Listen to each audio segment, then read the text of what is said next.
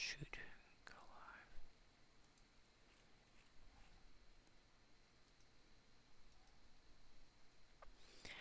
live. Alright. Huzzah! I am here. I did not have much time to do much of anything.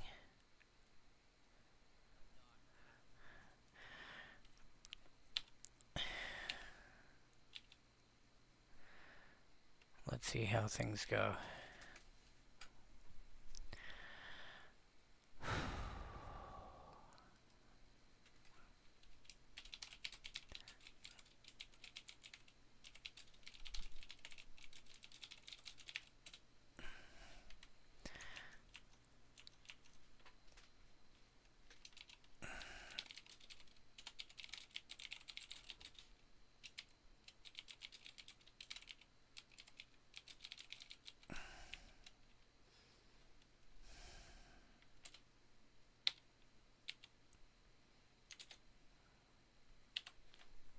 Alright.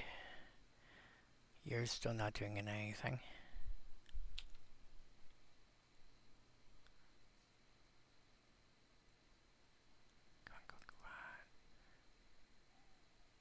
There we go. Hill Elijah.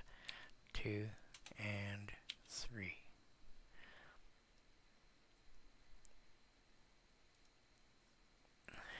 Which means I can now mute you. Alright.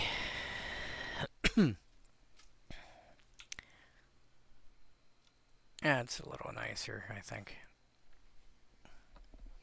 Anyway. Hello everyone.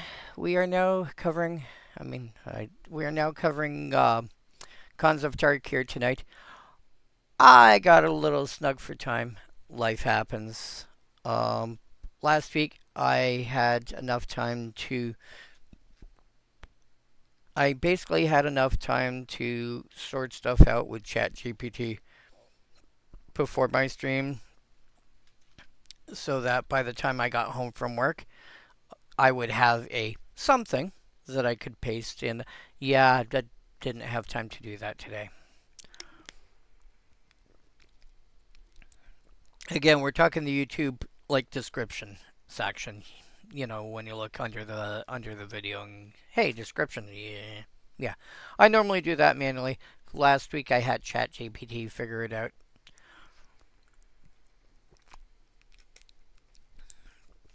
As an experiment. Tonight, no time to even think about doing that. Now looking into now looking at a KHANS of Tarkir, and a couple minutes late, all things considered, I think I did okay. So, what do we got tonight? KHANS of Tarkir. And something I forgot to mention in the description, they gave us reprints of the original 5 dual lands in this set, which was great. Absolutely great. Yeah, they gave us not dual lands, the fetch lands. I apologize. They reprinted Polluted Delta and Bloodstained Mire and good lord, Windswept Heath, Wooded Foothills, and what's the one I'm missing? I think it's the white-blue one. I forget what it's called. But they reprinted all 5. Yeah, it's the white-blue one I'm missing. Can't remember the name of it. Oh well. Not highly important at this point.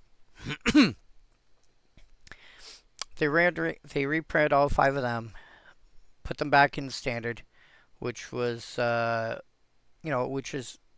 time they do that, oh my god, when you can pick up the fetch lands for like $10 a piece, because hey, cool, new reprint in a set that's gonna have a lot of printing, makes a big difference. It's kind of like the expectation is the shock lands are going to be getting reprinted from what we've seen. in the Star Trek set that comes out near the end of this year. I think it's November. It's supposed to come out or something. Yeah, the Star Trek set is coming out for Magic the Gathering, which feels like a weird thing to say, but Magic is also one of these. Magic is also one of these settings, or one of these game systems, I should say, where you can actually port stuff to it and have it kind of make sense. And the way it's designed, it is not unreasonable to see, like just the way it's designed. It is not unreasonable. You'll end up with, um, like you have Marvel characters in the same game system as Transformers, in the same game system as Lord of the Rings, in the same game system as, all sorts of, it's like it just absorbs it all, and it kind of makes sense. So the same game system as Street Fighter. Let me just try this. I have to make sure.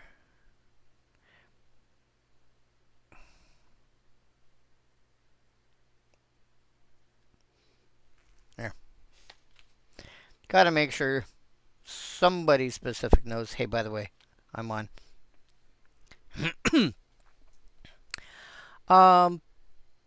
And you know what? Let's just get into it. KHANS of Tarkir. It's one of those. I bought a lot of this. I actually bought a case, and a case is 6 booster boxes, and a booster box is 36 packs, and a pack is about 15 cards. That's a lot of cards. I bought one, a healthy size, box. And it's like, yeah. By the way, I kept one booster box aside, and cracked open the rest over time. And the number one thing everybody's going to want is like fetch lands, but not just fetch lands, but foil fetch lands.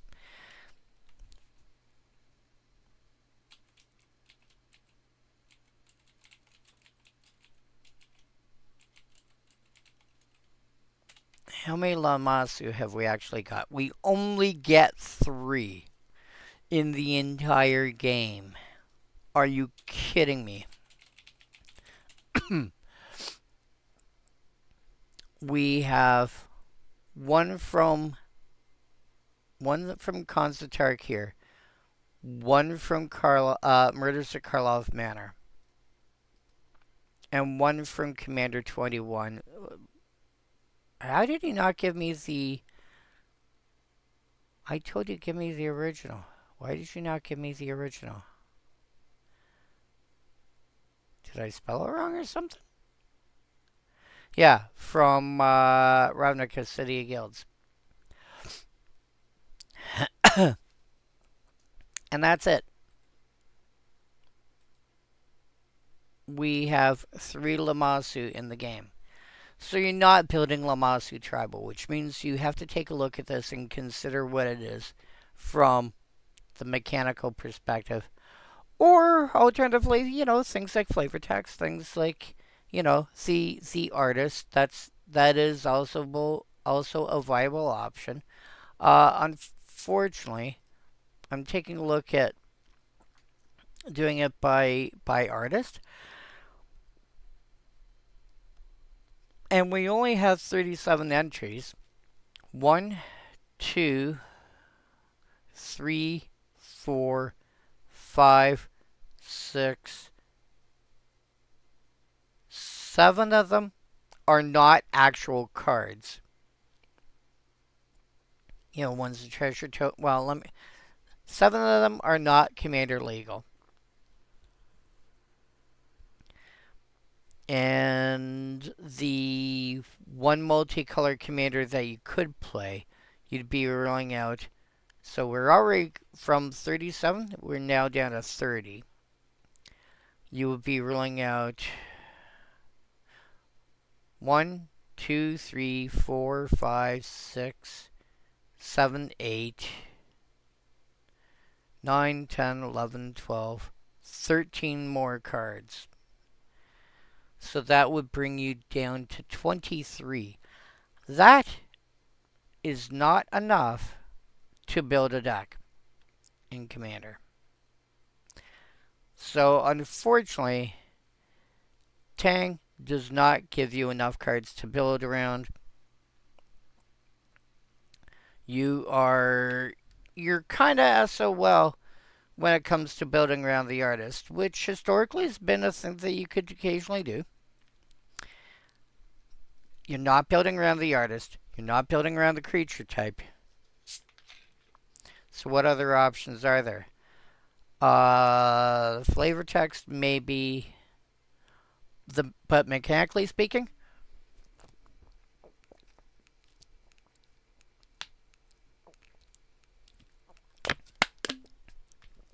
you have a 7 mana 5/4 flyer.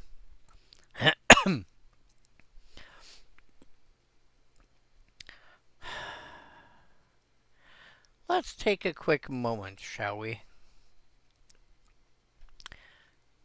And see, let's see here. Order. Mana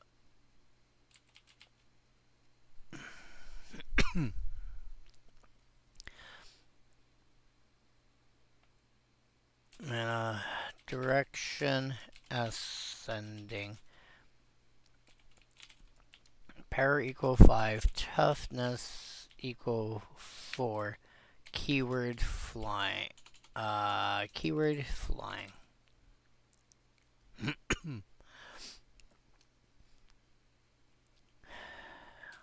And then let's at least be polite and say rarity less than rare.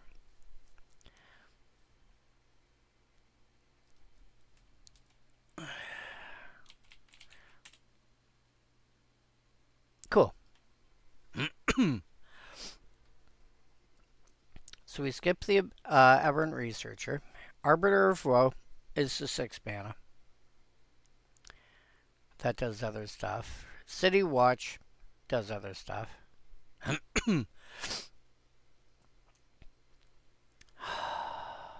Wow. Cloud Gen can only block flyers, but that's at 6 mana. Here's something that you might consider damming. A better supported creature type. An ETB and an Omen, i.e. a second way you can play it, that in this case shuffles it back into your deck, so you actually have to go hunting for it again later. From the same setting, not the same block, but the same setting. Venerable Masu. 1 mana less. Comes into play, you gain 5 life. That's a pretty damning piece of evidence if ever I've seen it. But that's assuming you're looking for a 5/4 flyer. But you're not looking for a 5/4 flyer.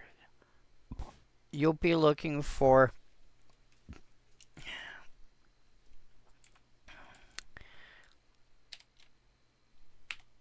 you're rarely ever looking for a 5/4 flyer.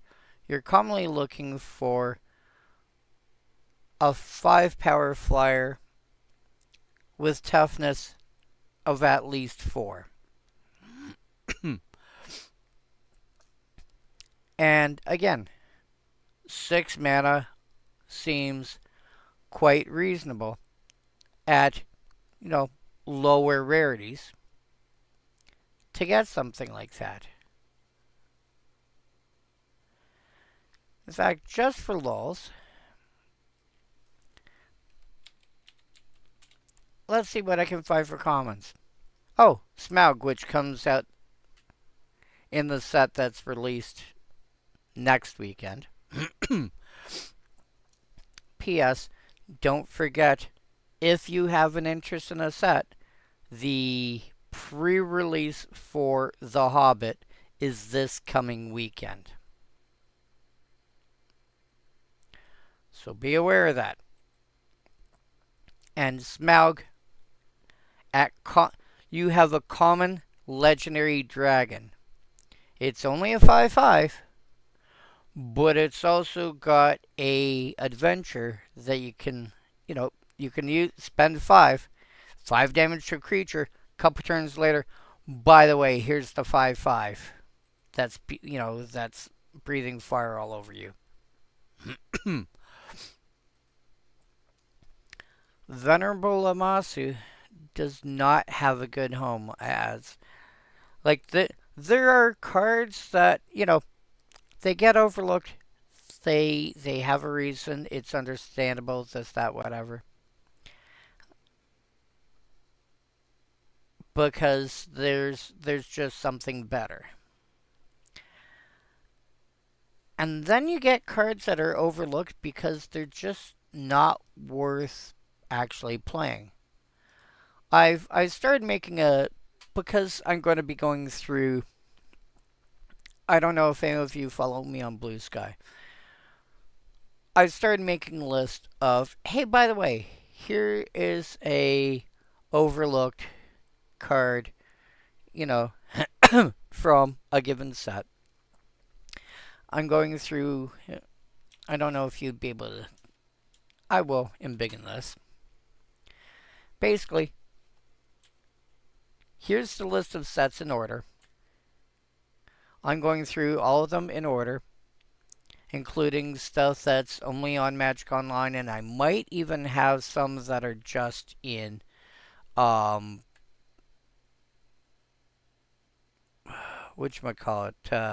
Magic Arena. I might have that as well. I don't recall for sure. But what I'm doing is, 1 week I'll post a card from one set. The next week I'll go on to the next set. And the card that I post is going to be a card that people overlook from that set. Here's my version of the notes that I'm putting down. This is not what I'm pasting into Blue Sky. This is to trigger.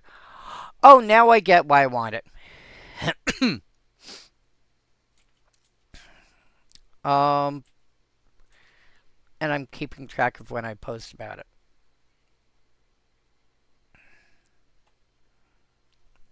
And there are some cards that are on this list, and there's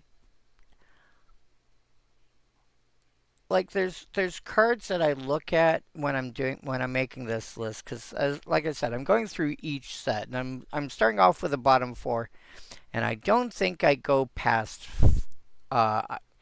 if I don't see anything worth it there, then I'm looking at then I'm going to like the bottom 8. Let me try that again. If I don't see anything in the bottom 4, I will try the next 4, and that's as far as I go.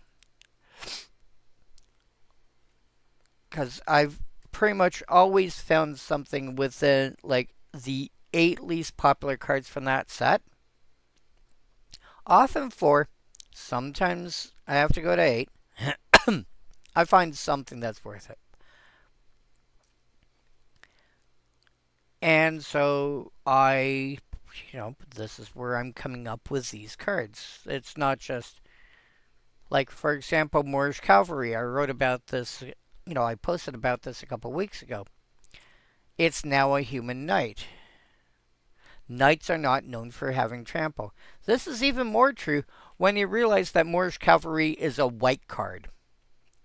White is not known for getting trample in general. It may, be able to share it with other creatures via effects like Odric and Concerted Effort and so forth. But it doesn't in and of itself normally get trample. Little things like that. And I'll make, I'll post, and then, so, last week I did Martyrs are Coreless, and of course this has had to have some edit to it because Mars of Corliss will basically absorb the damage that you take from artifacts. City of Brass is not an artifact, so that won't help. However, this week I get to post about revised Sedge Troll. What the heck is Sedge Troll? Well,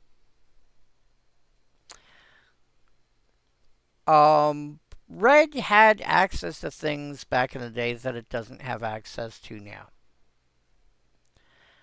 And we're talking back when they were still trying to figure, like, every color had an identity, but the identity was a little more blurred. As if you could come up with a flavor-wise reason, something that actually makes, like, a logical reason why a color should have an ability, especially based on flavor, because we're talking, the game wasn't even a year old at this point. And then it got that ability. And trolls were commonly red, but Sedge Troll, okay, we're looking at something who's less likely to live in like a mountainous, a mountainous area, and something, or a rocky area, and something that's more likely to live in, marshes and so forth. So that, flavor-wise, that makes sense. Or at least it will when you hear what it does. It's 1 red and 2 other for 2/2. Okay, that's fine, Neil. Uthen Troll was the same thing, and it would regenerate by spending red mana.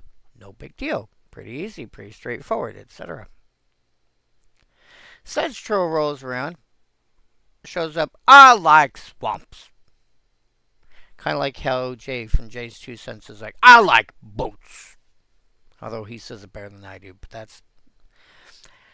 Yeah. Sedge Troll shows up and says, you know what? I like swamps. If you have a swamp in play, I'm bigger. What? Instead of being a 2/2 for 3 mana, I'm a 3/3 for 3 mana. That's kind of cool.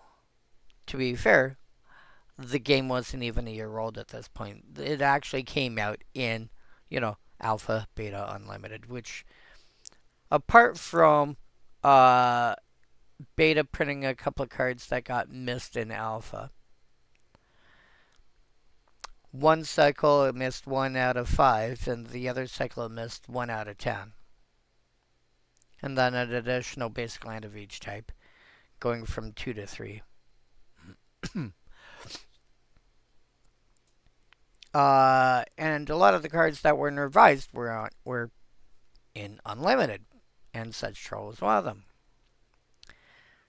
And Sedge Troll also turns around and says, I don't like swamps so much. I'm not going to spend red mana to regenerate. I'm going to use black mana for that. Oh. Which means if you've got a Badlands, or these days would be what do you call it? Why am I Blood Crypt. There we go. You've got a Blood Crypt, or you've got one of the, you've got a Triland of some, or whatever. Yeah. Cool. Is it Geothermal Crevice I'm thinking of? No, Geothermal Bog I think is the one I'm thinking of. Geothermal Bog. Yep. Has the right land types. It has red mana for you to be able to cast it, black mana to enhance its size, and also black mana to feed the regeneration. Yeah. It doesn't take much to get, Sedge Troll, quote unquote, turned on, and your result is a 3 mana, 3/3 that regenerates for a black mana that costs you. Sure, it costs you red to cast it. But if you put in a deck that's relatively black heavy with some red, it's not a bad card. Again, overlooked, overshadowed by a lot of things. Regeneration is one of those abilities that people overlook. And it's like, hey, by the way, I have, hey, I remove indestructibility and I remove protection and this, that, whatever. But I mean, especially, it's really easy to remember that regeneration is still a thing that people can and will use. And so, yeah, Sedge Trolls makes it on the list because it's overlooked. Because people like the new shinies, and that's there's nothing wrong with liking the new shinies. I often like the new shinies. I still haven't tried this yet. I readily admit I like the new shinies. But I also readily admit that, you know what? There are old cards that tend to do something interesting. Give me a sec here.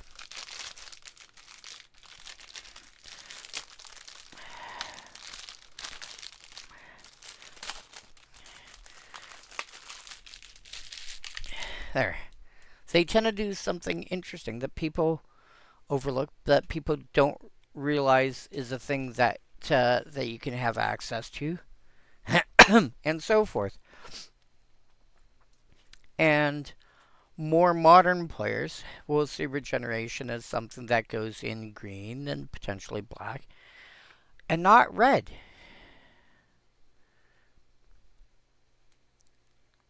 The funny thing is, if you look at it from the direction of what does the back of a magic card look like, you look at the back of a card, and if you go around the corner, if you go around the circle, you go through red to get from black to green. It is the one that, both of them have red as an ally. Why can't red have regeneration? Well, I'll tell you why red doesn't get regeneration. It's because it likes to burn everything's face off instead. But yeah, for those that are curious, there's something like 230-ish sets that currently exist before the pre-release for The Hobbit, which will add a couple more. When I wrote up the list, we were at line 230, which includes the first line, line 1, being the heading. So 229 sets. And by the time I finished, and I was working on this last night, I left off at 85. 3 times 85 is 255, so I'm more than a third of the way there.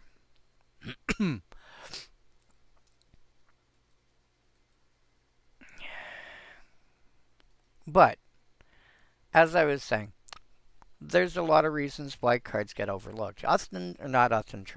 Sedge Troll gets overlooked because people aren't expecting to look for cards that have regeneration. They're especially not used to thinking of cards that have regeneration. Oh wow, that are in in red. Oh, that's nice.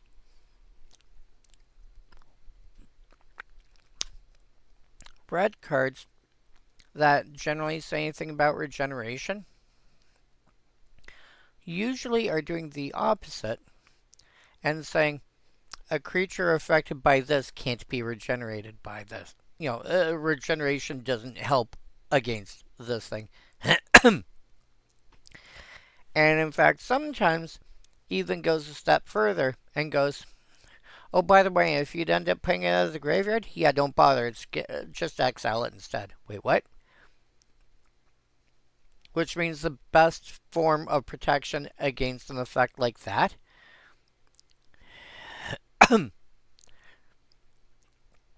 because sometimes it doesn't even allow prevention. Depends on the card in question. But the best way to get around something like that are cards like Giant Growth. Make the creature bigger for long enough so that it survives to the end of turn.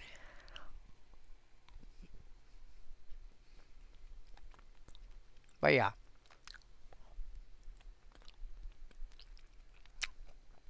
So some cards are overlooked just because they're that. They are overlooked. They are cards that people forget about because of the new shiny. They are cards that people don't remember because they're not used to thinking about certain mechanics, certain deck types, so on and so forth. And then you get Venerable Amasu,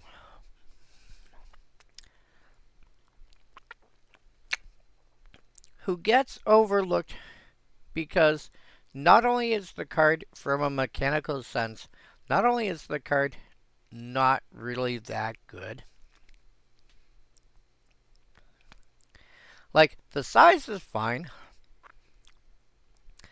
but it costs way too much for what it does. And I think I understand where that came from. They wanted this to be splashable. And the problem is, if they decided not to make this splashable, it would have been made a lot more sense to be playable. If you take two of that colored mana, or colorless mana, and turn it into a white mana, you'd be looking at 2 white plus 4 for a 5/4 flyer. And while not exciting, it's a lot more palatable.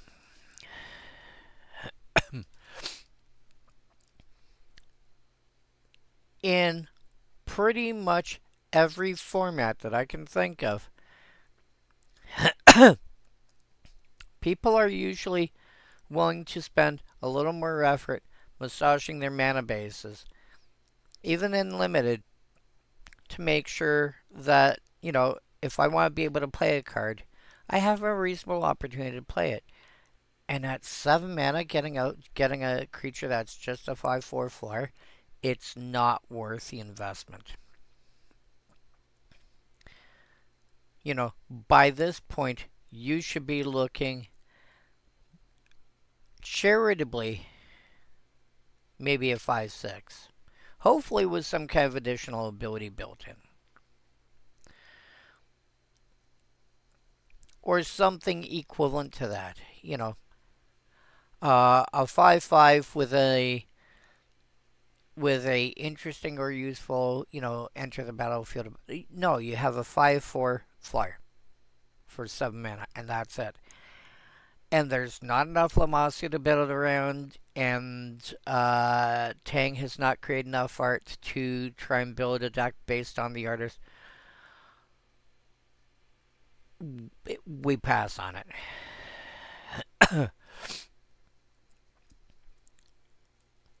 If we get another 10 Lamasu at some point, then maybe it can consider entering into a conversation based on Lamasu Tribal. But realistically, just no. War Behemoth. 6 mana for a 3/6 that morphs for 5. And some people will pipe up and go, so you want me to spend 6 or 8 mana on this creature? And while that's an accurate statement, from one perspective, it's not an accurate statement from another perspective. And I'm not even talking about ways to manipulate things. I spend 3 mana now and I've got a 2/2, which is something that's usable. It's not great, but it's usable. I can then, at some point later, when I have spare mana floating around, or when suddenly I need to do it now, I can spend another 5 and get the full version of it.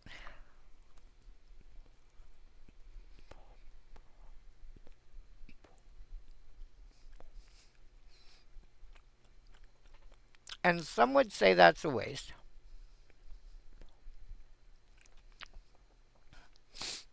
And some would call that a payment plan.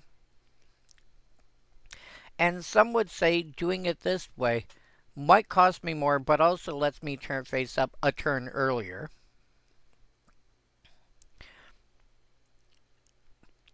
Dealing with creatures that have morph, it's not that cut and dried. It's, there are things to consider when you are playing with cards that have morph.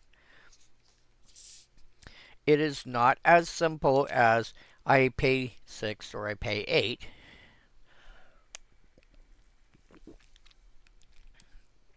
Because that 8 mana is split over more than one turn. It's split over two. It's usually split over 2 turns.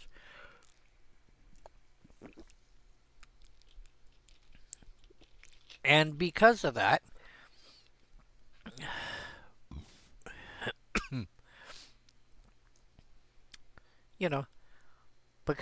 it's in this case, you get a chance to bring it, to get the full version a turn earlier.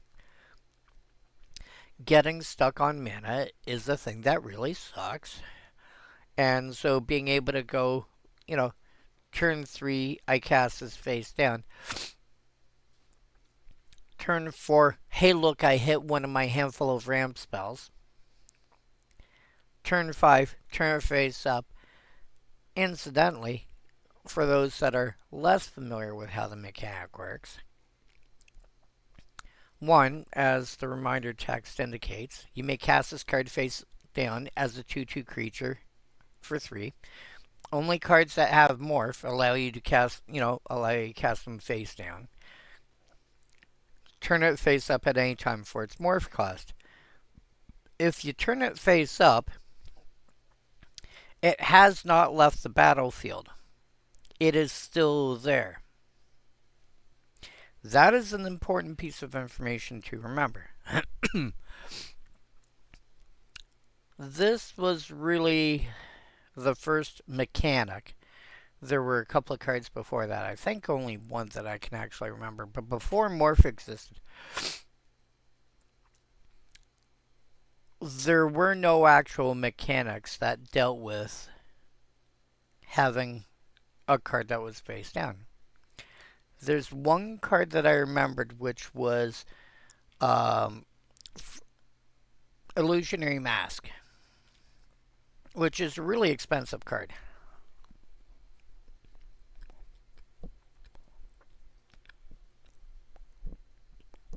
And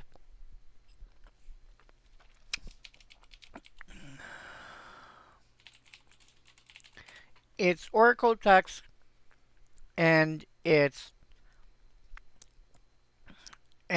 actual text don't quite line up, because there was eventually a rules change, and one could say there was it was a functional change to how Illusionary Mask worked, but it made life so much easier on everybody. Let me see if I can make this big enough to be visible. Illusionary Mask. Okay. Poly artifact simply means you can use it more than once a turn. It's an artifact whose activation cost in this case is just paying mana, colon. For really old cards, they actually split up artifacts into 4 different categories. Artifact creatures, and then continuous, mono, or poly artifacts. A continuous artifact had an ability that was just always on. If you had an artifact that says, hey, by the way, all your creatures have flying. Akroma's Memorial would have been considered a continuous artifact because it's, always active. Then you had mono artifacts who eventually when we got rid of that categorization, all that meant was, oh, you want to use it? You have to tap it to use it. That was it. Your charcoal diamonds and your soul rings and your, a lot of your mana rocks that say, tap, add mana, those would have been considered mono artifacts because mono, one, you can only use it once, until basically your next turn. So you tap it to use it. Poly artifacts had an ability that, again, involved some kind of cost, but you didn't tap them to use it. You could do this multiple times.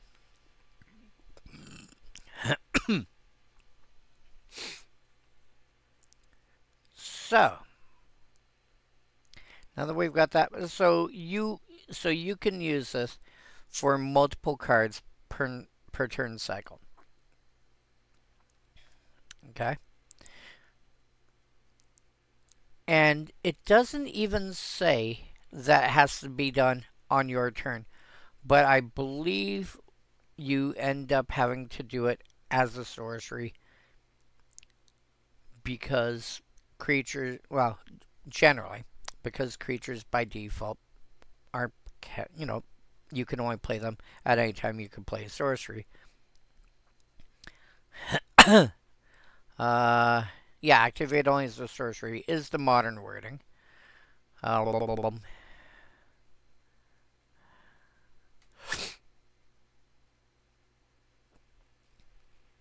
look at the errata, or not the errata. I'll look at the rulings later.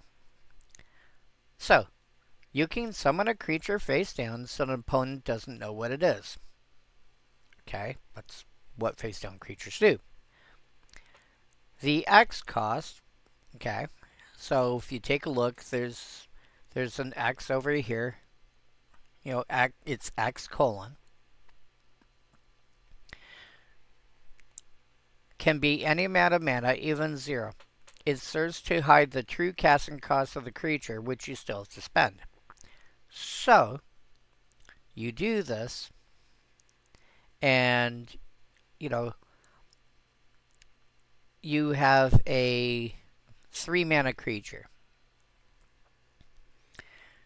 You can spend any amount of mana from 3 and up. You can spend 7 on it if you want. Just to make sure that, hey, by the way, I'm using this. I'm spending a lot of mana to cast this creature. It's a 3 mana creature, nobody knows. Well, you know, but nobody else does. Spending a bunch of mana on this creature, better look out. It serves to hide the true casting cost of this creature, which you still have to spend. So, I believe the original intention was if it costs like 2 black plus 1, and you're spending 7 mana, you'd still have to spend 2 black plus 1, and then like the other 4 mana could be anything. As soon as a face-down creature receives damage, deals damage, or is tapped, you must turn it face up. Here's the kicker. It says nothing about what the face-down creature is. The way it was originally handled was, all you know about the card is it's a creature. That's it.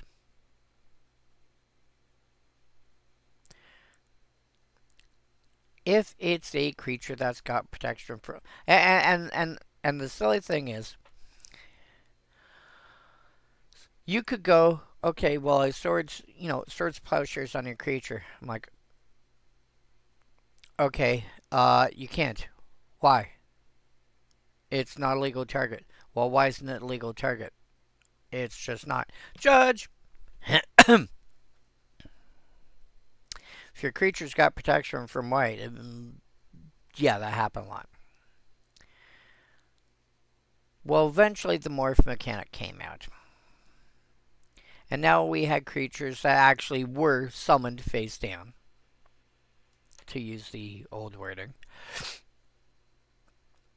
cast. There was someone face down. But we had rules in place for how that worked. Eventually, the rules team turned around and said, why don't we just make that the default? Because now we have something about what the creature is. At one point, I think they were just simply handled as 0/1 creatures until you turn them face up. And it tells you how to turn them face up. If it receives damage, deals damage, or becomes tapped, you turn it face up.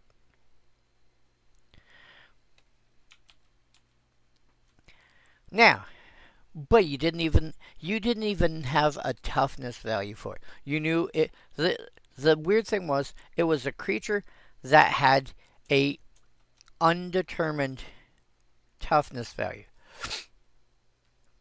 Once they decide we're not going to muck around with that stuff anymore, we have the rules for morph, we're just going to treat it the way a face down creature that has morph is treated. You may choose a creature card in your hand whose mana cost could be paid by some amount of or all of the amount you spent on X. In other words, X can be more than the actual cost. It doesn't have to be, but it has to be at, again, it's a 3 mana creature. You can spend 3 mana on it, or you could spend 7 on it, or however much you want. If you do, you may cast that card face down as a 2/2 creature spell without paying its mana cost. If the creature that spell becomes as a result has not been turned face up, and would assign or deal damage, be dealt damage, or become tapped, instead it's turned face up, and assigns or deals damage, is dealt damage, or becomes tapped. Activate only as a sorcery, because you are using this to cast a creature spell.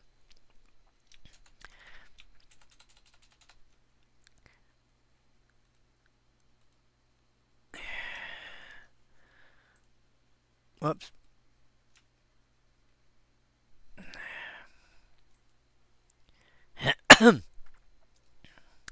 So morph has got, morph has come a long way, and there's reasons why cards work the way they do.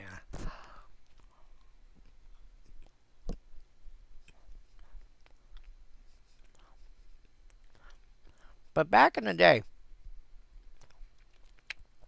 you had a face down creature until morph came out. You didn't even have a toughness value to assign to it. You didn't even know if giving it plus 2 -2. You didn't even know if a card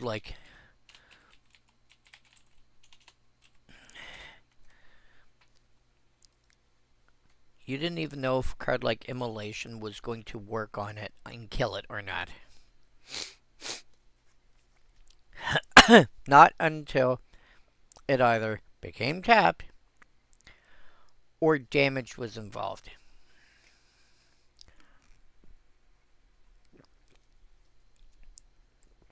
You could have ball lightning. You could have a 6/1 with immolation on it. And until something caused it to turn face up, it would be a creature on the battlefield that was still alive somehow. Now, those of you that have played Yu-Gi-Oh, that makes sense, because in Yu-Gi-Oh,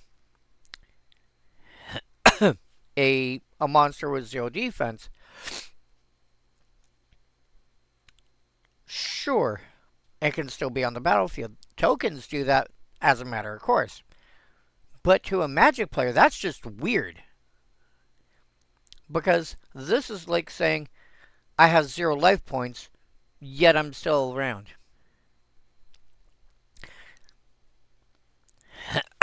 How the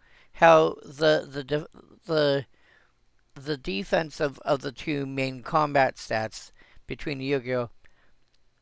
A0 and magic work.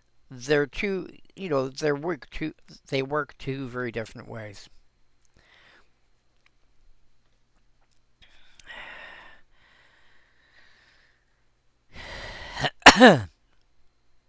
Once Morph came out, and once they finally decided to settle on using Morph for, the rules for Morph for anything that involves face down stuff as a default, unless the mechanic using it or whatever says otherwise, made life so much easier. Oh my god, life was so much easier. But yeah, War Behemoth, again, it doesn't look great, but the first thing to realize is that if you're playing it this way, in this case, you get to turn it face up a turn early. In some cases, it's 2 turns early, and that's assuming you are making land drops every turn. I made a commander I feel is very interesting. Don't have to look at it now, just so you know, so you can look at it eventually. Oh no, should I be afraid?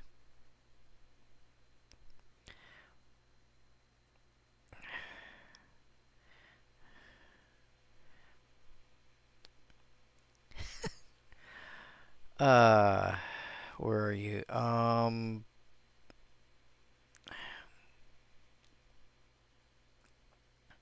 don't need that open. I don't need that. I don't need that. Nope. Nope. Nope. This one. That one.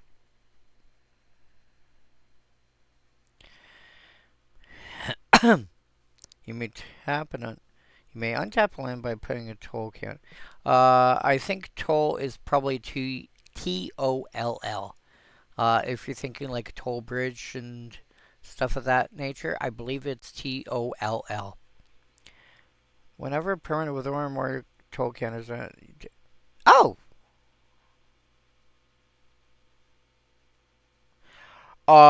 that's dangerous.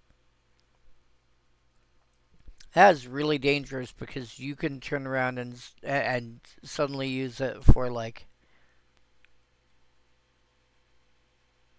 you can go meh shrug. I'm gonna tap this for like 6 mana this turn. I get as a friend of mine would say. I see it thinking that gets to be really dangerous because once that's out, you can go cool. I'm gonna cast no with no additional help. I'm going to cast a 10 drop on turn um on turn 5.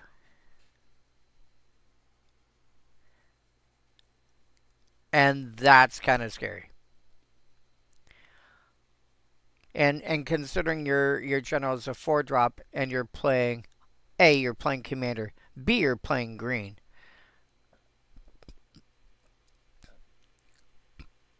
It is not unreasonable you could cast that on turn 3 and drop a 9 or 10 drop on turn 4.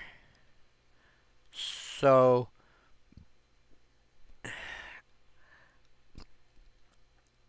I like the idea. I think I think the way it's worded needs to be reconsidered due to the fact that somebody can just continually untap the same land. Heaven forbid it's a land that that taps for more than 1 mana. Even something as simple as what do you call it? I'm drawing a blank on the card names right now. I hate it when that happens. Yes, but if you consider like the Ravnica Bounce lands, for example, that tap for more than 1 mana.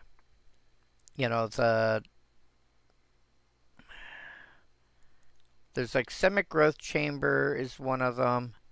I cannot remember any of the ones in Jund right now.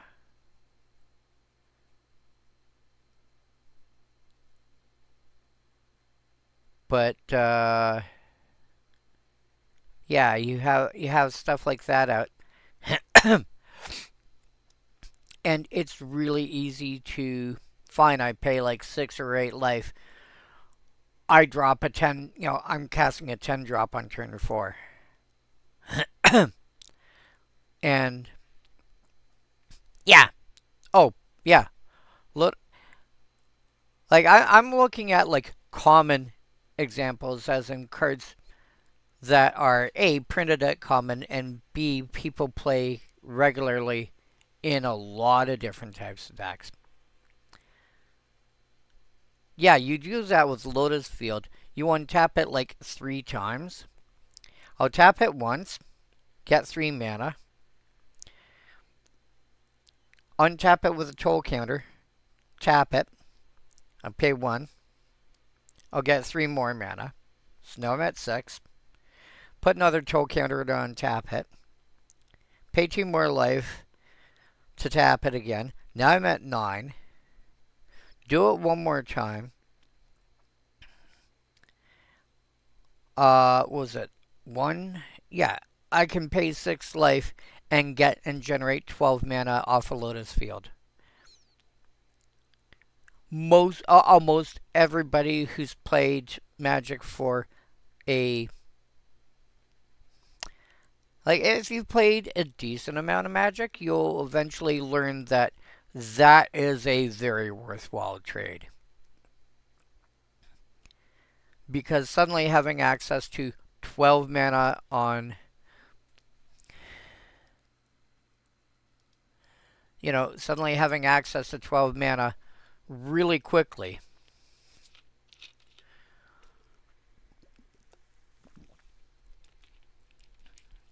A good comparison might be to look at Lotus Field combo decks for modern. And see what happens when you start being able to generate obscene amounts of mana. And yeah, you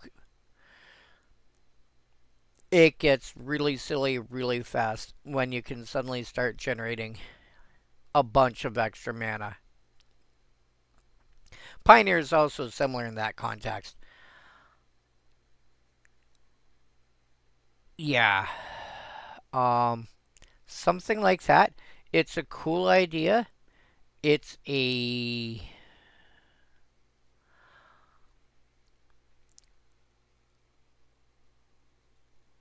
it's a potentially dangerous idea,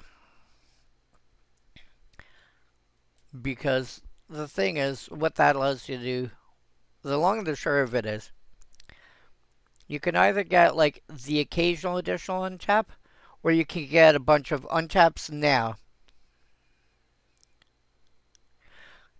and empty your hand, and then just ignore that land ever exists for the rest of the game, because now everything that you've wanted to be able to cast. Well, if you throw in a line of text where you can only target on each land once.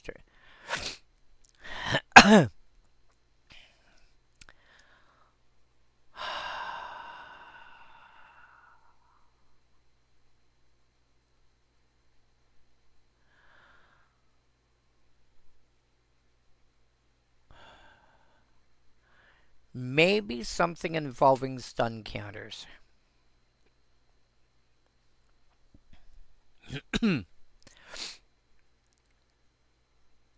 Like, here's the thing. I like the idea.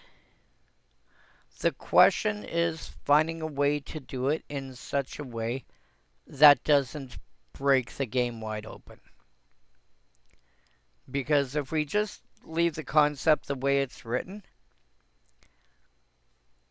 you get somebody who's playing, I don't know, um like an Eldrazi deck. And they go, okay, I'll make that my general. Don't care. I'll make that general because I want the ability. Put in every land they can.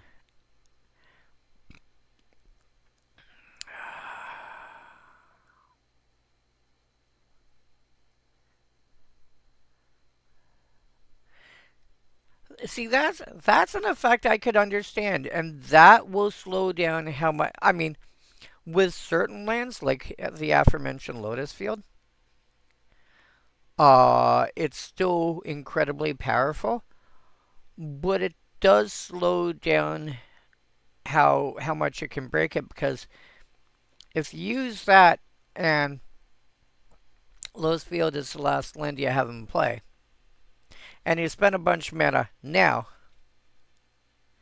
if anything happens, you have no mana for until you can draw into it again. So it's something to consider. It's it's an idea worth looking into.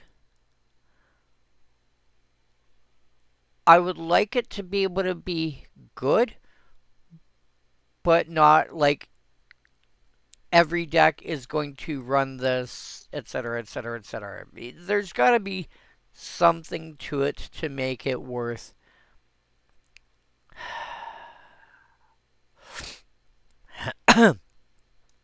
And again, you could just use something as simple as a stun counter. And that will slow things down, because that also means you have to spend extra resources to try and untap it again. So it's something to think about. Anyway, before I get too far down that rabbit hole, it is a good and interesting idea, though. Yeah, so War Behemoth, you do have the question of, is it worth doing it? And that's always a question, and that depends on the deck that you've got. There are some cards that care about stuff being turned face up. And there are also cards that can allow you bypass paying the extra mana for it. If you have a flicker effect, something that exiles a card and returns it to the battlefield. There's certain terms that I like to use that are not official. They're not officially recognized, shall we say, terms when it refers to stuff. When I'm referring to stuff like morph and a few other things. But they're terms that help get the point across a lot easier. And in this case, the word is state. And the default state for a card, let's ignore mechanics and everything else completely for the moment. Let's ignore that. The default state when a permanent enters is that it has no counters of any type. It has, it's face up. It is untapped. Few other things. Right? Other effects will change some of this. But relevant to the conversation here, the default state for a creature or any card is it's face up. And usually untapped. That's the default. Well, if you exile a card with an effect like Ephemerate, for example, or Eldrazi Displacer, or Ghostly Flicker, or Conjurer's Closet, or anything that says exile a thing, and then return back to the battlefield, it's going to enter in the default state. So that doesn't mean, that's not the same as the state it was in when it left. And that makes a difference. What that means is you can take a morph, you can play it face down, exile it with another effect, and have it return face up.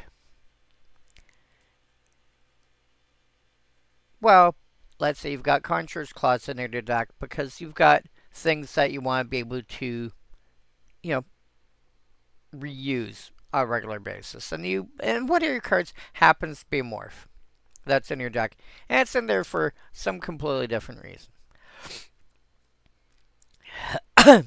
So you play your morph, enters face down because you played it. You paid 3 mana. End of turn, Conjurer's Closet triggers and says, "Hey, by the way, you can exile one of your creatures now, and have a return face up." So you do that with the War Behemoth, which you spent 3 mana to cast face down. The Conjurer's Closet is sitting there going, "Oh, you want me to take that? Cool. Take it." Returns it back to you at the end of turn, face up. You haven't spent any extra resources on it. And now you've got a 3/6. Now, I'm not saying, and then of course there's other cards that care about cards entering the battlefield face up, or sorry, cards entering face down, or cards being turned face up, and so forth. And that's, those are also things. But this is a way that you can play with cards like War Behemoth. And so the question is, why would you run War Behemoth specifically? There are generally better cards, even at low rarity, even at like the low dollar value. In this case, it's only a 3-cent card. Across the board, apparently. I look over there and I see, 3 USD, 3 cents. In euros, 3 cents. In Magic Online tickets, also 3 cents. Or as I like to call them, Moto cents. One ticket, if you go by the Magic Online economy of buying your tickets through Wizards, it's approximately equal to $1. And a lot of stuff is priced in, hundredths of a ticket. Well, the dollar breaks down into 100 cents. So I just call them Moto cents. Makes sense to my brain. Deal with it. Anyway. So what we have is we've got a card that's, basically 3 cents across the board. And so, if you're looking at low rarity or this, that, whatever, you may be interested in playing a card like this. So the question is, do you play this or do you play something else? Usually there are better options, but depending on what exactly you're going for, this may actually end up being viable.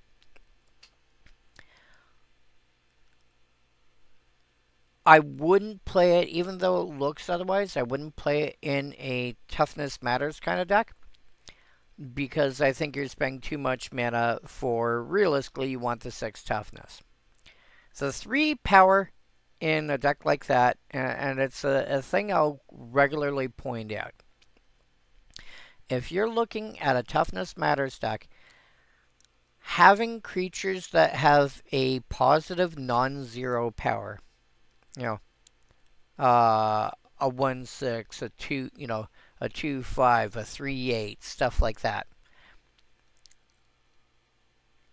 Having having an actual positive number as a power, occasionally, having a few cards like that is a good thing in my opinion. Because what that does is that it actually allows your creatures to be able to legitimately participate in combat apart from, just being a wall that just stands there.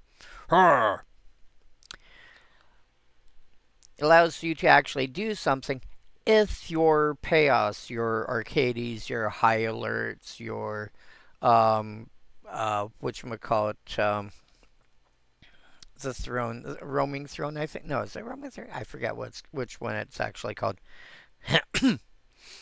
But your various ways to allow your creatures to deal damage based on a toughness. If they don't show up for whatever reason, or something's gone wrong and you can't cast them, having some cards that allow you to actually deal damage without having to worry about having those out is a good thing. And having a 3/6 is not unreasonable. But it's not worth paying 6 mana for, and I don't think I would go for 5 in that kind of deck. But a card like that, to me, makes sense to have some amount of some of that kind of card. So, War Behemoth, in and of itself, I will also point out one other thing, which does, again, I'm not trying to say I think this is a great card. You should slot in every deck. I'm just saying things to consider if you're looking at this and going, if you're looking at it and thinking, this is something I should be considering. You may.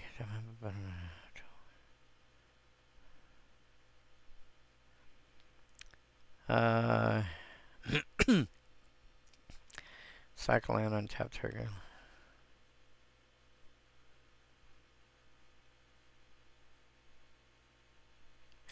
That's cute.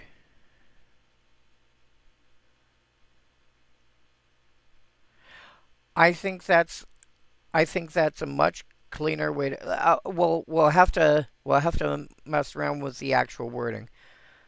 I like the way that's worded though. As for a creature type, something like an elemental or an avatar feels right to me, but that also depends on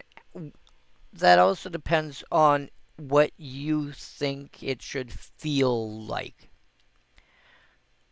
But something of the like if you're looking at a creature that's based on nature, those feel right.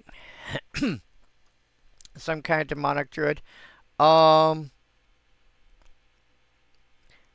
could see in that case, if you're looking at it from that perspective, maybe a shaman might make sense.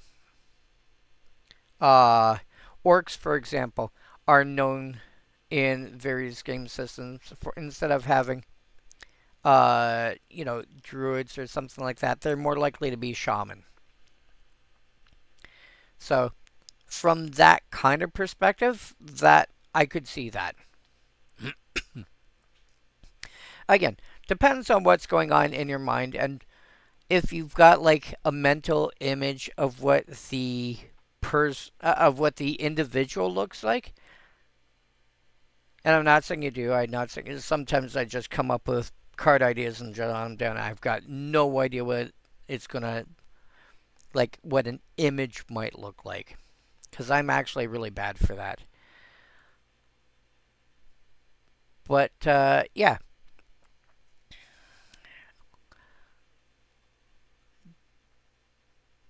Druid in certain circumstances I could wrap my brain around. Shaman I think would be more likely, but not necessarily. But yeah, War Behemoth. The other thing I would point out, if it's a card you're even remotely considering at all for any reason, the 3 power does enable certain things. There are cards that care about a creature like white cards like to look at having stuff having low power. In fact, one of my favorite ones that I actually used this in standard years ago, back during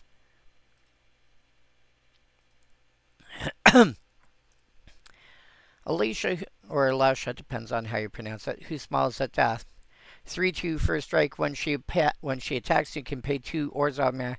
If you do, return target creature card with power 2 or less from your graveyard to the battlefield tapped and attacking.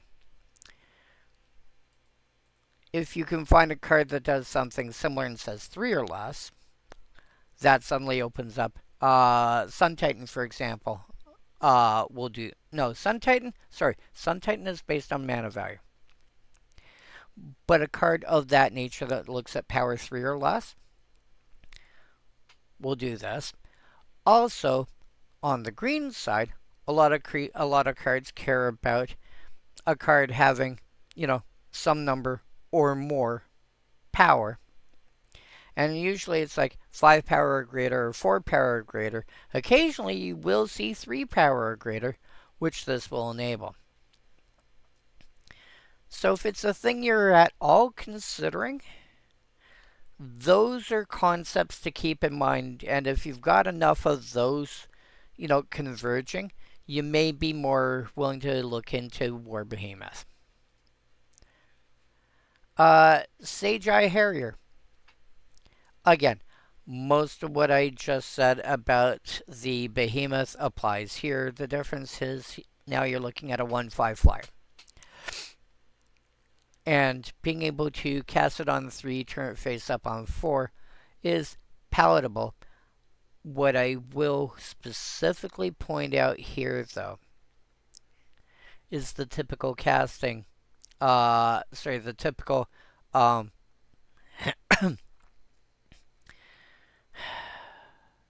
when you're looking at your starting point for how much should a creature cost in terms of mana, take its power and its toughness,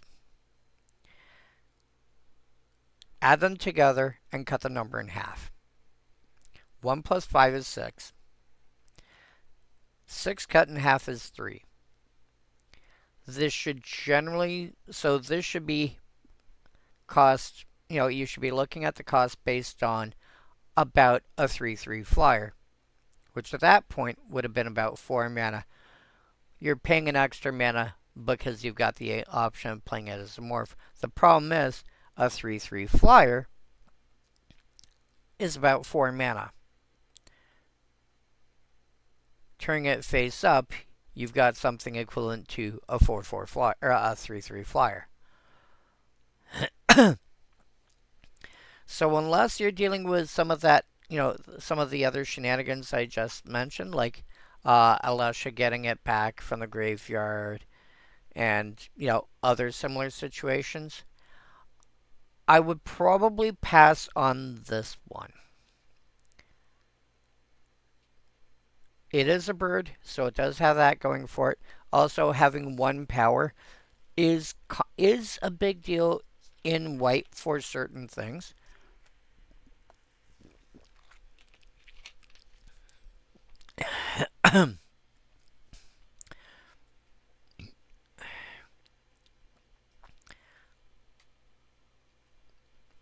I just feel that this particular instance is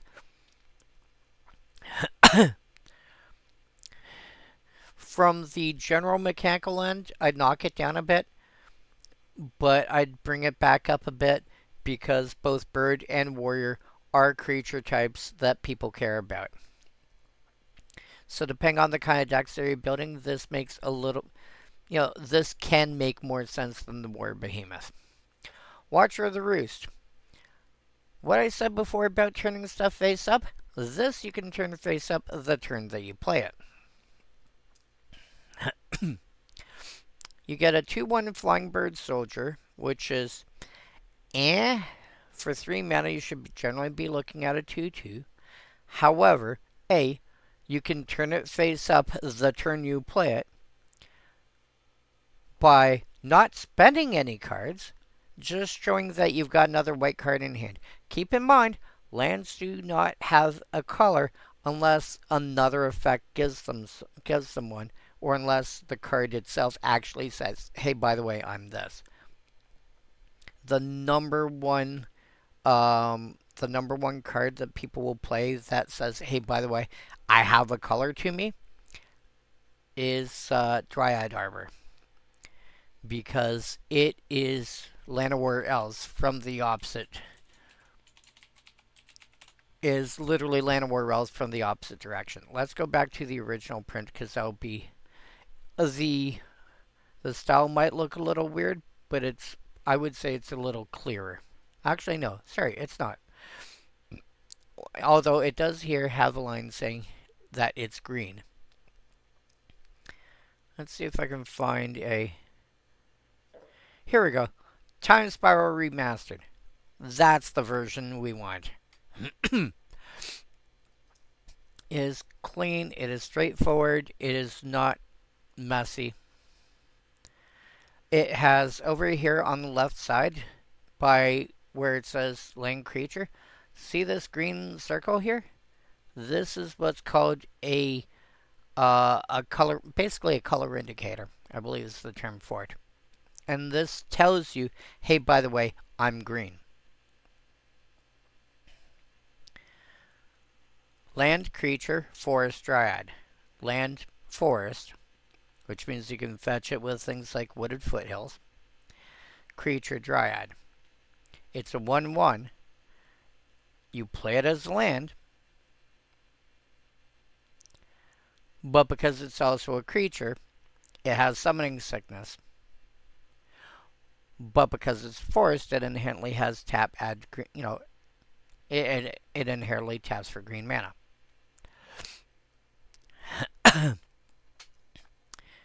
This is the #1 counterexample to saying lands do not have a color.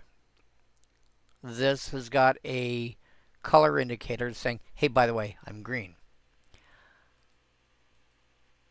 Compare, I don't know, Restless Reef,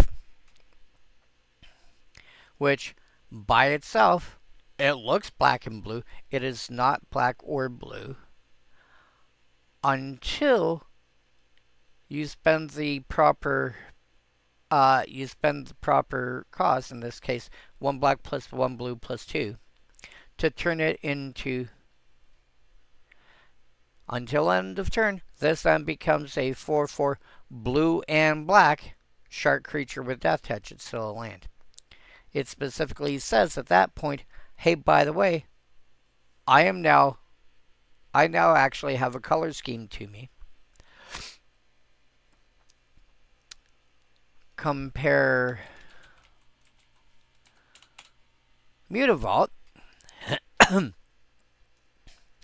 which just simply says becomes the 2/2 creatures with all creature types till end of turn. It's still land. It doesn't even say it's, it says nothing about having a color or not having a color or anything. Lands do not have a color unless an effect actually turns around and gives them one. And the biggest example that you'll see where it just automatically is Dryad Arbor. So, Watcher of the Roost, you cannot reveal plains, but you can easily reveal Swords to Plowshares, let's say.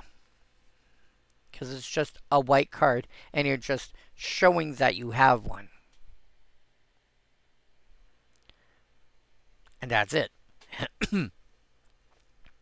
You have to get, the only thing I'll say there is you have to give people enough time to recognize, yes, it is, it's a white card. You're revealing a card. You have to give them enough time to, to click in what the card is.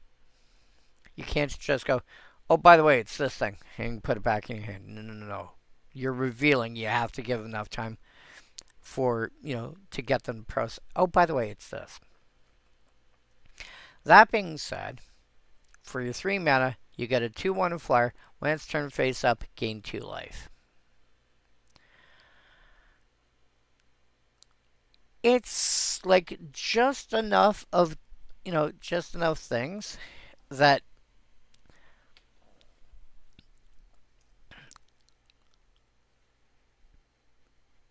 I can find people wanting to play it somewhere. A deck that cares about, gaining life may actually want this.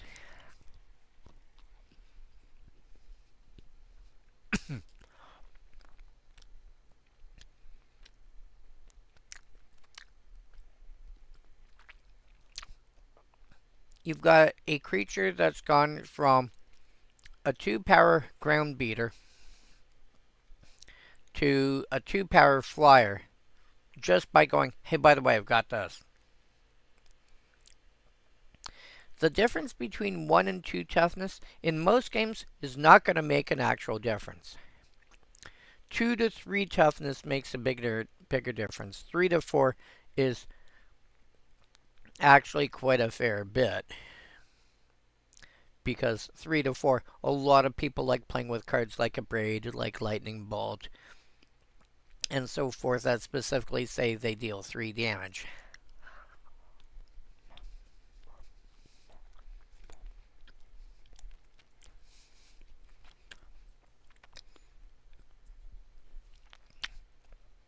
One to two makes a difference for creatures, like creatures that are colliding with each other. 2 to 3, same thing. 3 to 4 makes a difference for removal.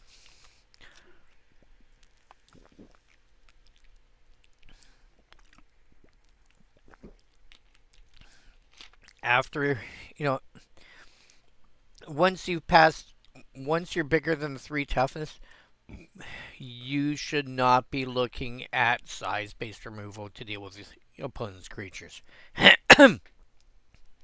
You should be looking at board wipes. You should be looking at spot removal, like destroy target creature, exile target creature, return target creature in its hand, something. Smaller stuff you can deal with in combat, or just simply having bigger creatures. Also a viable strategy. But yeah, Watch of the Roost looks like one of those cards that is, I think it's better than it first appears. Just simply due to the fact that being able to go from a 2-power ground creature to a 2-power flyer, as soon as you want, just by going, oh hey, by the way, I've got this. Which could also be a card the group already either assumes or already knows about. If you revealed a soldier, if you revealed a Kithkin to, I want to say it's called Rustic Klochen, is the card, is the land? Klochen. And I'm probably mangling the pronunciation, I apologize. Yeah, it's this one. If you reveal Kithkin to the Rustic Klochen, and then you reveal it later to the Watch of the Roost, because you haven't played it yet, it's like, okay, it's a card we already know about, now he's getting extra bonus out of it. Go for it. Or she. Plus, again, bird, supported creature type, soldier, supported creature type, flying, supported mechanic. Turn face up, gain life, lots of stuff trigger on that. There's just enough little things that people should be looking into it. Salt Road Patrol. 4 mana for a 2/5 with Outlast. Outlast, if you see a card that says it has Outlast, what it means is you can pay the Outlast cost and tap it as a sorcery, put a +1 counter on it. This is not a one-time thing. This is as long as you can pay the cost, you can do it. So, if you've got things set up so that people really aren't attacking you because they can't really find a good way to get in, and you've got a couple extra turns. Okay, fine, I cast this. It does require tapping, so that does mean you either have to, have haste or, summoning sickness has worn off. Or you've got, Thousand-Year Elixir.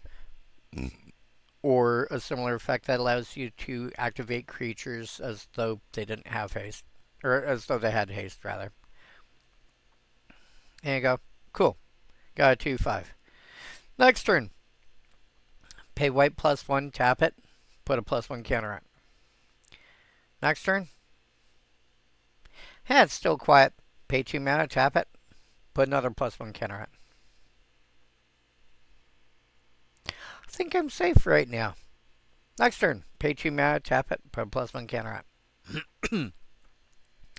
By this point, it is now, because you've done it 3 times, you've now got a 5/8.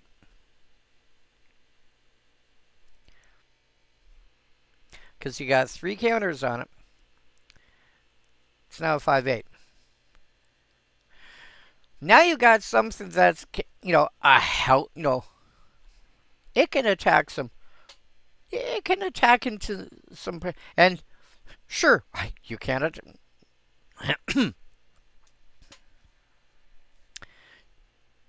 You can attack into, now because it's a 5/8.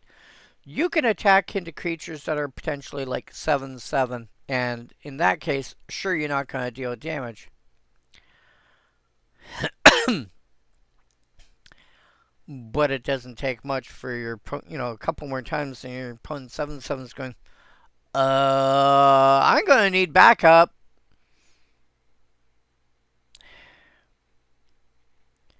So it is, Outlast is one of those. Plus, I will point out, we haven't seen one yet, but there are creatures that say, first of all, creatures you control that have Outlast get an additional ability, or creatures that you control that have a +1 counter on them get this other, get an additional ability.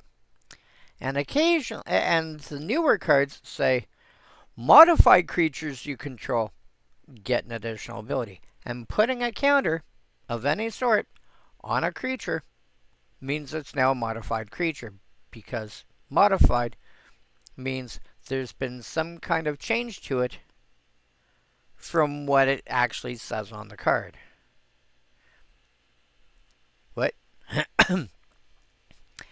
Let me throw a simple example here. Moon Shadow. 1 black. It's a 7/7 menace. Whatever. It enters with 6 +1 counters on. Okay. So that's its default. No.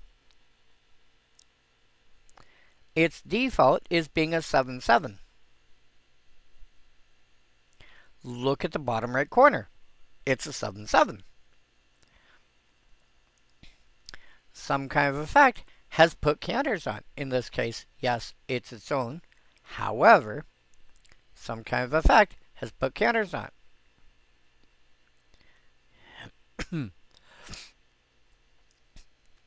If you turn around and have something going on that says, creatures have no abilities, this enters as a 1 mana 7/7. Or you use this with Illusionary Mask that we mentioned earlier. It enters play, and then you turn it face up. It was already on the battlefield, so it's not entering anymore at that point. It's a 7/7. It's too late for the counters to go on. But if you play this normally, it has counters on it. Well, it has counters on it. So suddenly it's a modified creature. And then stuff that cares about, modified is Commander modified.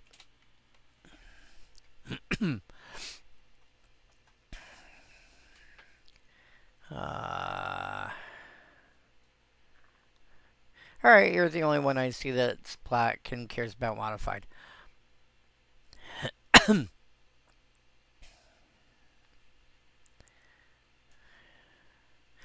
You do not want Moon Shadow in the same deck as this. Whenever a modified creature you control attacks, double the number of each kind of counter. You do not want to do that. Are there any? Are you legitimately the only black? Wow. Yeah. Not a good option for a modified deck. Unless you get it down to you get it down to 3 and then you can just know. Anyway, but yeah. So now that I've gone through all that, Salt Road Patrol starts making more sense in decks that care about any of that sort of stuff. Plus, because you're dealing with counters that you want to put on your stuff, the counters can be proliferated. The counters can be, you can get extra copies via effects like Hardened Scales and so forth. So, you know, an effect like this, people may not like you tap and activate only as a sorcery, but when you start adding on other stuff, that effect can actually be worth it. Also, if you have ways to untap your creatures, or, I mean, this is not the way you want to do it, but giving it vigilance allows you to attack with it, get in damage, then after combat, you can tap it to outlast, so the next attack is going to go in for more.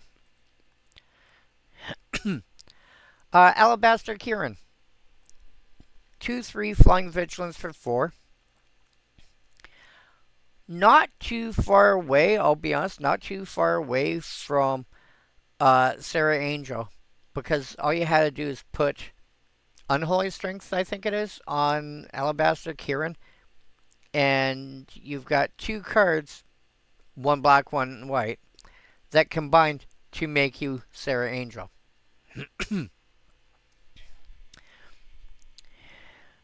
It's getting there.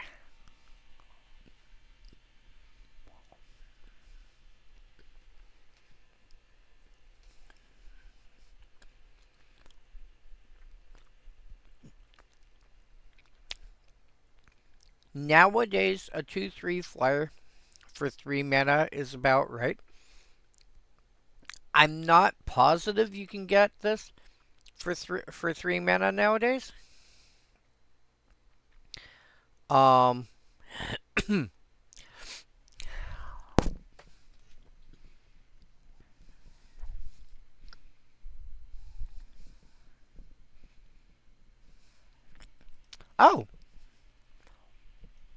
yes, you can. Oh, no, that's a 4 drop.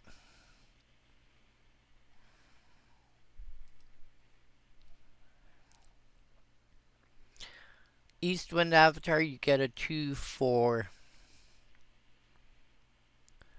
with an interesting attract. Oh,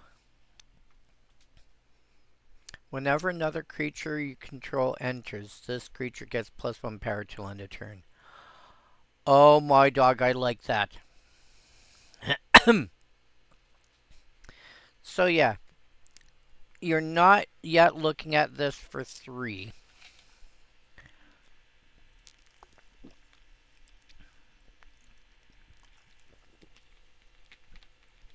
You're not yet looking at this for 3. I know I've said that before. I've said that a couple of times already.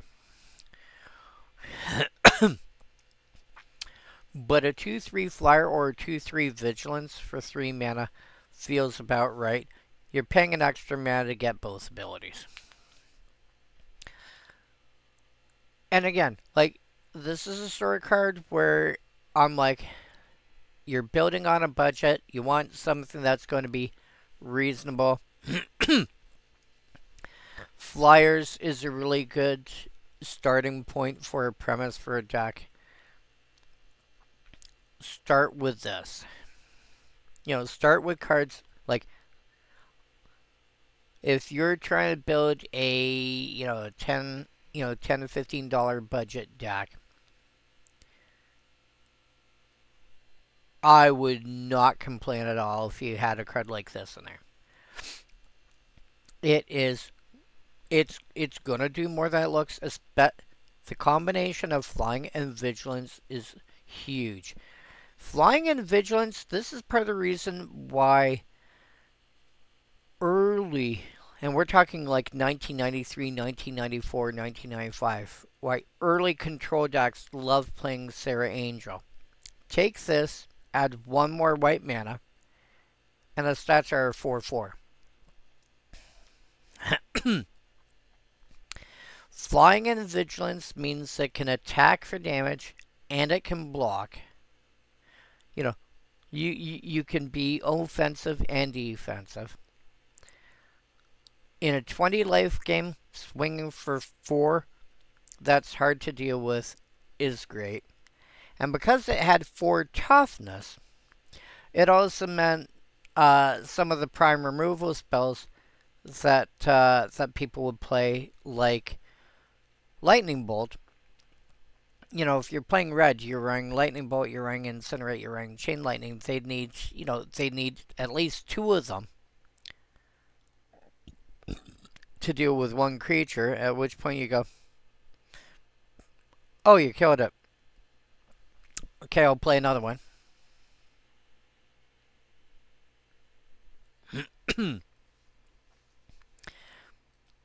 Yeah, back when you could wait till like turn 4, 5, or 6 to deploy your major threat, and it would still take a few turns before before you actually finish the game.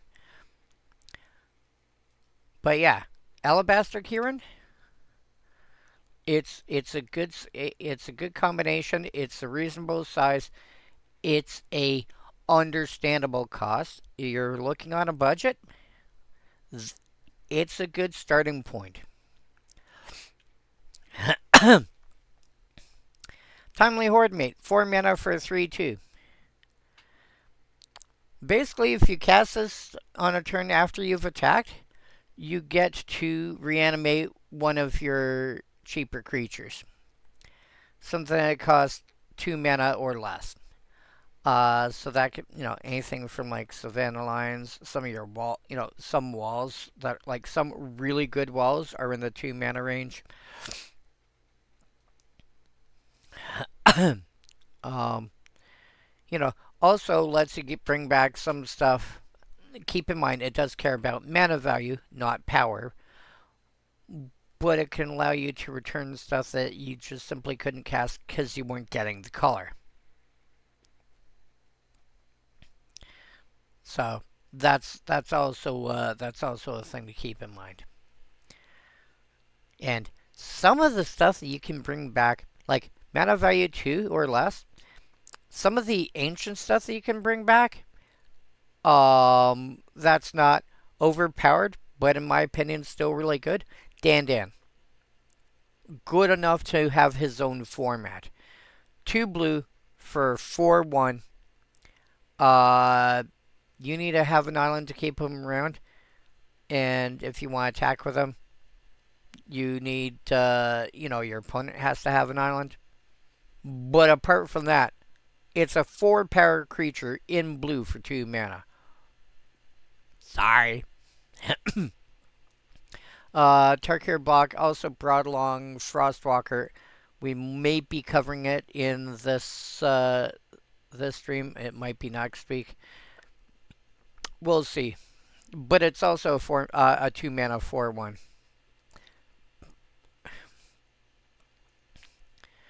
And then you get Jeskai Student. 1/3 with prowess for 2 mana. I don't think they realized how good prowess was actually going to be. When there are decks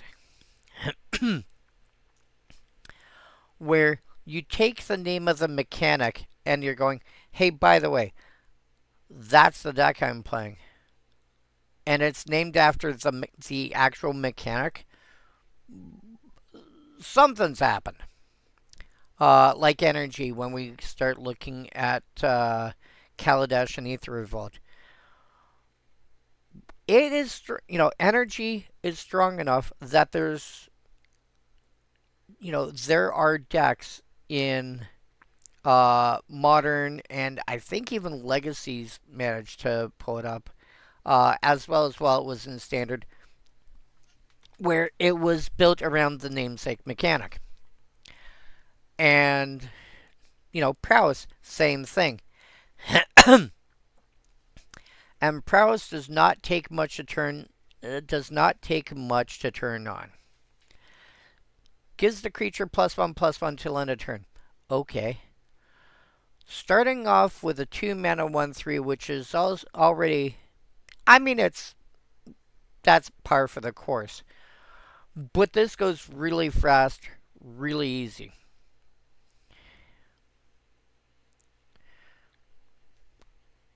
I cast this on 2. On turn 3, I cast something that pumps it.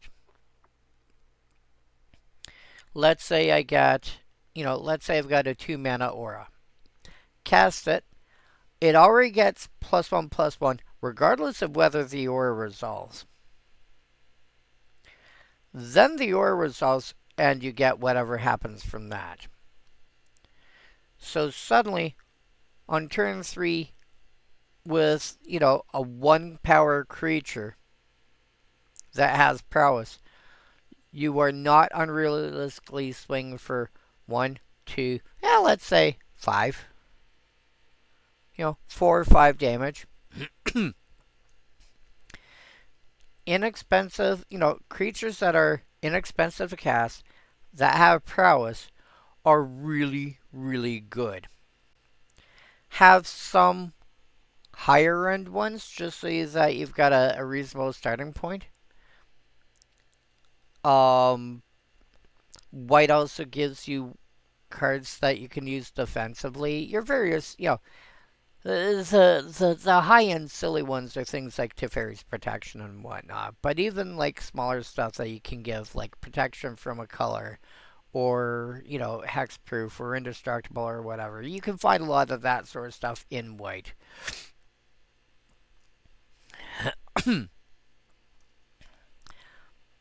And yeah, if you, and again, my own mono white commons only deck was based around I spend 1 mana, get at least 2 bodies of it. There's nothing wrong with, if you want to build a mono white commons only deck and building around something else and getting a similar kind of effect. And a lot of the cards that I have in there are good at pumping the team. Your, what was it? I think it's Glorious. Is it Glorious Charge? I'm thinking of Glorious Charge. Glorious Charge is not unreasonable, and if you've got, if a lot of your creatures have prowess, then you're not giving them +1/+1. You're giving them +2/+2 because they all trigger off of prowess as well. And if you've got anything bigger than that, and I'll be damned if I can remember the name of the card right now.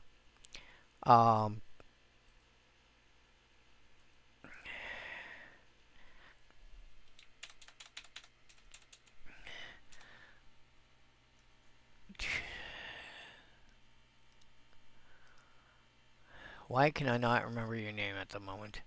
Visual spoiler. Nope. Guardian's Pledge. Yeah, that one. 2 white +1 instant. White creatures you control get +2/+2 till end of turn. But my stuff has got prowess, so they're going to get +3 instead.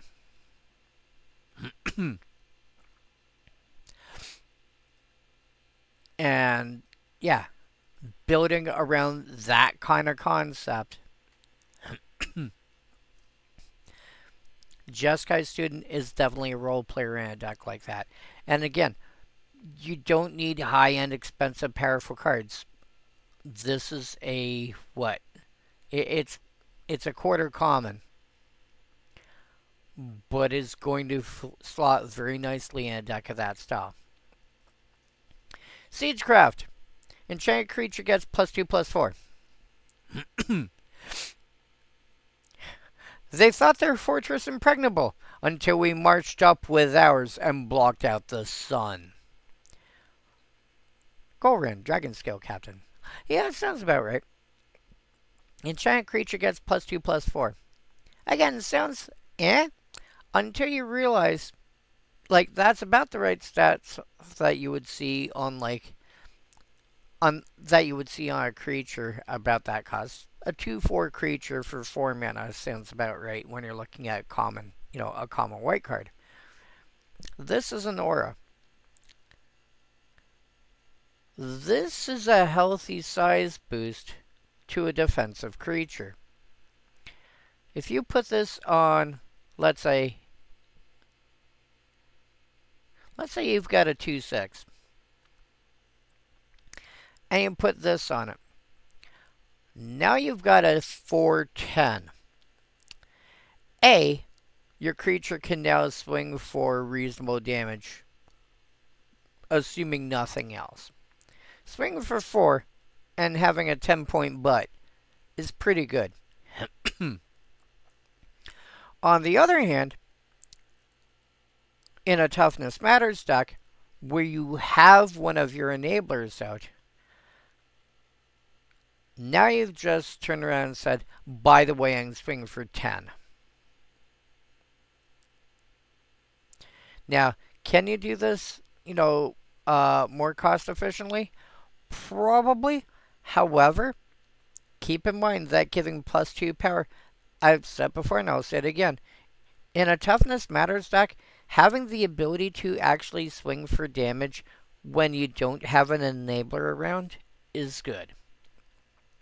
If you start off with, say, if you start off with a 1/5 and you put this on it, now you're swinging for 3, which actually starts meaning something. Swinging for 1, yeah, okay, whatever. Swinging for 3, you can get a couple of hits and then they start going, maybe I should consider blocking.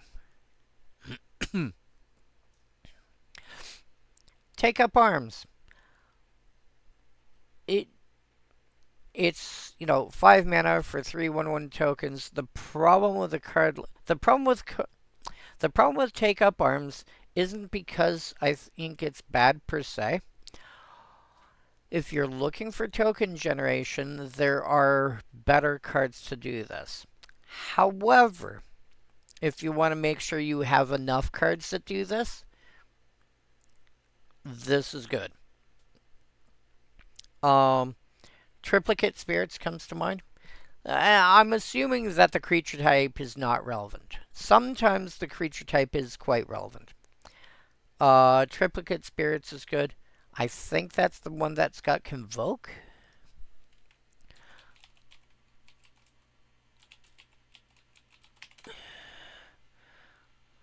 Yeah, that's the one that's got Convoke.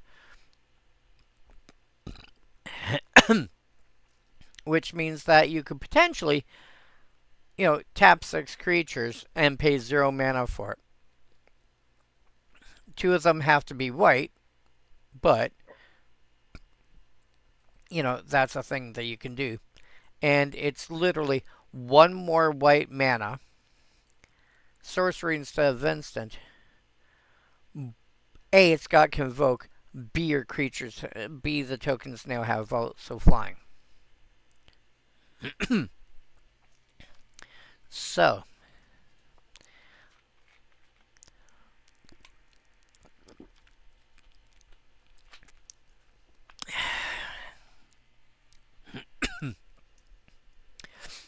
the only thing that holds me back from generally recommending take up arms, Raise the Alarm gets you 1 less token and only cost white +1. You're spending 3 additional mana to get a 3rd token. That being said, I also feel like based on everything else I've looked at while trying to research for my mono white common stack, I feel like they may have misjudged Raise the Alarm and made it better than I think they made it better than they thought it was going to be, and has since had to scroll back a bit and generally make those sorcery speed effects rather than instant, in terms of at that cost. 3 mana instant speed, 2 1/1 tokens, maybe with some kind of rider, sure. But 2 mana sorcery, 2 1/1 tokens is about right. And I think Take Up Arms is probably based on that premise. But, I mean, if you're looking at, I want to get 3 for 1, I want to spit out a bunch of tokens and not care. Take Up Arms, Triplicate Spirits, there's a few other cards that make... there's the one that makes dog tokens. I can't remember what it's called.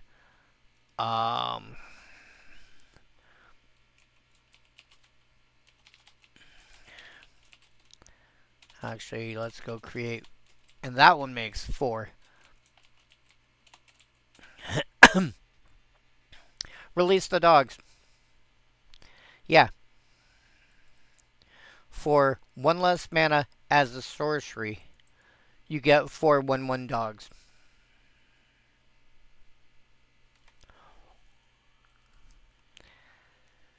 So, yeah. That's the sort... Realistically, if you're building on this premise, that's the sort of card you should be starting with. Wait. Oh. When this dies, make 4 dogs. Huh. Cool. Release the dogs is, let's say, 20 cents. It's a quarter. This is about the same price. Yeah. You're building an inexpensive deck based on spitting out, builds based on the same premise that my mono white deck is. Spending 1 card, making a bunch of tokens, and then having some sort of payoff for them. Mine happens to be commons only. Yours doesn't have to be. A card like Take Up Arms, I can understand going into a deck like that. Mardu Horde Chief. When it centers, if you attack this turn, make a token. There's, again, a token strategy works. So with this in an aristocrat style deck, aristocrats style deck, where white is being played. You could do that in Orzhov, you could do that in Mardu, you could do that in mono white. If you're willing to find, figure out how to do it, if you're willing to do the research, you can find it. A 2/3 body in of itself for 3 mana is not embarrassing. Also, keep in mind, it only asks A, am I entering now? B, did you attack? It doesn't care how it entered. It doesn't care when it entered, as long as you realize you're attacking. You declared attackers earlier on in the turn. It's not impossible to drop this into play off of... Oh man, you power 2 or less. Yes. You attack with Alicia, or Alicia, however you want to pronounce it. I generally go with Alicia, but I've heard Alicia, so whatever. You attack with Alicia. The Horde Chief is in your graveyard. You've declared attackers. You've declared that you've attacked with her. You bring the Horde Chief into play, tapped and attacking, which also, because you declared an attacker, you get the 1/1 token. All this asks for is, did you declare that you're attacking with 1 or more creatures? And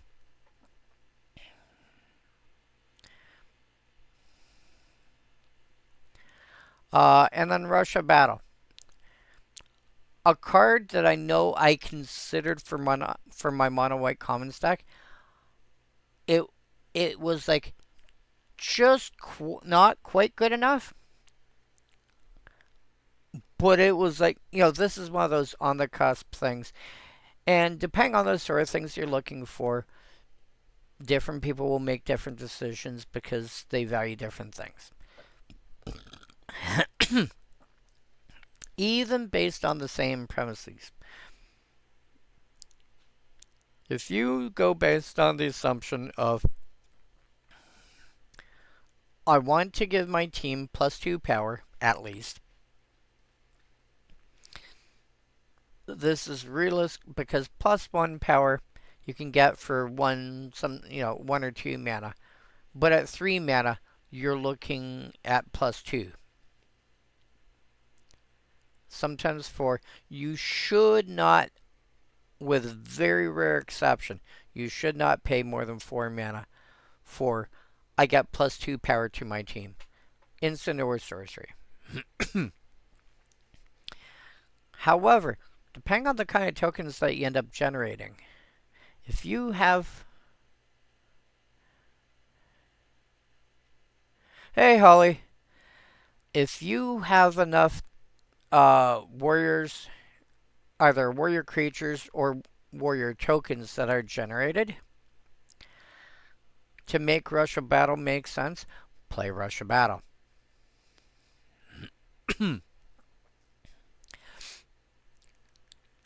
If you do not care about commons only, and you are building a deck based on warriors, this makes a lot more sense.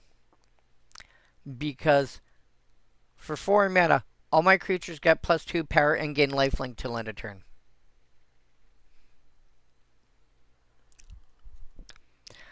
It is going to be really strong in that deck, and suddenly, alright, I've got, I have half a dozen warriors. They're all, on average, we'll say they're 1/1. Well, that now means you've got 6 3-power creatures that have lifelink. So assuming they all deal combat damage somewhere, whether they're to an opponent, to a battle, to an opposing creature, whatever, you're also gaining 18 life, which is a huge swing in your favor. So, Rush of Battle, a surprisingly reasonable card and inexpensive to boot because it's also a common. Blue cards. Son of Glaciers. I really like the ability that I generally am going to end up calling this Flowstone because it harkens back to, oh good lord, what was it? Like Tempest era sort of thing, where Flowstone was like a lot of... Yeah, I knew it was... Well, because I know from like Tempest-ish, even to like Mass Block and beyond, Flowstone was a thing that came up. You would see cards named like Flowstone Overseer, Flowstone Shambler, or whatever. And they all were basically red creatures where you pay a red, and the creature with the ability, +1/-1 till end of turn. In fact, there's even a card, I think it's Flowstone Slide, which is like 2 red +2/+X. And it's like all creatures get +X/-X till end of turn.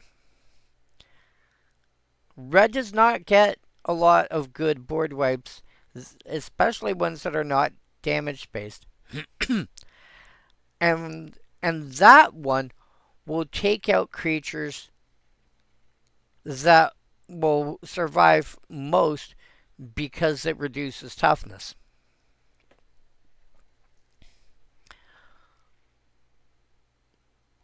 The only difference here is this creature is blue instead of red, but the idea is still the same. I pay a cost, +1/-1 till end of turn. Yeah, Flowstone Slide gives a middle finger to Indestructible. Or if you're from the if you're from the UK, it gives 2 fingers to Indestructible. But that's another story. But yeah, 2/5 for 4 mana. That's about the right cost-ish. Again, averages to about a 3/4, which is you know, 3/4 for 4 mana is about right for blue. And, you know, it's a blue creature with a flowstone ability. Cool. And that means you can, you know, you can pump it 4 times. You can manage to swing for it for as much as 6. That's quite respectable for a 4 mana blue creature.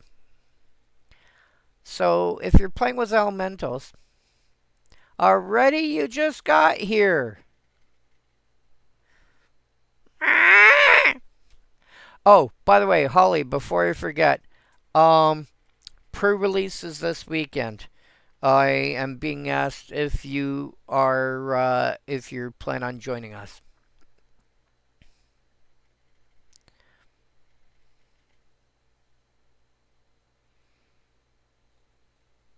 All right. QQ. All right. Well, hopefully we see you the following week. Okay. Is it because of timing or is it because of other things?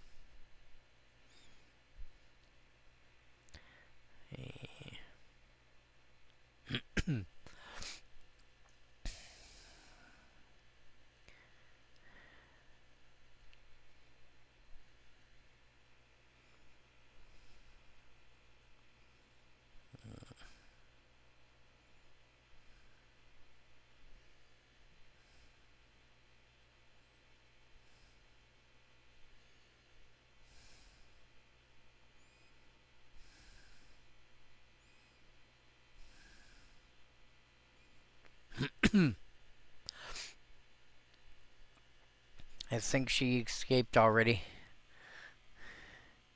And we haven't even hit Theros, and I think she's escaped. Womp womp. Anyway, but yeah, Sign of Glaciers. Honestly, if you're, you know, if you want something that starts looking like an aggressive creature in a mono blue deck, or you know you're in a blue based strategy where you know a blue based elemental deck, it's a reasonable creature. Especially if you've got stuff that will enhance your blue creatures. Stuff along the lines of Sunken City, stuff along the lines of Gauntlet of Powers, stuff along the lines of I'll be damned if I can remember the name of the Paragon. Paragon is, I think.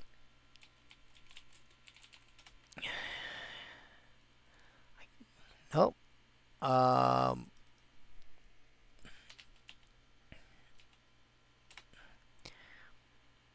Paragon of Gathering Mists,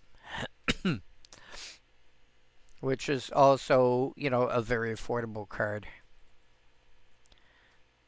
You know, you've got a handful of cards like that, and suddenly your base creature size goes up from like 2/5 to like well, it's a difference of 3, so I don't know, 6/9, let's say. Which also then means you can pump it by as much as 8 and swing for 14 if you really want.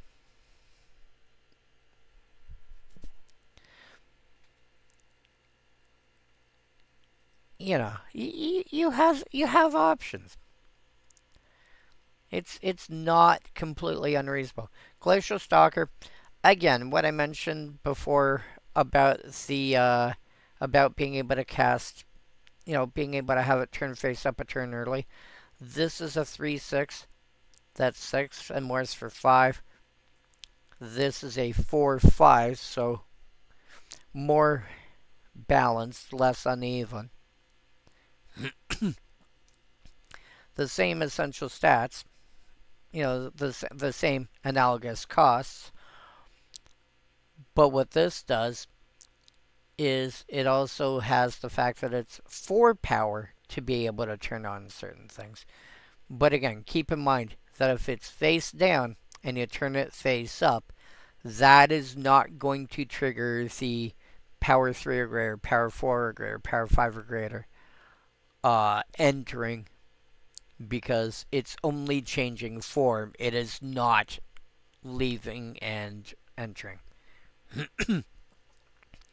But if you do use an effect like uh, Ghostly Flicker or Conjurer's Closet or something of that nature to have it, you know, to exile it and then have it return, that will work.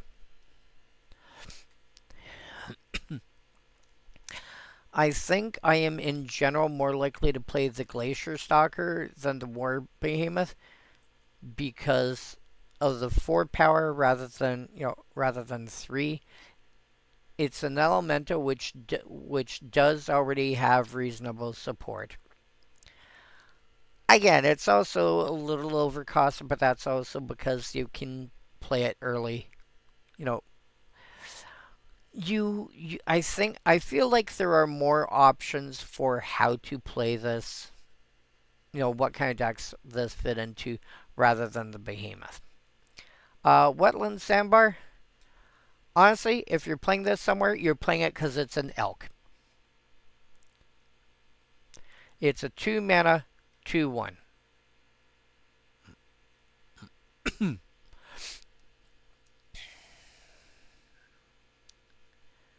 It's a 2 mana, 2/1, no abilities. If you're playing it anywhere, it's because it's an elk. Blue, I was going to say white. Blue is full of 2 mana, 2/1 vanilla creatures. If you're looking for a 2 mana vanilla creature in blue, you might be looking into this. You know what? Let's just see. Yeah, there's already 5 cards that are comparing it to. Coral Eel Portal? That says 9th. I want to say originally Portal. The Curio Vendor from... that looks like Kaladesh. Willow Infantry from Portal 3 Kingdoms. Coral Merfolk all the way back from Fallen Empires. And the Jeshan Lookout from... what are you? One of the Alara sets. I forget which one. But yeah, this is one of like half a dozen at least vanilla 2 mana 2/1. If you're looking for vanilla creatures at 2 mana in blue, you know what? Is vanilla ID equal blue, mana value equal 2?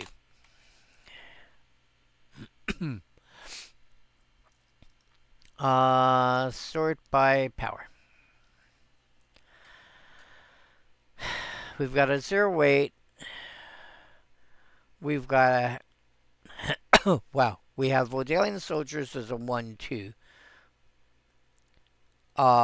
Which is basically Blue Squire. 1, 2, 3, 4, 5, 6 1/3s for 2. A 1/4 for 2, which is probably the best overall. And then 6 2/1s. I think in general I would play the 6 2/1s and then I would play the 1/4. And then after that depends on what the rest of the deck looks like. But yeah, it's fine. You're playing it because it's a 2. If you're playing it because it's vanilla, you're playing it because it's a 2/1. Or sorry, you're playing it because it's vanilla. You're playing it because it's 2 power for 2 mana. You're playing it because it's an elk. Water Whirl, 6 mana instant. Return up to 2 target creatures to their owner's hands. No. Do not play. Do not want. Return target creature to its owner's hand is unsummon. It is a single blue mana as an instant. It has been power crept at the very, very least since Bloomborough, I think, is the one I'm thinking of.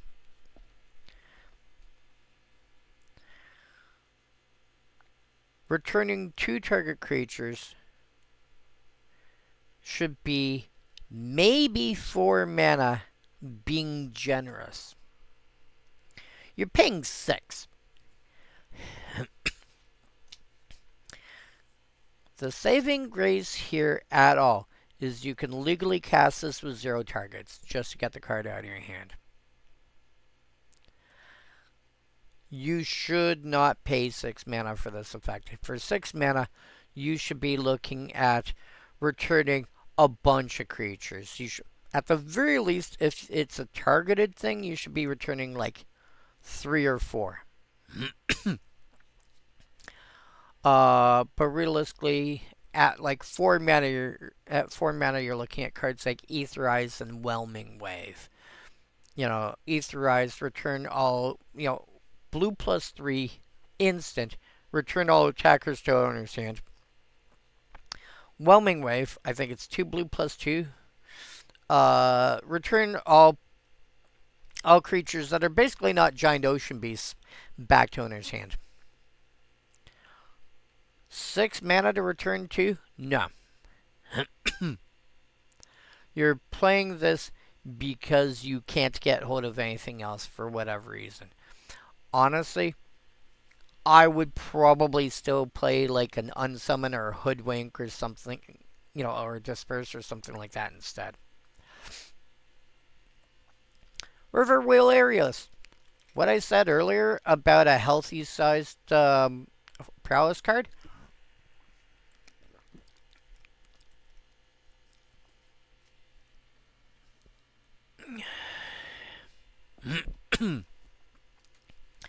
This is a 4/5 flower with prowess. This is already a concern for a lot of decks because it's a 4/5 flyer. You can ignore the rest of the card completely. It's a 4/5 flyer. That means this will go up against creatures the size of Sarah Angel, which is where the decent sized, this is where dragons and angels generally start, is around 4/4 and go wha wha, and that sort of thing. Yes, I'm being silly for the sake of example. Deal with it.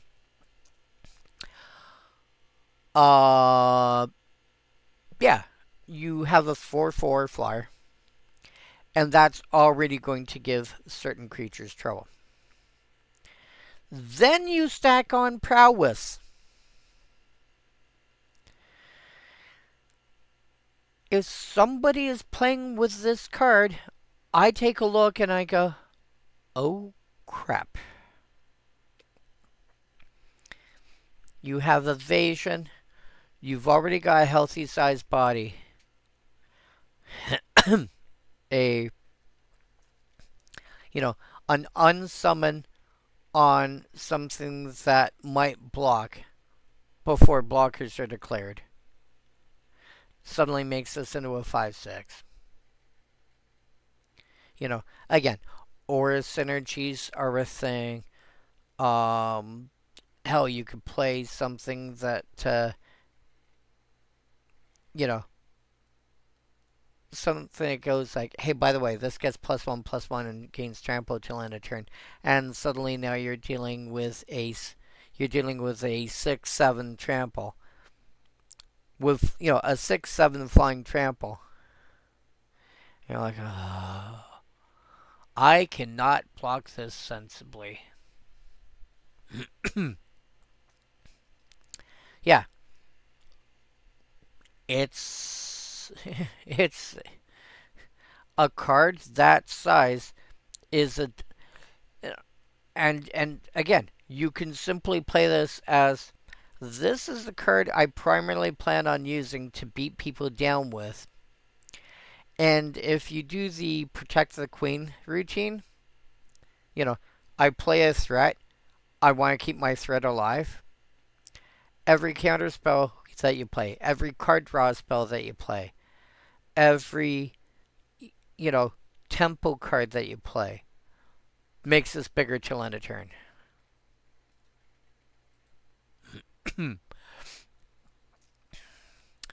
Whirlwind Adept. 5 mana for 4/2 hexproof prowess. This, think of similarly, except you don't have to spend as much on protecting it because it's got hexproof. It's a decent sized hexproof creature. It's a 4-power hexproof creature. Well, start putting auras on it because that's what you do with hexproof creatures. And then you swing for extra damage, extra damage because of the aura, and then extra damage on top of that because of prowess. And you just go, and yes, people should be afraid if you drop a Whirlwind Adept, especially if you got any sort of orders. And I can wrap my brain around doing this as a mono blue deck. It's a good starting point, and it's going to get a pump every time you cast an aura, even if the aura, even if they counter the aura or misdirected elsewhere or whatever. Yeah, these two are going to be really good. Blinding Spray. I commonly like to point people to one major card category that I consider blue's analog to fog. And the best card, the number one category I like to point to, this I think might be the strongest version of that. There might possibly be more. I'm not aware of anything stronger. Blinding Spray. Blue +4. Creatures your opponents control get -4 power till end of turn. Draw a card. It's an instant. For 5 mana, your opponent's creatures all shrink by 4 points of power. That means anything the size of Sarah Angel or, oh good lord, what do you call it? What's the dragon? Goldspan Dragon? Anything like that size or smaller deals 0.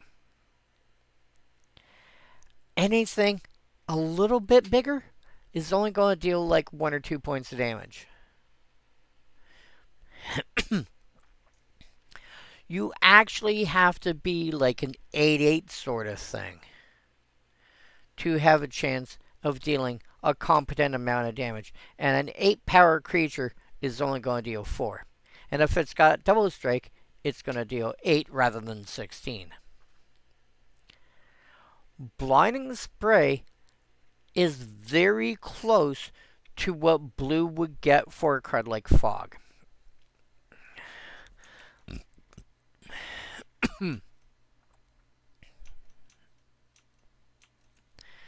Give me one moment. I ain't got to make a note of this one. Are you this one? No. What are you?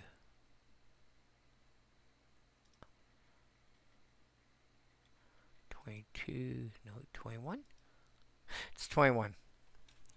In case you guys are wondering, it's what tab number on Notepad++ I'm looking at.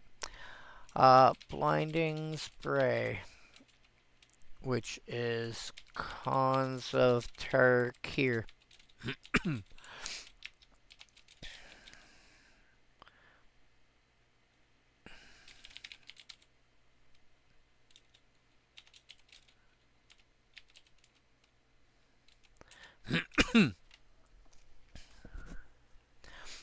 Yeah, making a specific note of that because -4 power is huge and just shuts down so much.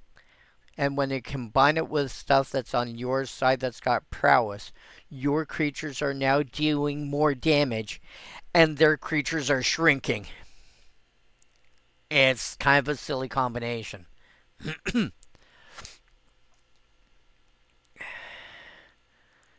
Mystic of the Hidden Way. 5 mana for a 3/2 unblockable that can morph for 3. I would generally expect to pay 3 now and 3 later for this. But casting it for 5, I think that feels about right-ish. Especially since it only requires a single blue mana. The fact that it only requires a single blue is a boon in a lot of decks for Commander, because you're not playing monocolored. I'm going to be building a deck based around stuff being unblockable. It's not mono blue, it's Simic. And so the fact that it costs a single blue to cast is helpful. And it depends on what the rest of the deck is going to look like.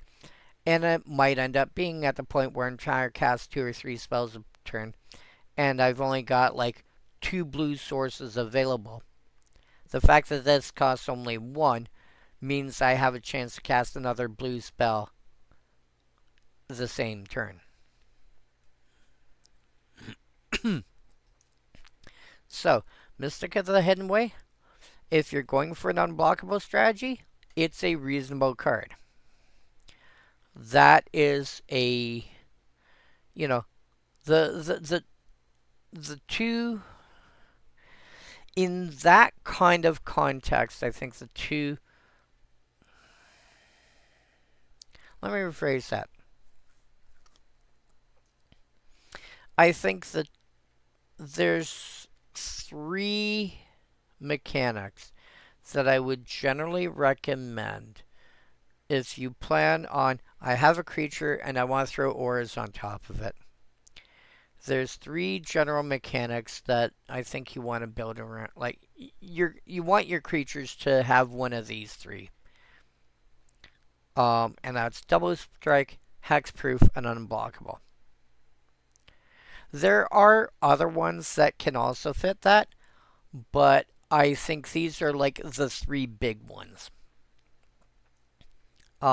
Infect can also make sense, but you really want it to have like one of the other 2 somehow as well.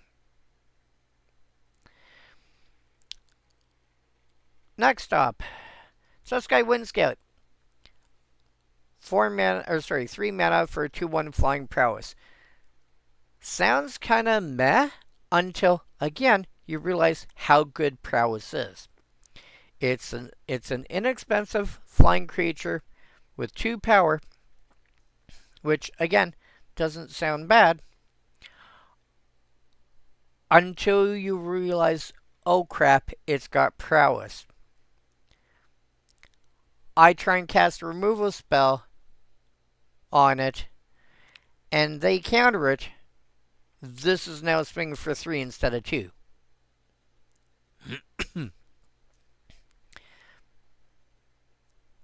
The fact that it's a bird, some people care about birds. Hi, Richard from MTG Goldfish. Scout, from what I've come across, less likely to be this sort of creature type people care about. But a 2 power flying prowess creature for 3 mana is not to be overlooked. It's not to be underestimated. And you, again, aura spells, like you're in blue, you're already in a color that likes to cast a lot of spells on its own turn. You know, you can cast a couple of cantrips, and suddenly this is, this is a 4 power blocker. Because it's only whenever you cast a non-creature spell, not whenever you cast it during your own turn. I've been talking about these cards as attackers. They're also really good blockers because, you cast a thing, I'll counter spell. By the way, this is now this is now a 5 power creature because I've cast a couple of cantrips earlier. And you're sitting there going, what do I do? You get your face smacked in by a bird. That's what. Weave Fate. 4 mana, instant, draw 2 cards. It's There's now, I believe the card is called Quick Study. It does the exact same thing, but for 1 less mana. But it's recent. What do we got here? So, Brain Surge is the Brainstorm. Draw 4, put 2 cards back. Draw 4, put 2 cards back. Yes. It gets you ahead by 1 card. What? 1 card? Yes, because don't forget, you're also spending a card to play it. Brain Surge lets you dig 4 deep and put 2 back. So that sounds like a difference of 2. But also the Brain Surge card itself is a difference of 1. This is the same thing, but Brain Surge lets you get 4 cards deep into, putting them into your hand and tuck other stuff later, and costs 1 less mana. Comparative analysis, same as this, but it's got Surge, which means it's got a potential way to cast it for less. Glimmer Burst is the same as this, but you also make a 1/1 token. Soul Read is the same as this, but it's modal. The other mode is counter spell unless I pay 4. Chemist's Insight is the same as this, but it's got Jumpstart, which means you can cast it from your graveyard later. Glimmer of Genius, same idea as Chemist's Insight. The difference here is that you scry 2 first, and you also get 2 energy of it. Hieroglyphic Illumination, again, same card, but in this case it also cycles for a blue. Quick Study is the same card, but 1 mana less. And these are just that's 3, 4, 5, 6, 7 different versions of, 7 cards that were, words. 7 cards that are better than Weave of Fate. Most of which are, I do the same thing, but I've got an additional option. So, Weave Fate, you should not be playing Weave Fate. Almost all those other cards are also commons. You should be considering some number of that instead. Singing Bell Strike. 2 mana.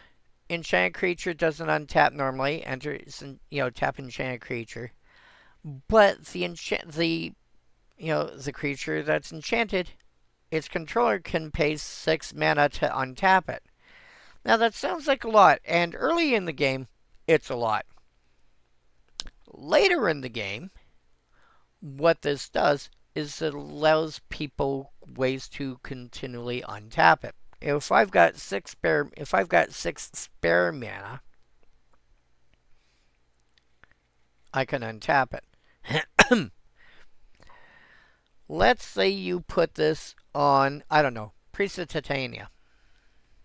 Priest of Titania says, tap, add a green for each creature, each elf.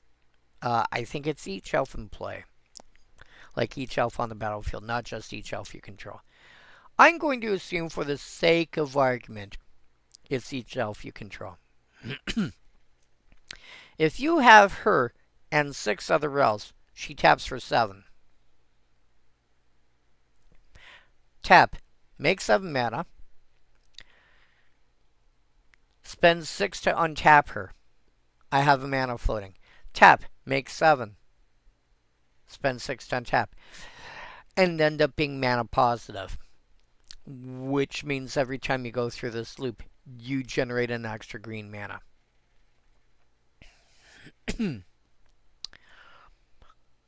And that's not hard to come up with. 2-card combo that lets you just. This is part of why cards like Singing Bell Strike are really popular in decks like Commander, because you can use that mana payment. You can ignore the rest of the card completely.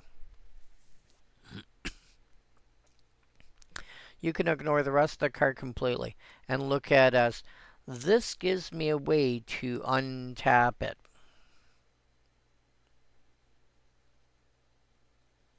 And suddenly you've generated infinite mana because you're generating more mana every time you tap it compared to what it costs to untap it.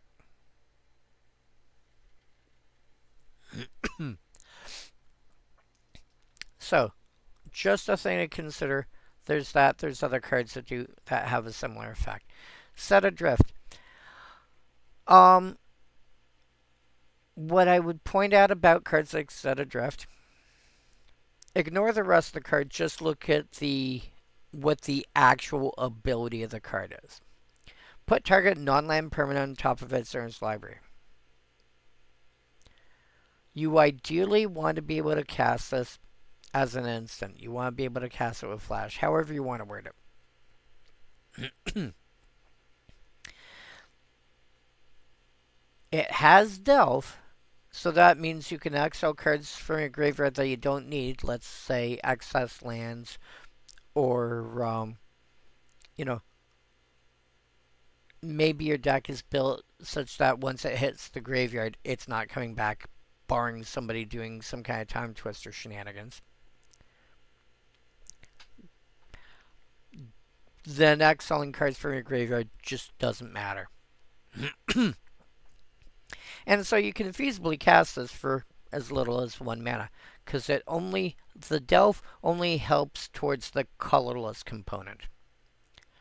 But that's still a lot. And so getting rid of cards that you don't need, casting this for like 1, 2, 3 mana is actually really good. If you can manage to find a way to cast this as an instant, P.S. you're playing blue, you should be able to find at least 1 or 2 ways to be able to do that. That would make sense for your deck. Any deck, pretty much, will benefit from the ability to be able to cast stuff as though it's got flash. Some decks more so than others. I don't think an aggro deck is as concerned. It's still, it's still nice, but I don't think it's as concerned. The thing about an aggro deck is you can suddenly go, well, something's gone wrong. Cool, surprise blocker. Oh crap, thunk, and use your creature as a removal spell, basically. But a card like Set Adrift, you'd really like to be able to cast as an instant, and the number one reason is the timing. For an effect like this, what you want to do is wait until somebody does some kind of effect that causes them to shuffle. So, Rampant Growth is a simple example. Green +1, sorcery. Search your library for a basic land, put onto the battlefield, taps, and shuffle. Demonic Tutor. Search your library, 1 black +1. Search your library for a card, put it into your hand, then shuffle. Cracking a fetch land, even something as simple and basic as Evolving Wilds. Sacrifice it, search your library for a basic land card, put onto the battlefield, tap, and shuffle.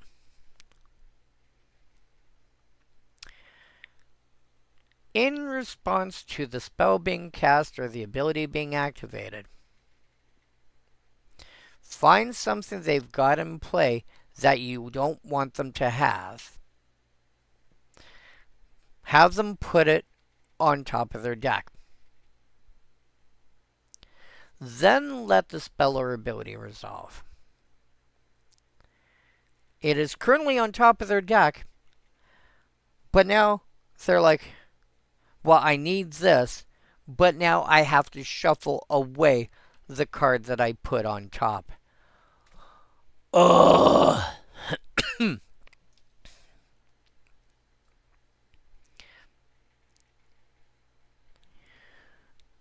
Yeah. So ideally, an effect like this, you'd like to be able to cast it in, as an instant. Meow.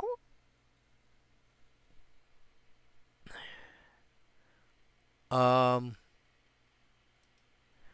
what is this? This is YouTube. Okay, still show up as being on YouTube. Weird. I lost connection to the chat. Huh. Anywho, so that's what I would generally recommend. Again, depending on the card, depending on how your deck is built, a card like this is still useful for certain things. It is also target non-land permanent. Doesn't say that you control it. Doesn't say an opponent controls. It's just permanent. It is also possible to play this in such a way so that you can draw it again and replay it. Replay the permanent. Maybe it's got a useful cast trigger.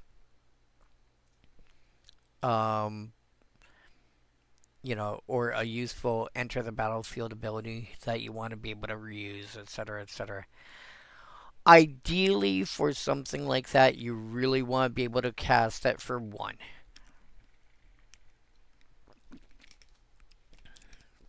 Something like that, you really want to be able to shrink it down to the point where you can reasonably recast your threat, or whatever.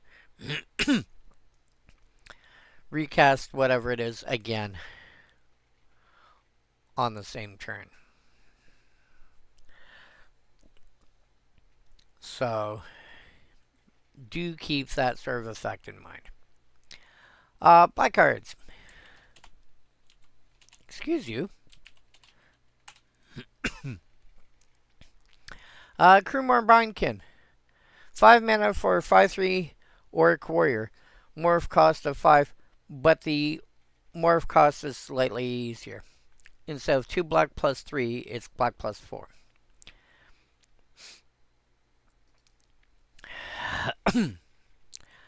I would... the only place I really see this going is something that's like an orc deck or a warrior deck that's on a budget. Being a 5/3 creature in being like a 5/3 for 5 mana in black is fine. It's not exciting, but it's fine. It's a decent. Well, I was gonna say skeleton, but he's an orc warrior. He might get offended if I called him a skeleton because that assumes he's dead first. It's a reasonable starting point.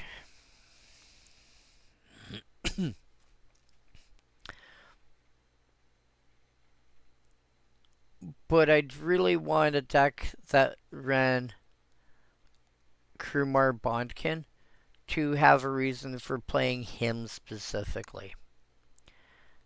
And it could be based on the artist. It could be something like your deck is highly, specific on orc warriors. Because there's a lot of orcs in the game. There's a lot of warriors in the game. So you might be able to actually narrow it down specifically to orc warriors and go for that. But I generally would not recommend it. Ray of the Serpent. 6 mana sorcery. Destroy target creature. If it had a +1 counter on it, make a snake.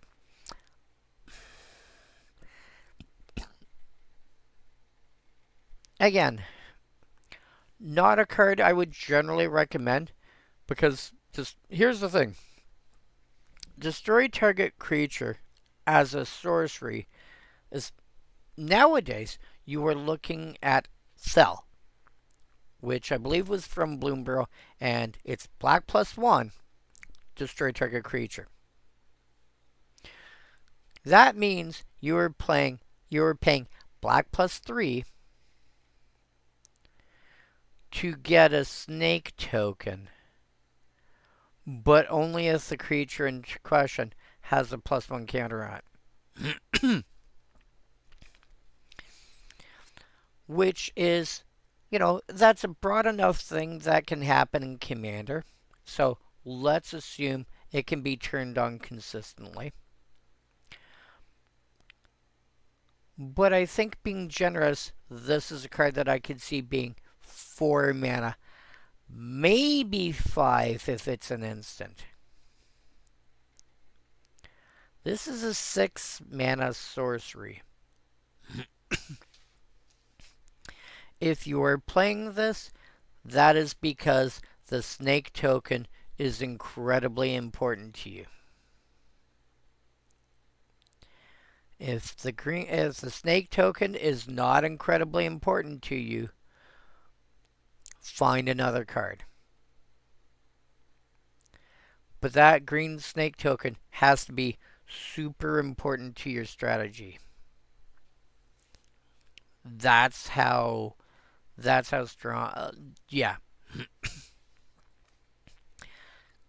And even by this point, I think the card Murder already existed. This is what, 2014? Yeah. When did Murder come out? I want to say,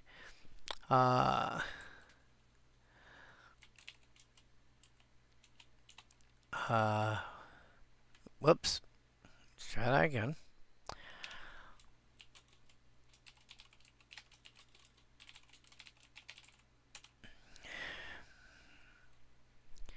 Nope, that still doesn't do what I want. Yeah, M13.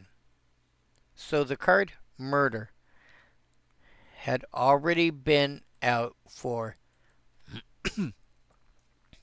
a year. You're paying 3 mana and slowing it down to sorcery. So essentially paying 4 mana for a 1/1 snake. Not worth it.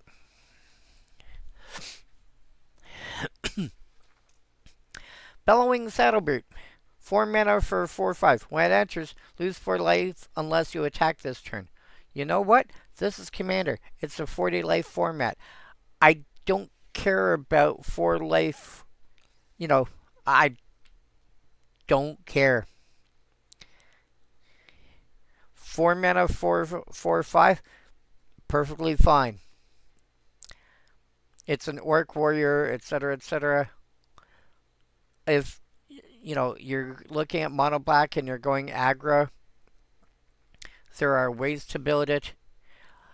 By the way, when I say aggro, I am completely purposely ignoring Edgar Markov. That is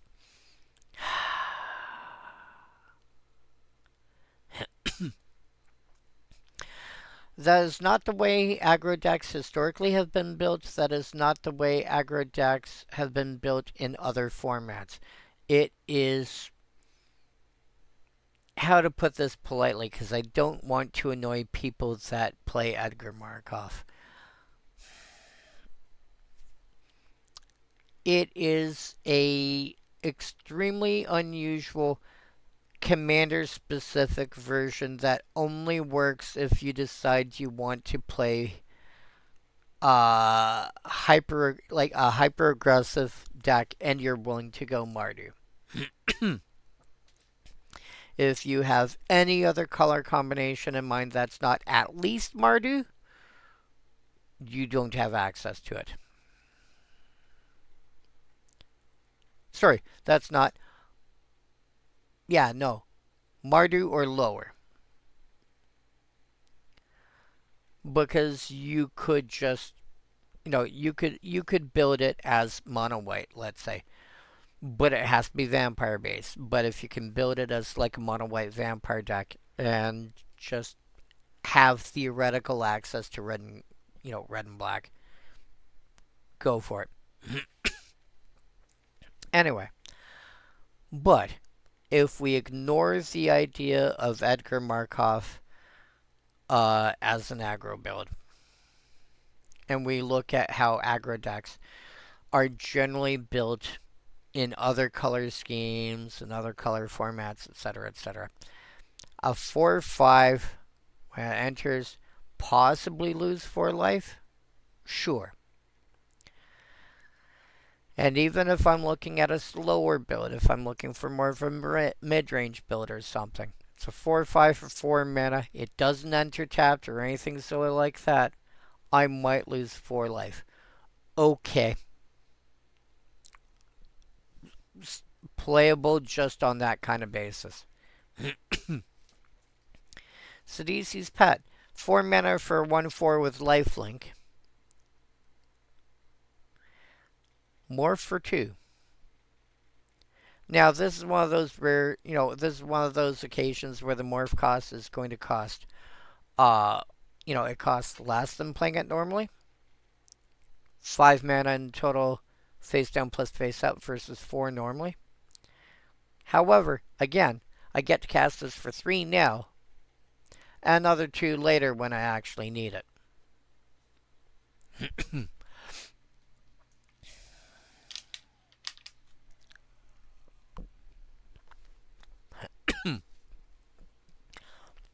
And again,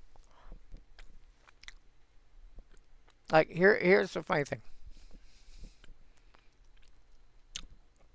It's a zombie with lifelink, so might be worth considering just on that basis alone. Lots of zombie synergies available. The fact that you can cast it face down and then later turn it face up when, oh, you're trying to lightning bolt my creature or you're trying to abrade my creature or whatever. How about you turn it face up and it survives? And by the way, all the zombie synergies kick in. Oh. Or I have seen games where getting to 3 mana is a thing, but you can't hit that 4th for whatever reason.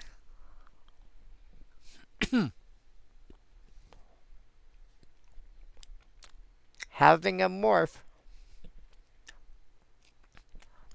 with a low cost to turn face up is very helpful.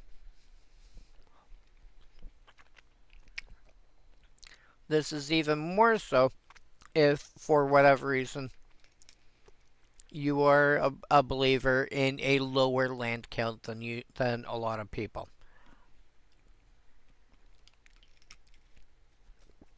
I'm not saying that's right. I'm not saying that's wrong. I'm saying that is reality. I'm somebody who normally plays around 44, I normally aim for about 44 mana slots in general.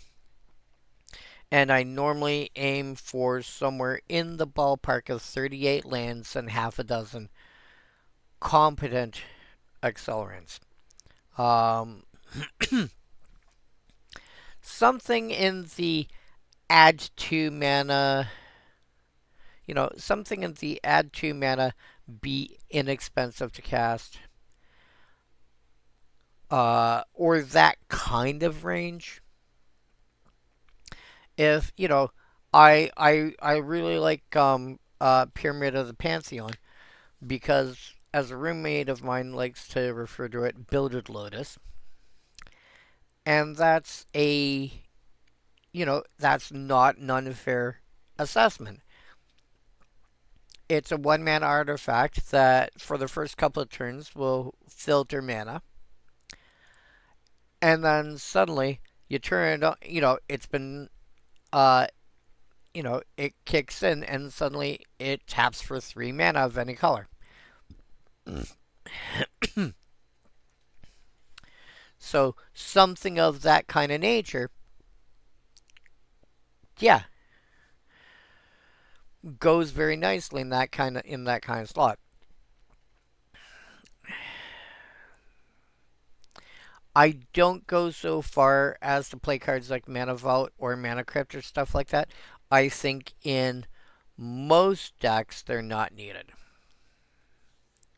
I especially personally dislike Jeweled Lotus, because it's only useful for 1 card out of the 100. And for the rest of the deck, it does nothing. But, that being said, there are people that like to come to my stream occasionally and often run 34, 35, 36 lands, lower land count. And usually part of what happens there is they also play more cards like Brainstorm and Ponder and Preordain. That will help compensate for the fact that they're running less mana. They're running more cards to actually help them find lands. Which again is a way of deck building that I don't agree with, but that's me, that's not them. There's, different strokes for different folks, as they like to say. But if you are a believer in a lower land count, and you do occasionally end up struggling with your lands, and you don't believe in adding more land because you don't feel you should need to for whatever reason, but we're not going there. Then a card like Sidisi's Pet with, if it's if you're considering this, if you're considering Morris at all, something like Sidisi's Pet that has a low morph cost is very useful in a deck like that. Because hitting your fourth land drop is going to be more difficult when you've got less land than if you've got somebody that plays more. Some decks will play, like, I have one deck that I literally have 40, my bottom section. Let me just show you what I'm talking about real quick, because not everybody here realizes what I'm referring to. This is the general outline for what, when I'm designing a deck. This is what I use as a skeleton for creating the deck. My top section is going to be cards that I'm playing, and my bottom section are my mana slots. And most of, about 3.5 sections on the bottom. This is if you look at the color of the columns, it's like 5 columns on the top and 4 columns on the bottom. Each column, each section, each one of these sections is 11 slots. 9 times 11 is, 9 times 11 is, 99. The assumption is 99 cards plus a commander. So you do that, you're looking at, well, if I do 3 and about a half, 30, so 33, 38-ish lands. And then the remainder of this section, maybe like this, plus, this section down here, plus 3 columns, is my lands. And then the remaining half dozen slots or thereabouts are, my various decent mana rocks. And then the rest of this is my deck. Well, I've got at least one deck that's a control deck, and I'm like, no, I'm going to make, because it's also based on stuff that I know is going to cost me more to cast. No, I have like 44 lands in that deck. And then out of this 55, one entire column is also there to be healthy sized mana rocks, stuff along the lines of Gilded Lotus, or Coveted Jewel, or what do you call it, Dreamstone Hedron, that stuff that'll tap for 3 mana consistently, etc. And cost reducers. That still gives me 44 slots to play with for the rest of the deck. But that's a deck that wants more mana than usual.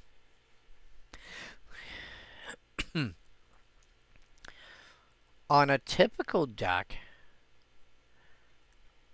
38-ish lands, half a dozen decent ramp artifacts, and then whatever else in the rest of the deck, and I'm usually fine. But if I'm running a lower land count, maybe maybe I need a card more like Sidisi's Pet than I would otherwise. So, zombie strategies, as I said, I can understand playing it. Decks that run lower land counts and want to be a bit more aggressive, I can understand wanting to play something like that as well. Sultai Scavenger. Black cards that have Delve have hold an interesting position. And this partly comes from the kind of decks black tends to play, which is, not every black deck plays the same way. But black tends to be really good at one of two things. Well, two specific things, we'll put it that way. In the context of what I'm talking about. And they both kind of overlap. Reanimating and creatures that can come back from the graveyard by themselves. Okay?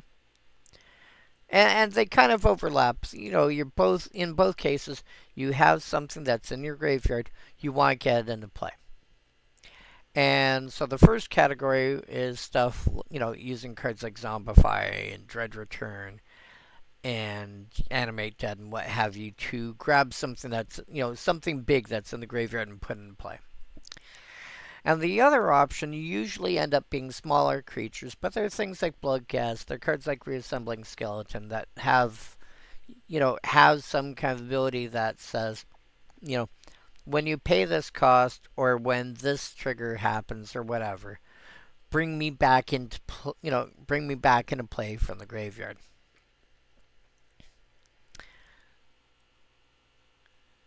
And there is some overlap, but they do tend to play two different types. The deck, you tend to play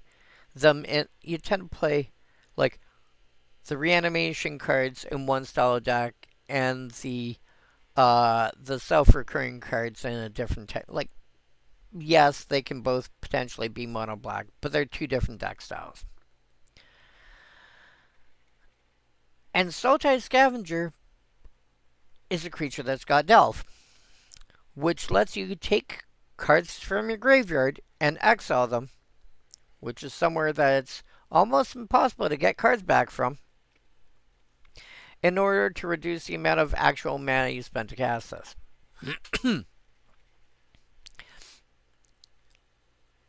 So, if you are not playing one of the two aforementioned deck types, Delve is perfectly good. You can play it's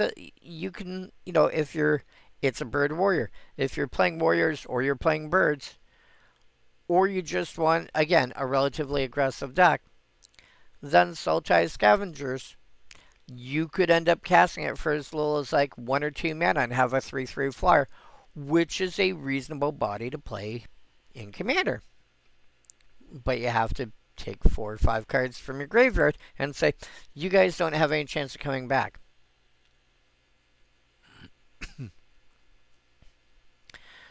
But if you're looking at a Reanimator deck, or you're looking at a deck with creatures that can recur themselves, you have to be a little more cautious, and you may be paying. This could be a 4 or 5 mana creature. And at 4 mana, exiling 2 cards, it's okay. And at 5 mana, exiling 1, I wouldn't bother.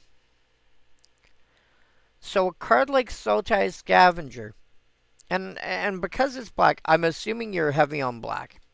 If you're not heavy on black, a card like this actually goes up in value. If you are, let's say, a Dimir deck that's heavy on blue, and some amount of black to it, Sultai Scavenger goes up in value because heavy on blue likely means more counter spells and card draw spells and library top of deck filtering and stuff interaction and so forth.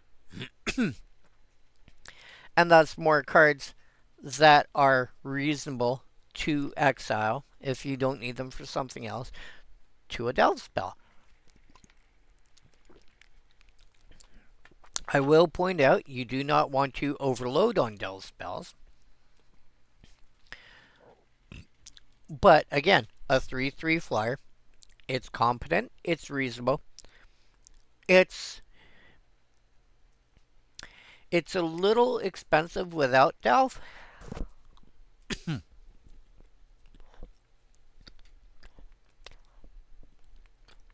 I would say if you can exile 3 cards, you're doing okay. More than 3 cards, because 3 mana and 3 cards from your graveyard feels like a reasonable balance. And anything better than that, if you can get 4 or 5 cards out of your graveyard, then you're good. You're doing good. You're fine. So, depends on the kind of deck that you're playing. Not an unreasonable card. Throttle. Do not bother with this card. 5 mana to give something -4/-4 till end of turn as an instant? No. Let's see if I can find stuff on Tagger that's better than it. Deathwind. Black plus X.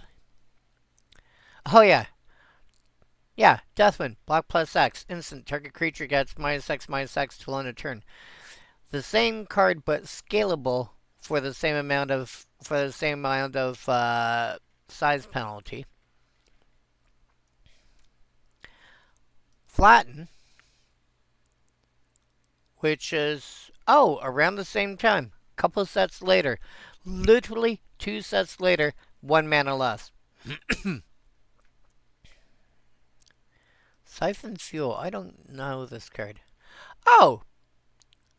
Same mana cost. -6/-6, and you gain 2 life.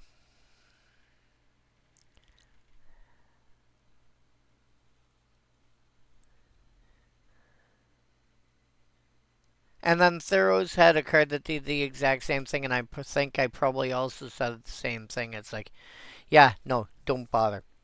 And in Standard right now, there's a card that does the exact same thing for like half the price. Ocon paste.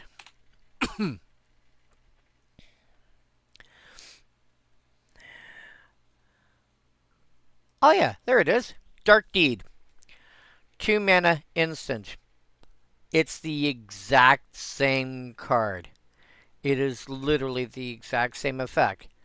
But it's black +1. Let's sort by mana value. I'll skip the Assassin. Dranon Icor from OB1. Instant speed. Sorcery. Same effect, but also proliferate. If it didn't have proliferate, it would have been an instant. Grasp of Darkness, double black, instant. Grixis Charm, as one of the 3 modes, has got that. Sudden Death, same effect, double black +1, but split second.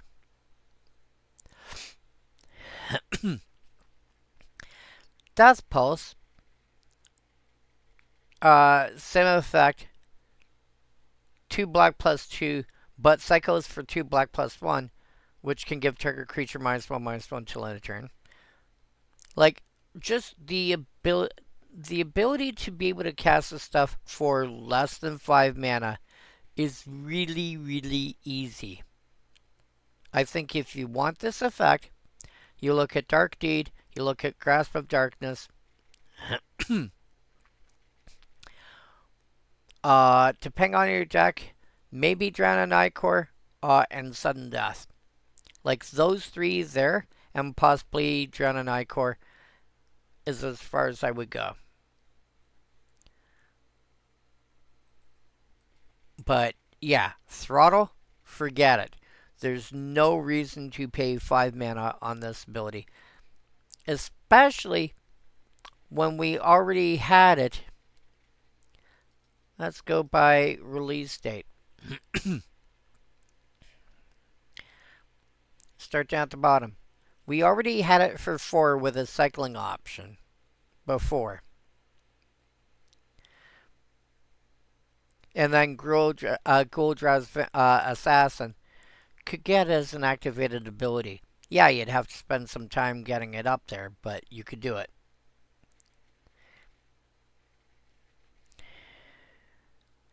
Yeah, just don't.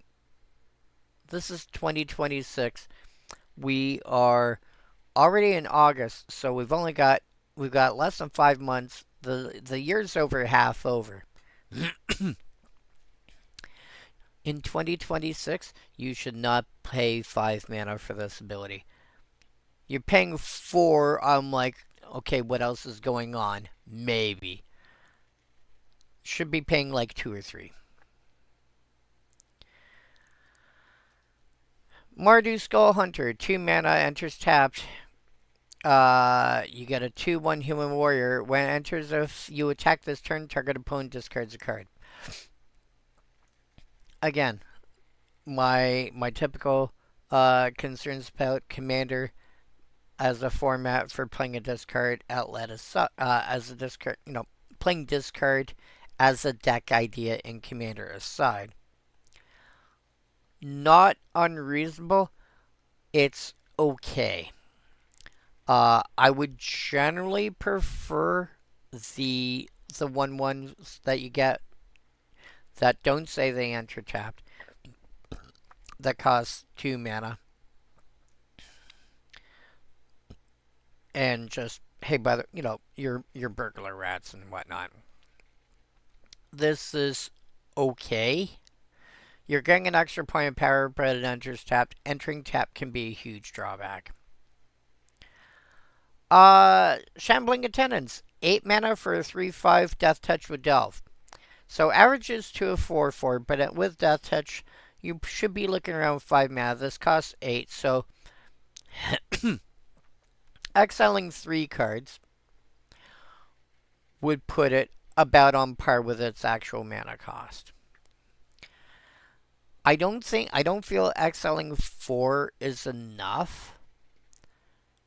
But you're paying, let me think here. You pay black plus 3 and exile 4, and you get a 3/5 Death Touch. Maybe. But if you're able to get rid of more than 4 cards, definitely worth it. Again, you're playing black. You're looking at a creature that's got Delve. This is also, however, a reasonable reanimation target if you're looking like, let's say you are doing let's say you're going with a reanimator deck and you're building it with nothing but commons, or you want it to be like ultra budget. A 3/5 Death Touch stops a lot of stuff from wanting to attack you. If you find a way to give this first strike at all, nobody wants to touch you. First strike plus Death Touch is absolutely brutal. I am now curious.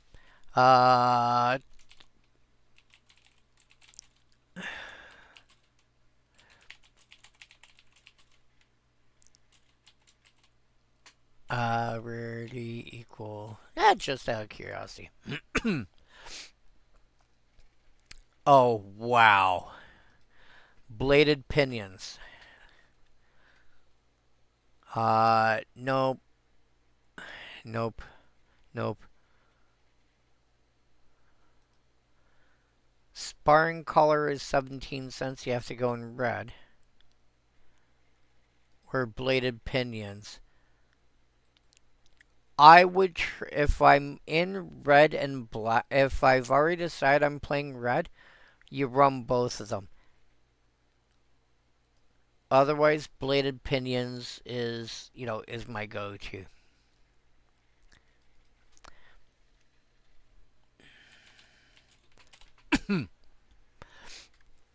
What about auras that grant first strike? Sort by color. Let's start off down here. There's no mono black ones that do it. The Fist of the Demigod wouldn't do it anyway because the creature's got to be red. Alright, so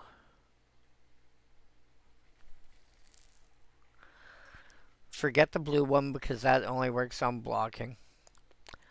One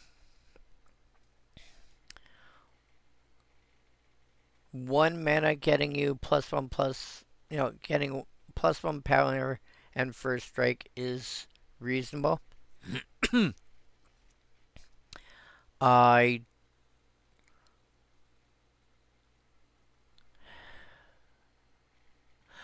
Oh! Lash Knife is cute. Tap an untapped creature as an ACC as long as you control planes. The planes can already be tapped to pay for something else. And it can be any creature. It doesn't have to be a white creature.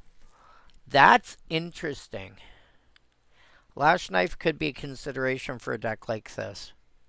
That's the only actual 2 mana. At 3, you either get +2/+2 and first strike, or you get keyword soup. And based on the idea that we're looking at a 3/5 death touch, flying first strike and vigilance, I think is a lot more useful. Red enchantments. What do we got? 1 mana reflexes just gives first strike. Super speed only gets first strike till end of turn. Pass on that. 2 mana lightning reflexes gives +1 power. Kamal's Desire can pass on that one. Flaming Sword has flash +1 power and first strike. Fire Rim form only gets first strike till end of turn. +1 power. Yeah, so +1 power and first strike seems about right for 1 mana. Or for 2 mana, rather. And then for 3 mana, Claws of Valakut, +1 power for each mountain you control. Fencer's Mage Mark, your enchanted creatures get +1/+1 first strike, including the one that, has this. That's a burn spell. Lightning Talons +3 power and first strike. Mardu Rune Mark, since you're enchanting a black creature, +2/+2 in first strike. Yeah, okay. I think I would prefer to go with the white ones in general, but red has got some options that are better. You do not have access to black giving first strike permanently. However, that doesn't mean you can't get first strike out of black.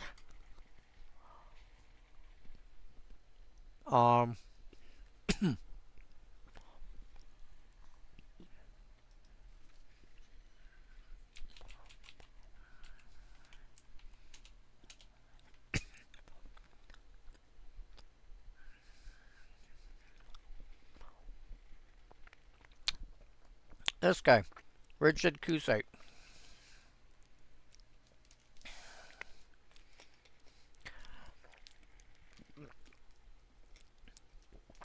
It's a 1/1 spell shaper. Pay black +1, tap and discard card. Give target creature +1 power and first strike till end of turn. Yeah. And that can also feed your attendants. So, worth a consideration for certain types of decks. Debilitating Injury. Enchanted creature gets -2/2. 1, you can get this effect more efficiently. I think that's now 1 mana these days. 2, you're playing this because the fact that it's an aura is relevant.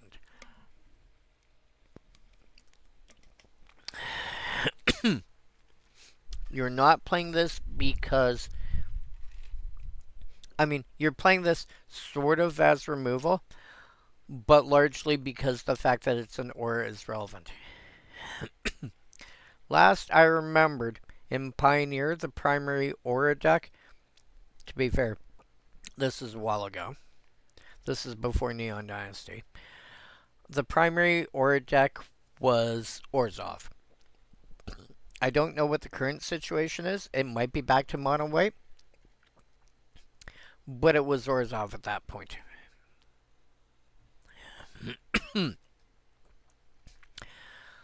A deck based around a similar concept in, Orzhov or Orzhov Plus may want a card like this. Rakshasa Secret. Target opponent discards 2 cards, you mill 2 cards.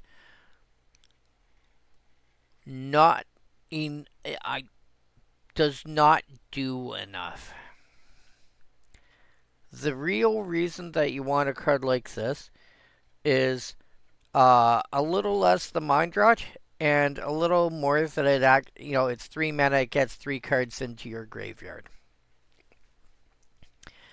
It's, you're trying to do both, and the reason you want, 3 cards in your graveyard is that's 3 more cards for effects like, whatchamacallit, Delve.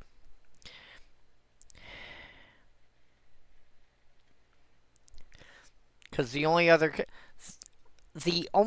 place I could consider a card like this, and I'd still find other ways, other cards to do it instead, would be if you're trying to build like a dredge style deck and go from there. Rakshasa Secret, don't bother. Not worth it. Rotting Mastodon, 5 mana for 2/8. Which, again, averages to a 5/5, which is surprisingly good at common. Something that averages to a 5/5 for 5 mana at in black is really freaking good. But people take a look and go, what do I want this for? It's, yeah, sure, it averages to a 5/5, but it only deals 2 damage. Yeah, but it's also got 8 toughness. Okay, and not everyone, myself included, builds decks in the color schemes that you expect them to play them in. I like taking a deck idea and, oh, you're normally played here. Let's take you out of your comfort zone and pick you up, and I'm going to put you here. And 2 of my favorite examples are my mono blue deck that swears up and down. I'm a mono green deck. I'm a mono green deck. What do you mean I got on? So I don't know what you're talking about. I'm a mono green deck. I'm tutoring up lands. I got creatures that tap for mana. I've got landfall triggers that make my creatures bigger till end of turn. I got +1/+1 counters going on, and he's sitting there going, well, but you've got like 18, 19 islands. I don't know what you're talking about. Oh, by the way, I've got this Yevamaya out, so they tap for green while I'm at it. That's okay. I've got life gain shenanigans. What do you mean? I got life gain shenanigans going on in here? I don't know what you're talking about. I'm a green deck. But it's mono blue.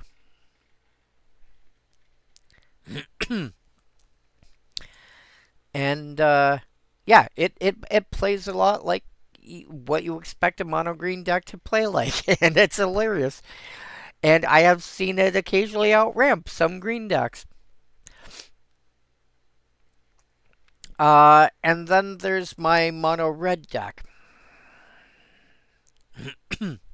And the mono red deck started with well, to be honest, It didn't start with the idea of let's take a deck and let's take a deck concept and put in the wrong color. It started off with the card.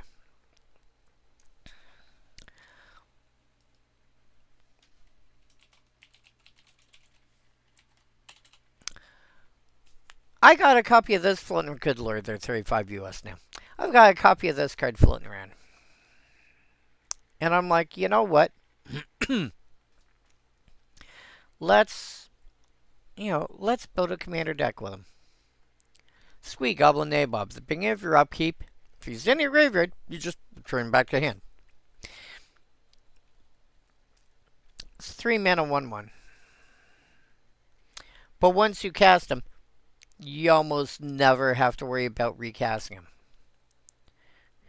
him. 3 mana 1/1. When it's in your graveyard on your upkeep, you just return back to hand. I want to build a deck around him. I think I got him. It was like $10 or something. I want to build a deck around him. All right. What are you going to do? I want to do something silly. Oh, no. What are you doing? I want to attack with him.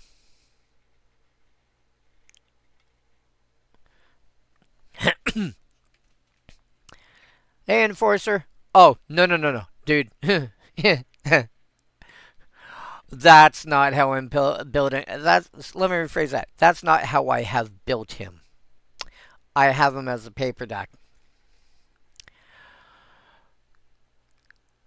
I know very well he's great for as a discard. No, that's not how I built him. I take a look at him like, I'm going to attack with him. I'm going to make him a Voltron commander. It's like, okay. But you know what? Throwing equipment on him is too easy. I'm going to make him an Auras commander. Wait, what? Turn 3, Squee Goblin Nabob comes into play. Turn 4, I throw a couple of Auras on him, attack. And I'm swinging for like 5 or 6 or something like that. Wait, what? Next turn, I throw another Aura and swing for, if I'm lucky, I got one of like silly Auras that gives a lot of power. Because there's a couple that are like, oh, by the way, also +1 power for each mountain you control, and the deck's got like 20 basic mountains.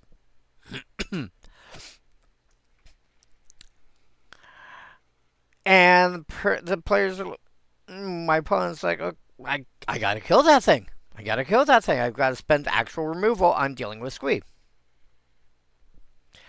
And if it's normal removal, if it's like murder, terminate, etc., cool. Squeeze in my graveyard. My upkeep, I'm going to bring, return back to hand. Pay 3 mana because he's not being cast from command zone. Replay him. Throw a couple more Auras on him. If I'm lucky, one of them's got haste and I get to swing again. What are you doing?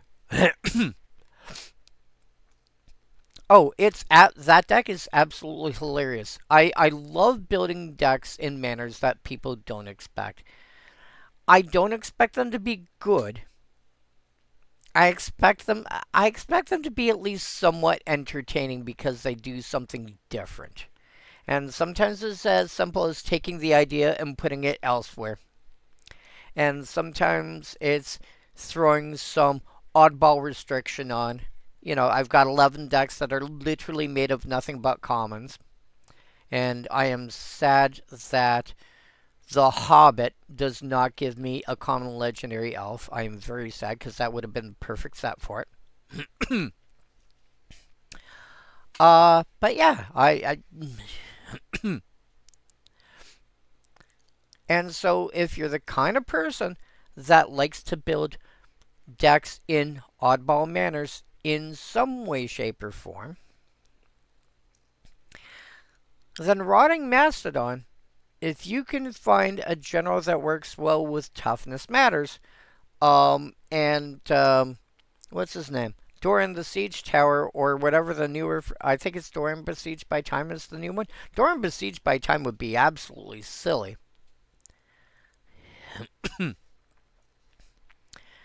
Either one. This is now swing for, it's a 5 mana creature that swings for 8. And if you don't, as I've mentioned before, if you don't have your payoff out, it's still a 2-power creature, which, while it's not, it's not 8, it does mean it can actually attack and block and still do some non-zero amount of damage.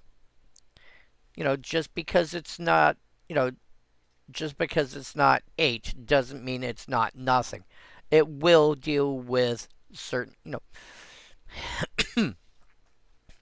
Plus, also, add on the fact that it's a zombie, you have the potential for zombie synergies, etc. Molting Snakeskin. I don't mind this card, but there are better cards for the regeneration. For the regenerate, like, you're paying 3 mana regenerated creature. However, for single black mana, getting +2 power on a creature and the ability to occasionally regenerate it, I think this is a more reasonable card than people realize, considering how much people forget that regeneration is even a thing that you can do in this game. So, if you're looking for an aura to throw on one of your creatures, that's a pump spell, and hopefully give it something vaguely resembling protection, I think it's an okay card. I'm not saying I think it's a great card, but I think it's okay in that kind of category.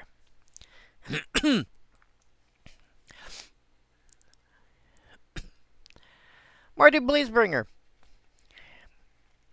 The number one reason you want a card like this is when you're looking at effects like Pandemonium and you just want cheap creatures. You don't care how long they stay around. You just want to burn somebody's face off. That is... What the heck are you?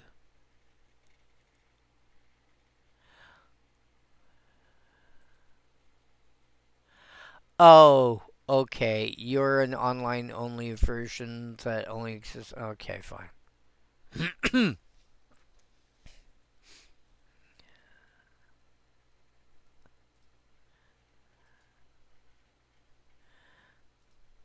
But yeah.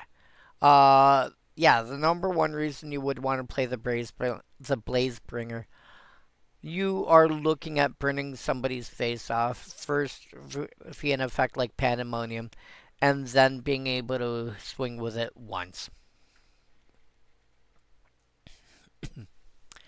Actually, hilariously, if you do all your stuff, like if you cast all your stuff before combat,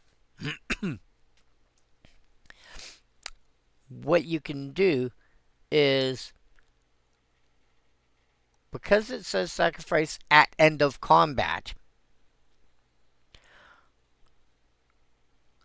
Sack Trigger goes on the stack, Sundial of the Infinite, you skip straight the way down to the end of your turn. You get to keep this around because it's too late to actually sack it now. You get to keep it around for at least another turn.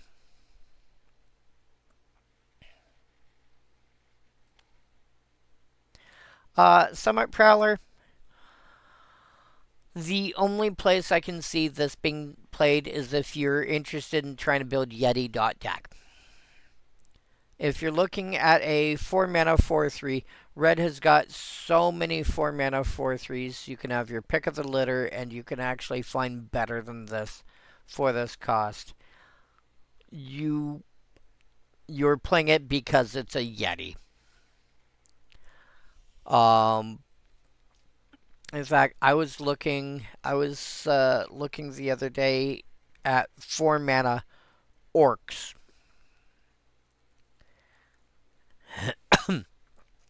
Specifically orcs at common that were better than the stat line.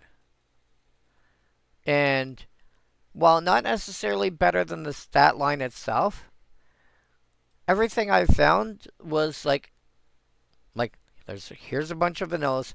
By the way, here's some here's some cards around this size, 4-3, 3-4. I think they were largely 4-3s that also had additional abilities. One of them had like reach and an ETB. Another was like I forget what it's called, but it's a 5/2 trample that when it enters you become the monarch, and it was like red +3. And I was trying to be as generous as I could to maybe possibly somehow the card I'm looking at is playable, and it's like, nah, this is the best possible comparison. I found like at least 3 or 4 cards that were like, no, you play these guys first. And then if you really want something like this, you got your pick of the litter. When you're switching over to an oddball creature type like Yeti, that's probably the point where you go, you know what? I have to play this card because it's a Yeti. It has the relevant creature types that my deck cares about.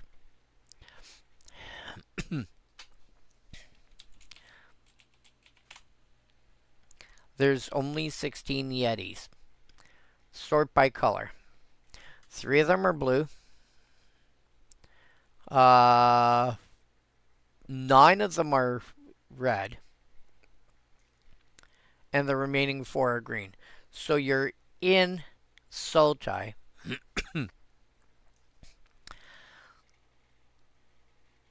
If you go with Sultai, you have to cut Isu the Abominable, because that one cares about Bant. If you do add that, you end up having to go. Technically, you need a 5-color general that will allow you to play them all.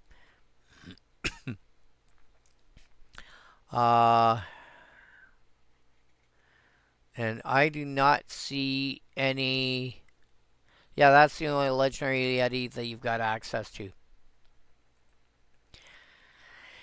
And you would have to play Summit Prowler in that deck because you need the quantity of cards.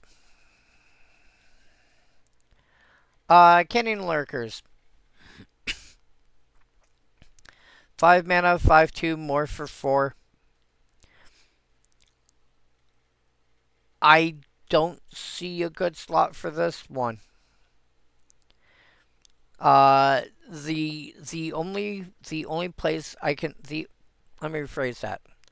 The only way I can see this being used is, again, with that flicker style thing that I was mentioning earlier, something along the lines of Conjurer's Closet, etc. And it's not the creature itself that would do it, it's stuff that's already in play.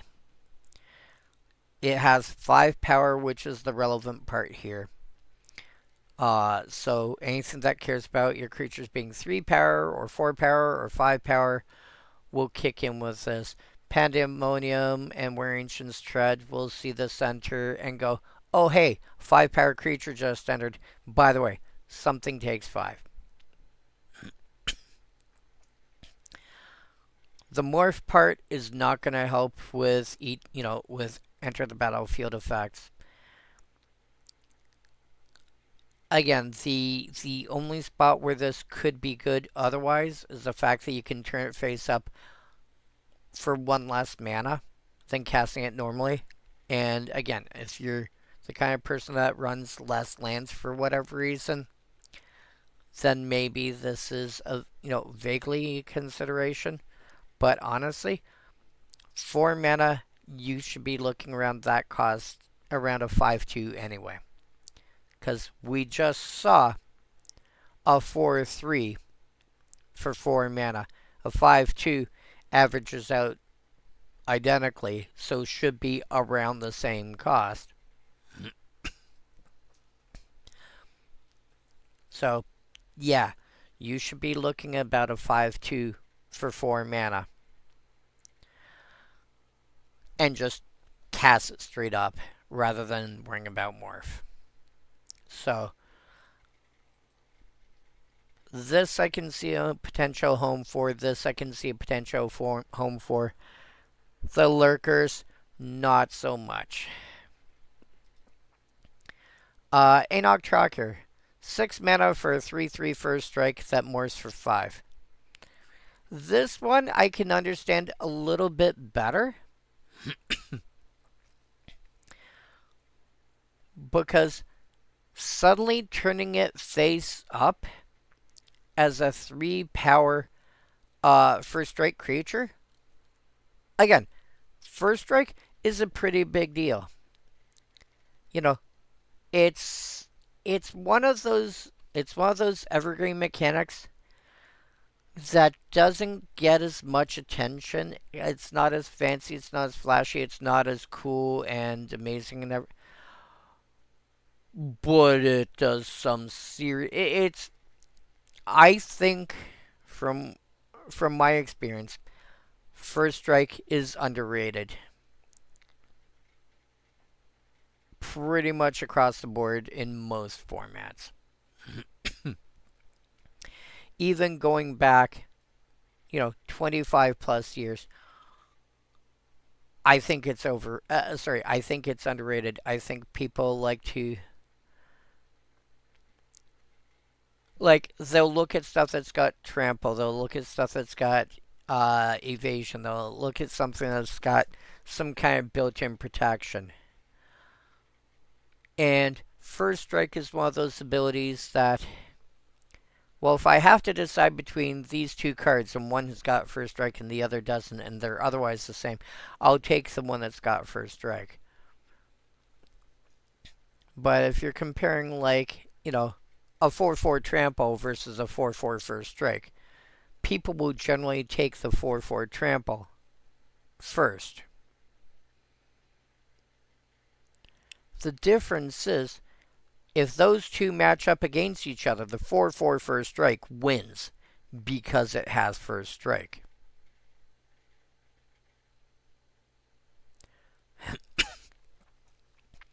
And it's an ability that people overlook way too much. And sure, the morph cost, you're paying 5 mana to turn it face up. Yeah, I'm paying 5 mana to turn it face up. But you know what? I'm killing your creature. But yeah, okay. By the way, your creature's dead. Put in your graveyard.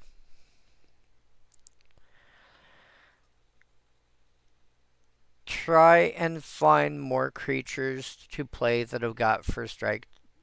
Again, it doesn't get as much attention. It doesn't get as much love as it should. It's a shame. People should play first strike. Well,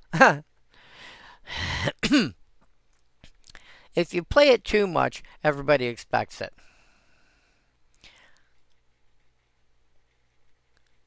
Bring low. No. I've said this before and I'll say it again, and especially since I'm going to have people that haven't joined us, that haven't been here before. Bring low. 4 mana instant, 3 damage to a creature, 5 damage if it's got a +1 counter on it. First of all,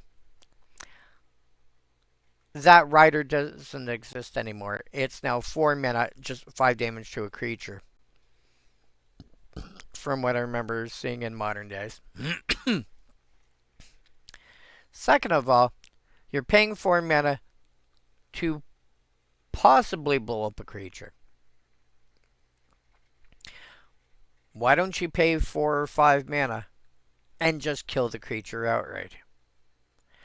I should start making a list of red cards that just kill creatures outright. There's 3 that I commonly, there's one that I consistently bring up. Even if I can only mention one card to a person, it's like, hey, by the way, this exists. If I can only mention one card to a person, it's that. If I've got the ability to do more,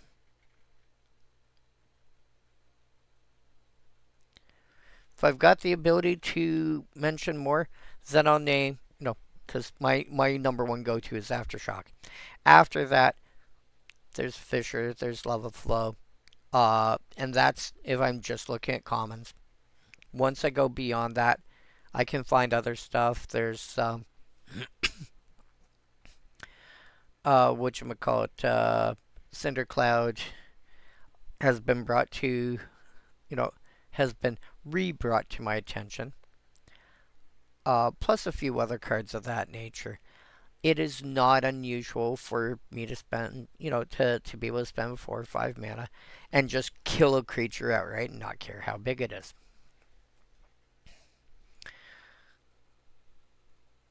And there are cards in mono red that even let you do it for less than that. I found Wild Magic Surge recently.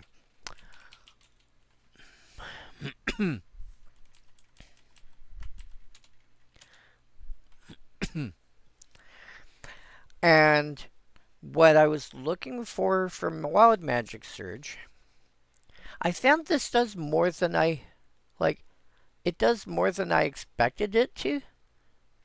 And that's highly relevant. And then I combined it with Weathered Runestone. And I'll explain. I'll bring up that one in a moment.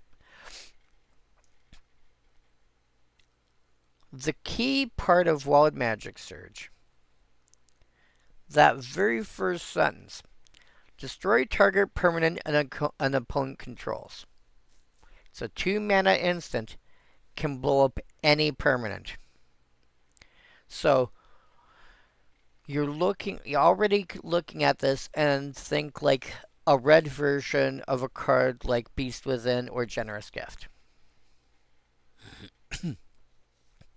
But instead of getting, here's a 3/3 creature, they flip over the top of their deck till they hit a card that's got the same card type and put that into play instead.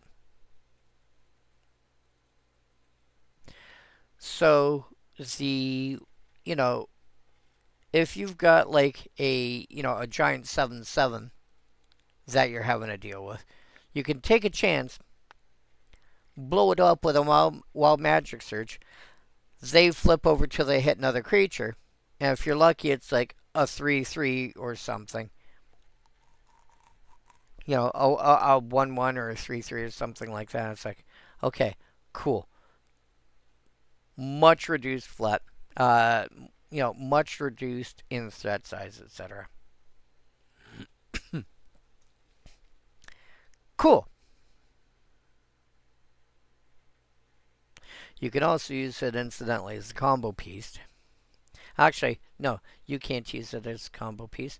You'd have to be working with somebody as a combo piece.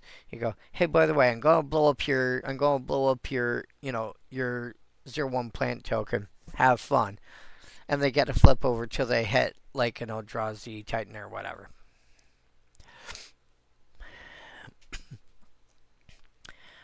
But it says destroy target permanent. And that got me thinking. There's certain card types red has a lot of trouble with. Number one being enchantments. Pretty much any other card type they can deal with. Enchantments are right row pin, they're posterior. But it's a permanent. So red has a way to blow up a permanent. Red has a way to blow up an enchantment. Cool. But they get to flip over till they hit another enchantment and put that one in play instead, and it got me thinking. Can I stop that? Why, yes. Yes, I can. There's this great card that likes to shut off graveyards from Kaldheim called Weathered Runestone. Weathered Runestone.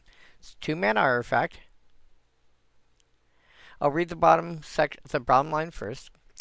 Players can't cast spells from graveyards or libraries. Casting from library is highly unusual, not impossible, but that also means you can't do stuff like Bolas' Citadel and so forth. Casting spells from a graveyard, okay, shut off, flashback, escape, and so forth. Now the first line. Non-land permanents in graveyards and libraries can't enter the battlefield. Well, what does that mean? Well, that means if somebody tries to bring something from the graveyard back back into play, it shuts it off. It also means that if a card tries to go from the deck into play without either A, first going through exile, or B, more often going into your hand first, it doesn't work. So, for example, if you get a card that's like, look at the top 6 cards of your library. You may reveal a creature card from among them, put onto the battlefield. Then take the remaining cards, shuffle, and put them on the bottom in a random order or whatever. Those 6 cards, until that creature, those 6 cards are trying to come from the library, and one of them is trying to enter the battlefield from the library. It doesn't come into your hand. It doesn't get exiled. No. Because if it's look at or reveal, the cards are technically still in your library.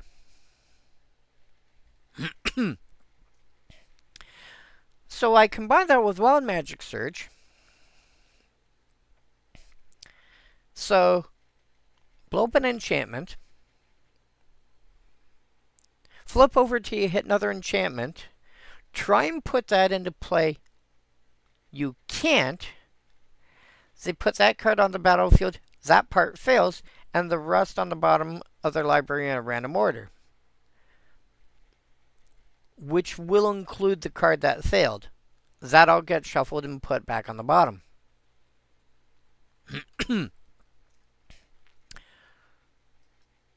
So,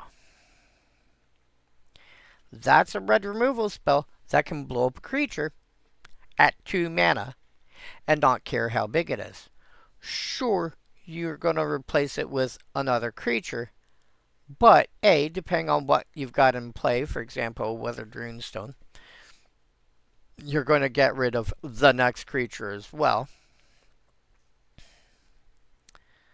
B, you don't care how big it is because it just says destroy target permanent. In this case, destroy target creature.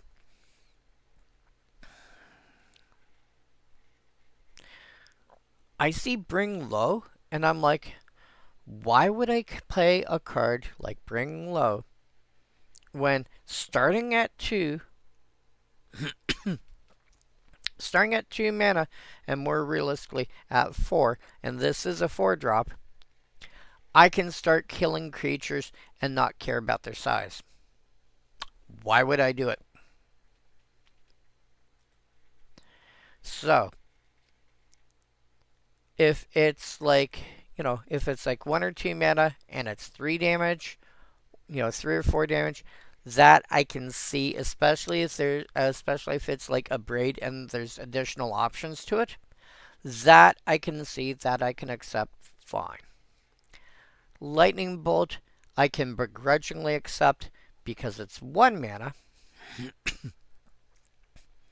and it has the flexibility of going anywhere.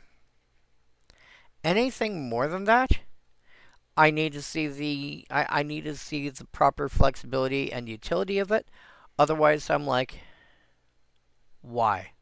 And 3 mana, 3 and up, forget it. That's at the point where, if you're dealing with artifact creatures, you've got cards like Pillage to play with, for example. And if you're looking at 4, like Bring Low, I'm sorry, you just hit Aftershock territory. And also 4 mana is 1 shy of 5, which also enables Fissure and Lava Flow and Introduction to Annihilation and Cindercloud and a bunch of other stuff. Valley Dasher, 2 mana, 2/2 haste that attacks each combat of Fable. Probably playing it in a deck that's, it's a human berserker. Lovisa Cold Eyes is she's a good human lord, she's a good lord for Berserkers, was it Berserkers, Warriors, and Barbarians, I think it is? Or something like that. She's a good lord for that sort of thing, and this suddenly ends up being a 4/4. Oh no, I have to attack each combat at a Fable. Okay, fine. Shrug. It cost me 2 mana. I'm swinging for 4. Deal with it. Ow. Yeah. I feel like that would make a pretty decent budget deck. It's just dealing with a bunch of haste creatures and Lovisa as a general. Yeah.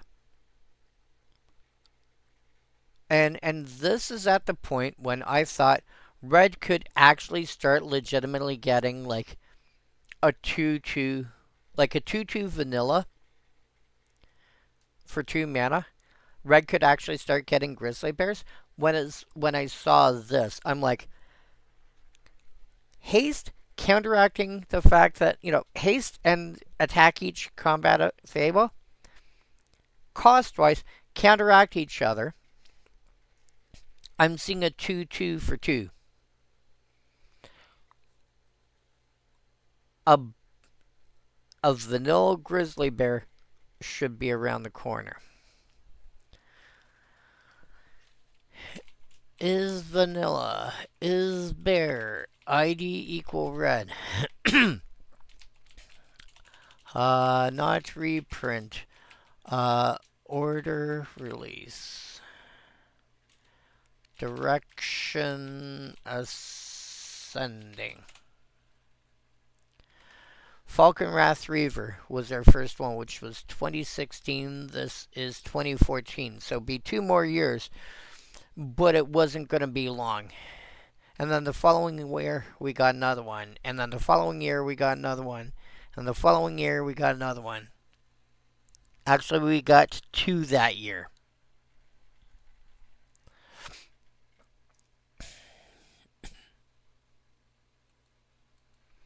So, but yeah, if you're building around haste and you want a cheap creature, Valley Dasher is not an unreasonable spot. If you're looking at stuff along the lines of Ball Lightning, this is less what you're going for. But if you want stuff that can stick around, turn after turn, Valley Dasher is the kind of card you want. Mardu Heartpiercer, 4 mana for 2/3. When it enters, if you attack this turn, 2 damage to any target. I do remember that currently you can get this size, no raid required, but you only get 1 damage. And it's something or other about a dagger, and it was in standard just after, like a set or 2, I think, after Goblin Chain Whirler came out. And it only dealt 1.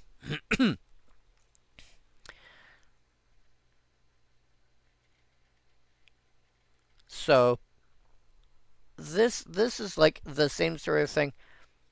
But you get a raid trigger, but if you successfully raided, you get 2 damage instead of 1, which is, it does make a difference. And again,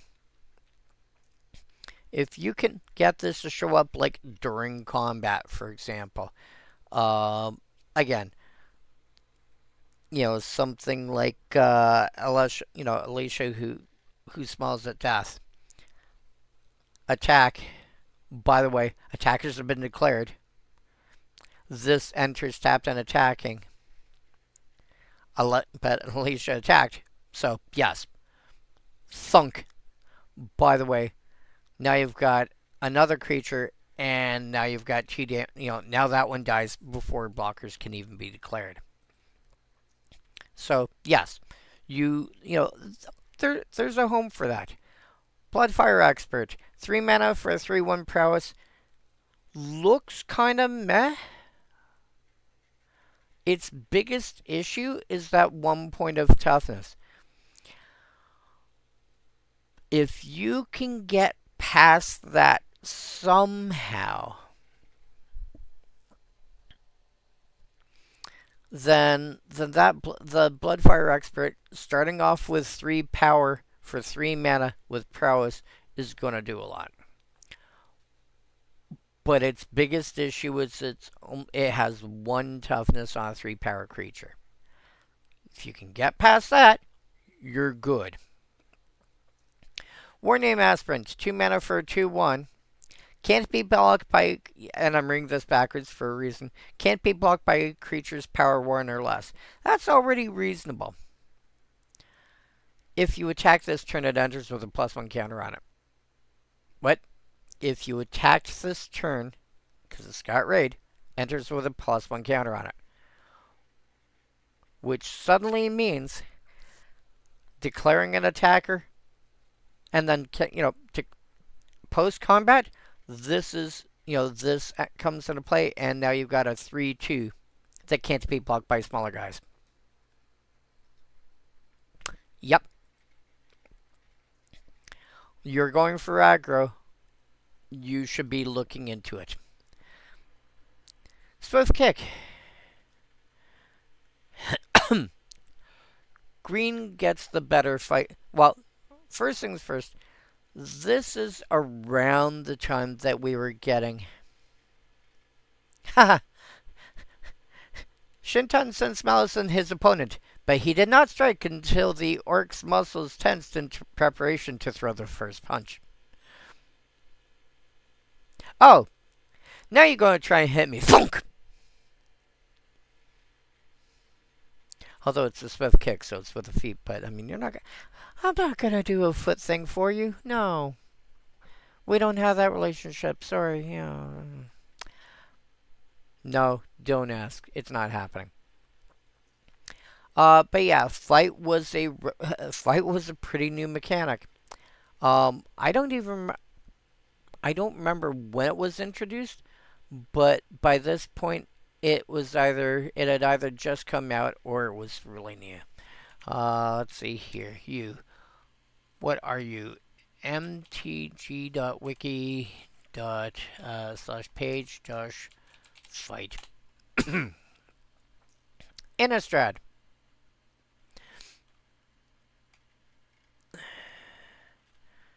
Let's fast forward down to the bottom.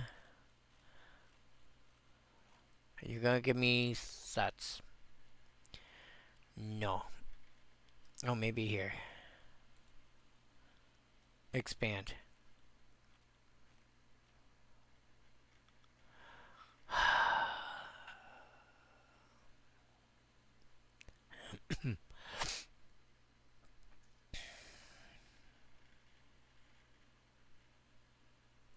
Alright, fine. You're going to be like that. Innistrad.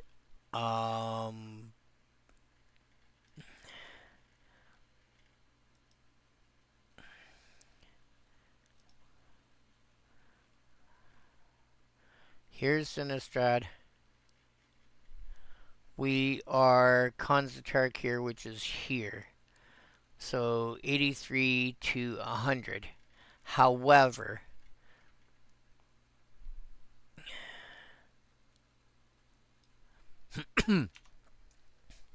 so the bottom of this is where, the set we're looking at tonight.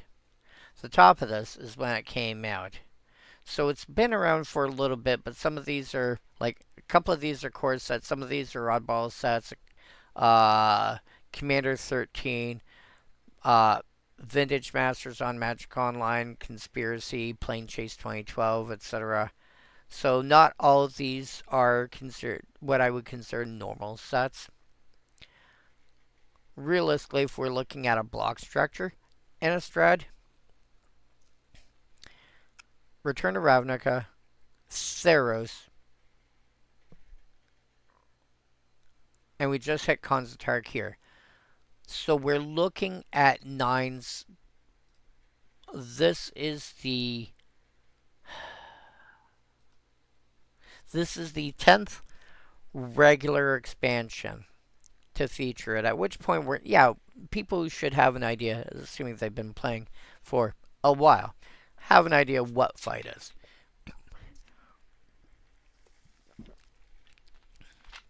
But green got the better fight spells, but red still had access to it.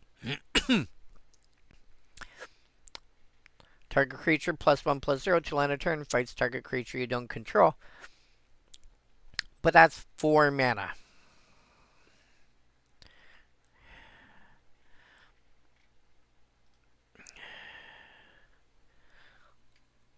Nothing. Okay.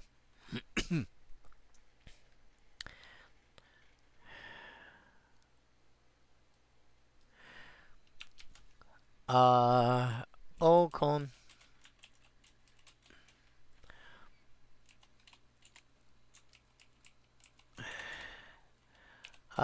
ID equal red.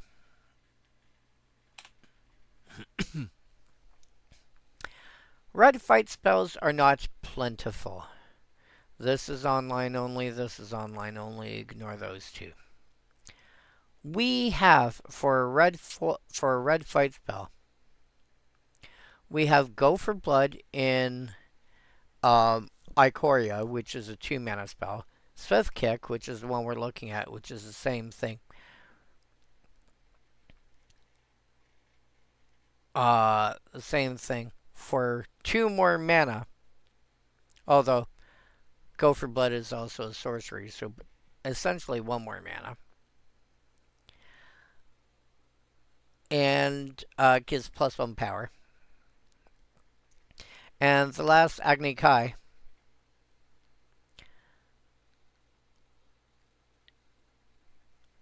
is basically an instant version of Go for Blood that lets you gain extra mana out of it.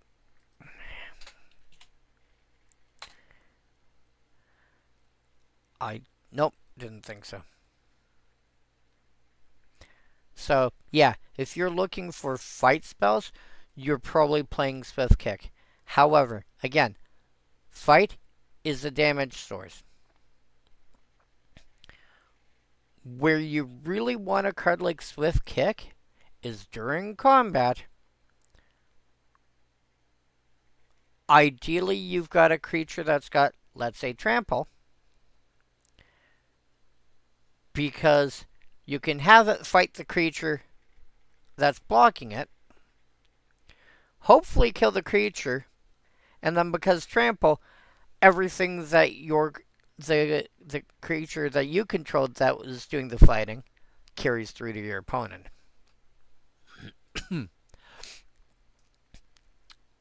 Horde Ambusher. 2 mana, 2/2. When it blocks, 1 damage to you. Fine, whatever. You're probably attacking. Morph, reveal red card from your hand.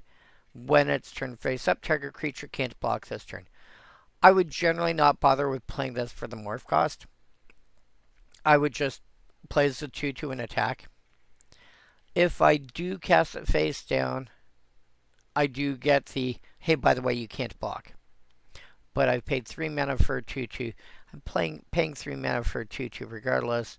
And I'm just going, oh, by the way, I've got this to go. Oh, by the way, you can't block. I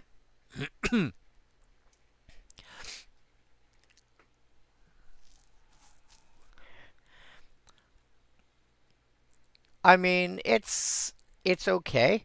Again, if I'm playing Berserker, I'm playing Lovisa Cold Eyes, I'm probably at least considering running this if I'm going for anything that's resembling aggro, etc., etc.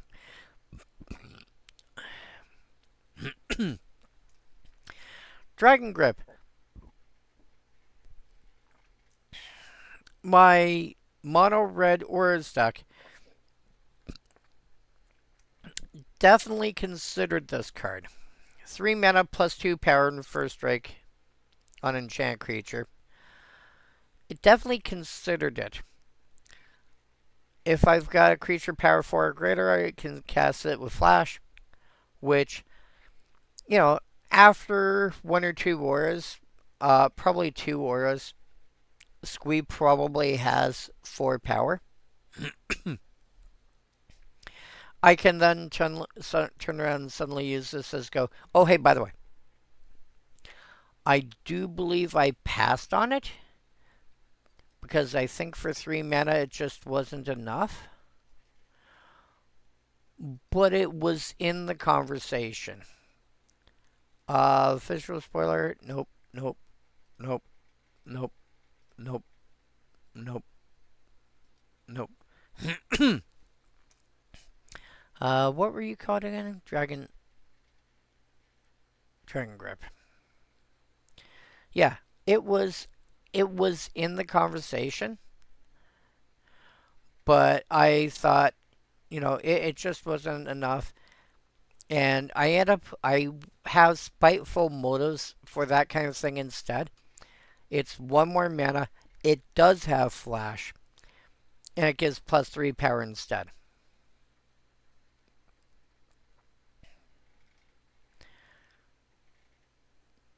So that's where I went for that slot, for that idea instead.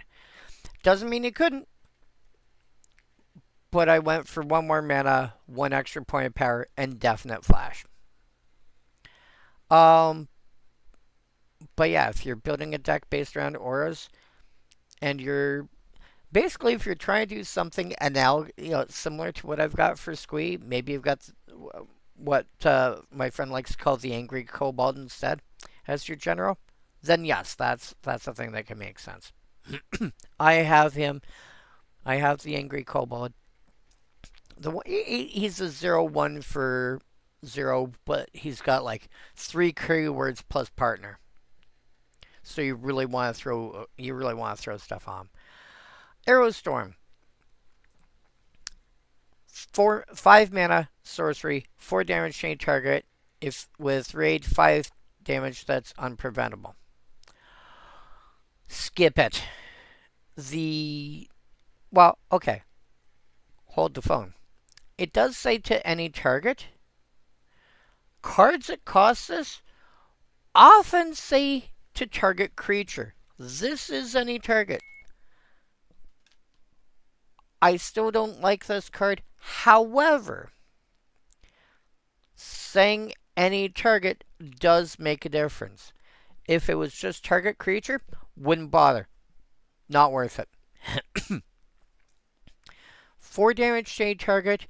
It's a little on the expensive side, but it's now a something to think about. However, do keep in mind that Lightning Bolt, Lightning Strike, Searing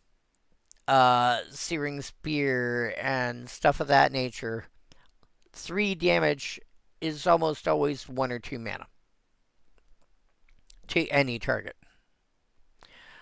Which is why I'm extremely hesitant to recommend 5 mana for an extra, to do 4 damage.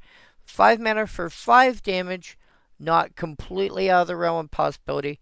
Do keep in mind you can get it for less, but usually at the cost of sacrificing something. Goblin Grenade is the prime example. 1 red, sorcery, additional cost, sack a goblin, 5 damage to any target.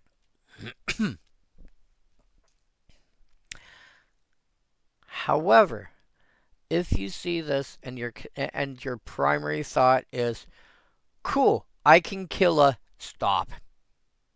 Stop right there.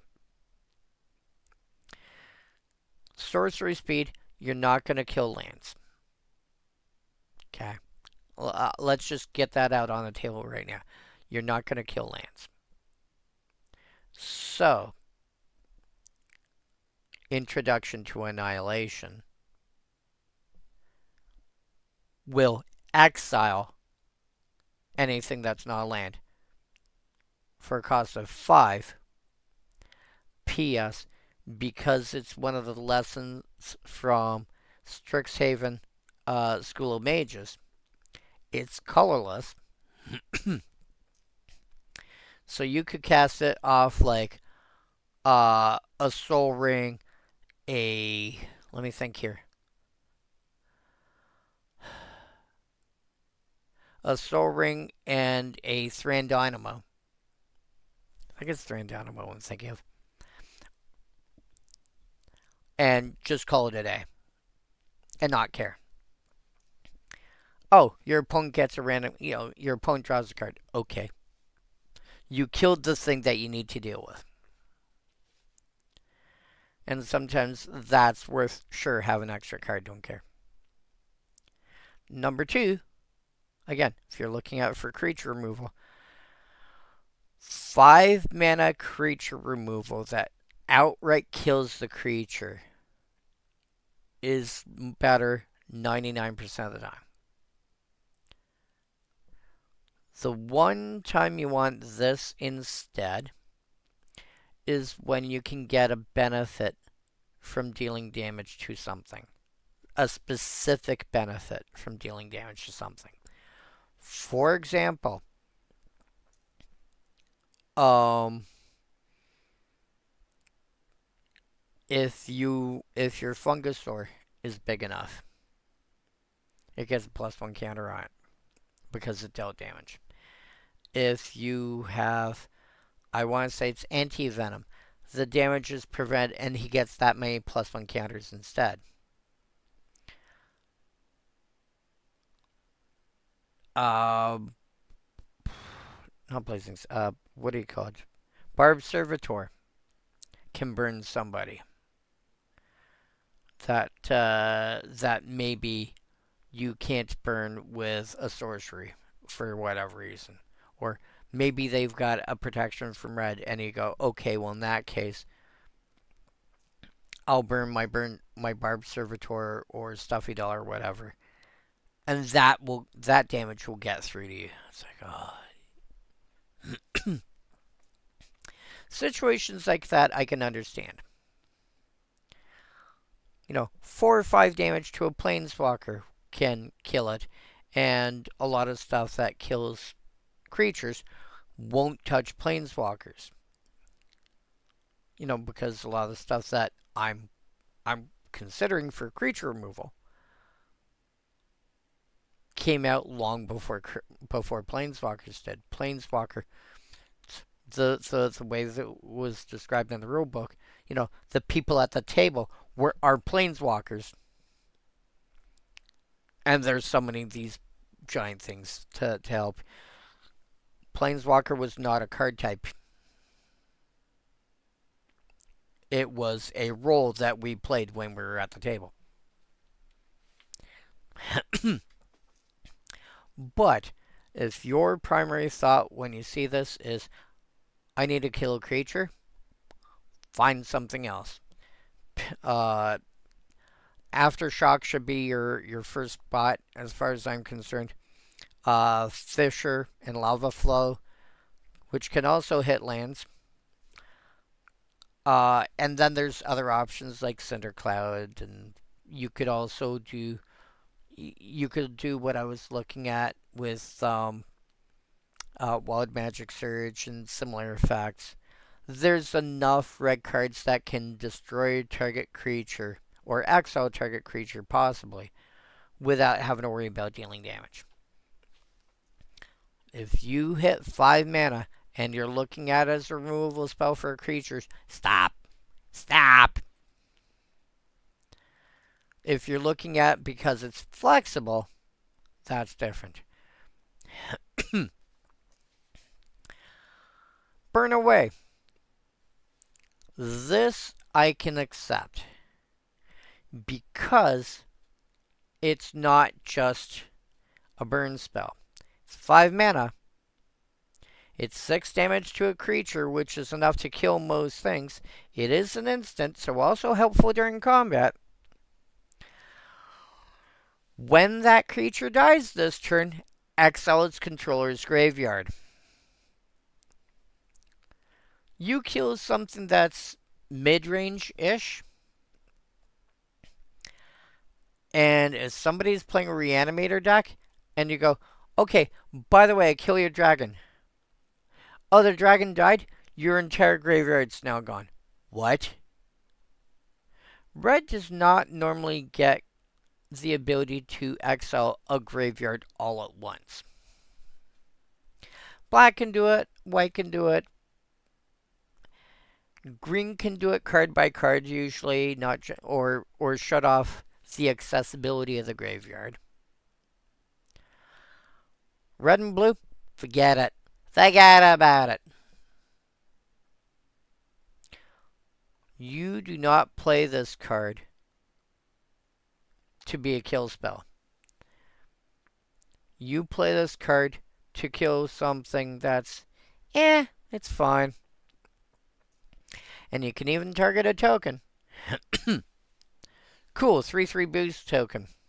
Also, it's an instant. Kill your token. Okay. By the way, your graveyard's now exiled. Wait, what? That's why you play this.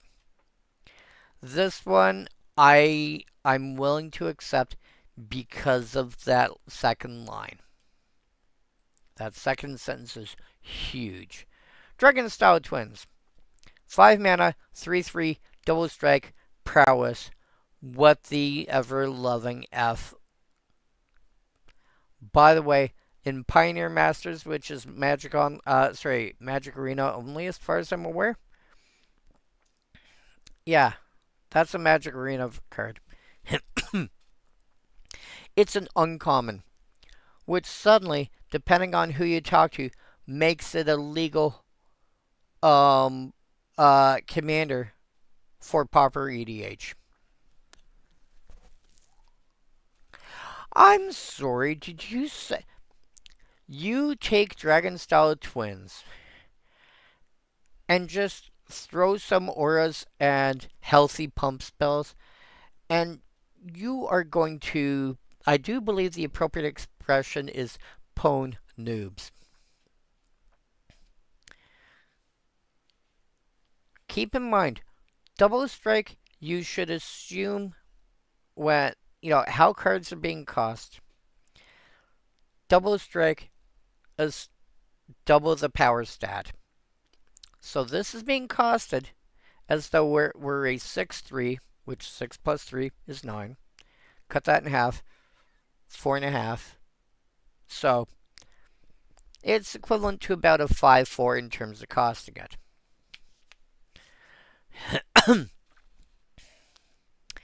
It's cost as though it's a 5/4, which is about 5 mana in red. First problem, it has prowess. Second problem, double strike also means that any boost that it gets of any sort is also doubled, and that's not generally considered when you're looking at. Now, to be fair, this is a rare. And that valuation works really well when you're looking at lower rarity cards. Once you start looking at higher rarity, you tend to be a little more favorable towards the card. But something equivalent to a 5/4 double strike prowess at 5 mana, that's kind of a lot.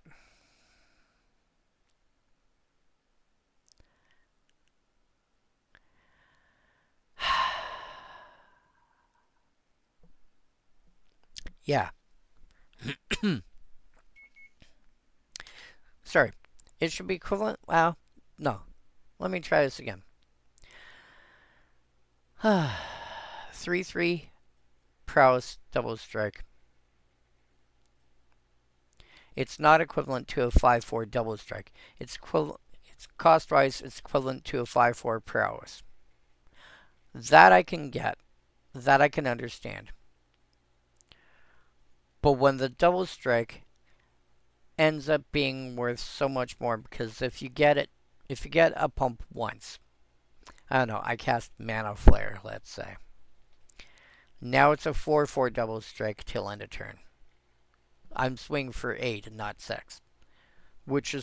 And this was cost based on 6. Double strike prowess is going to be brutal with any sort of pump spell. And if you can convince somebody to let this be your general, you should put this in the command zone and just go off. Being able to deal 21 commander damage is easier when you already start off with 3 power and you have double strike. you only need to swing for 11, and you've already got 3 of it. You only need to add an extra 8, and it's got prowess. You could probably find 2 or 3 spells and go, oh, by the way, you're dead now.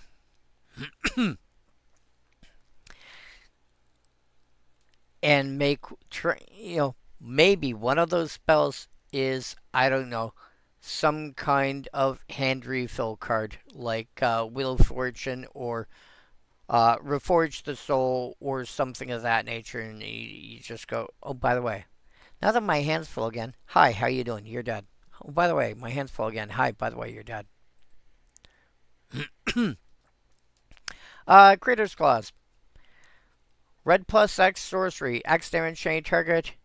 You get to do an extra 2 damage if you've got a creature power 4 or greater. This is one of those cards you throw in a deck just to finish somebody or something off. If you've got a larger creature in play, you can simply pay a red to do shock as a sorcery. Or pay red +1 to get Volcanic Hammer. But it does scale, it does scale reasonably. And this is also part of the reason why part of the problem with something like Arrow Storm as a removal spell. To do 4 damage, have a reasonable sized creature in play, power 4 or greater, not difficult in Commander, and pay 3 mana, red +2. And you get 4 damage.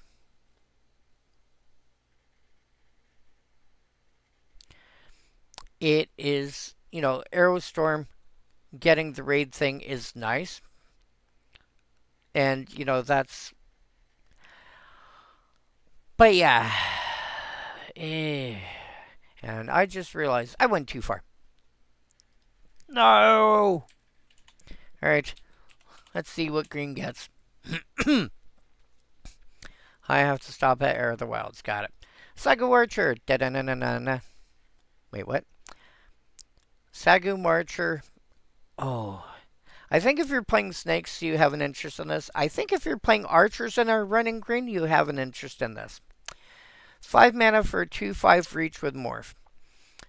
You're paying 1 more mana over Giant Spider, which has historically, even at this point, been what you would balance it on. You're getting 1 more toughness, but a morph cost. But the problem is the morph cost doesn't do anything special for you.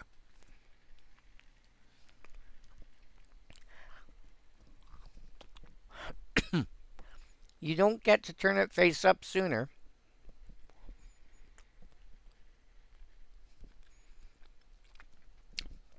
There's no discount on it. There's no when it's turned face up do a thing.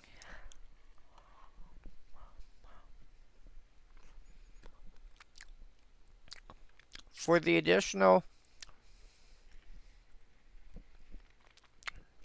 5 mana that you're spending, 5 mana? Well, you're spending 8. No, for the additional 5 mana that you're spending, you're just ending up with an additional 3 hit points and reach. This is one of those cards where you either cast it face down and you leave it face down, unless you absolutely need to turn it face up, or you just cast it face up and don't care. There's a reason why, compared to a lot of these cards, like, this is 2 cents.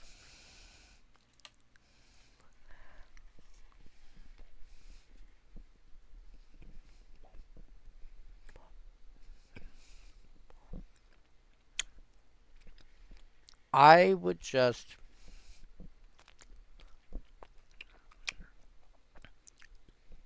I think if I'm looking at snakes or archers, I would consider it more snakes than archers. Maybe if I'm doing something like Naga, because that's what it used to be. Otherwise, just no. Highland Game. 2 mana, 2/1. When it dies, gain 2 life. You...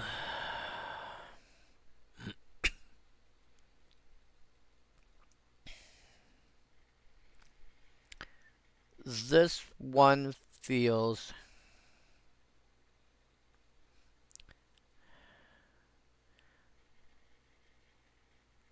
Yeah, this one feels just not worth it.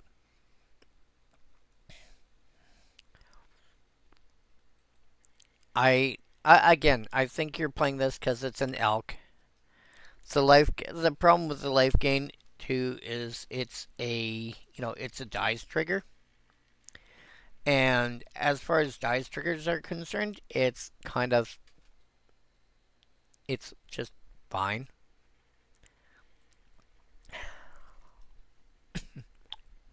Well,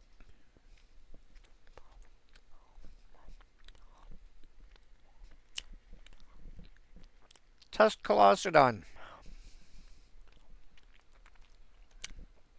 6 mana for a 6/4, 6/5. When I start playing, you would get a 6/4 out of it. Now you are getting a 6/6.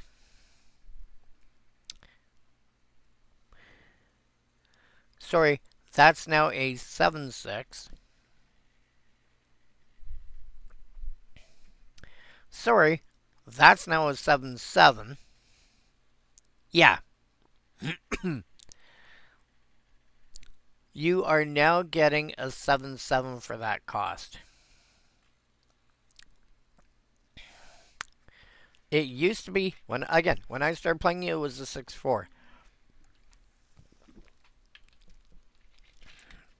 You are now getting, by this point you're getting a 6/5.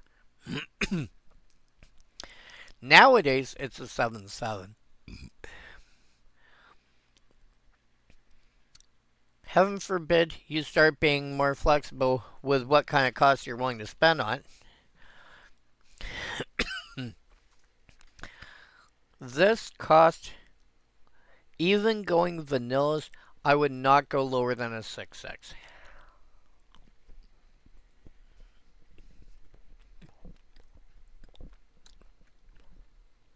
There's no reason.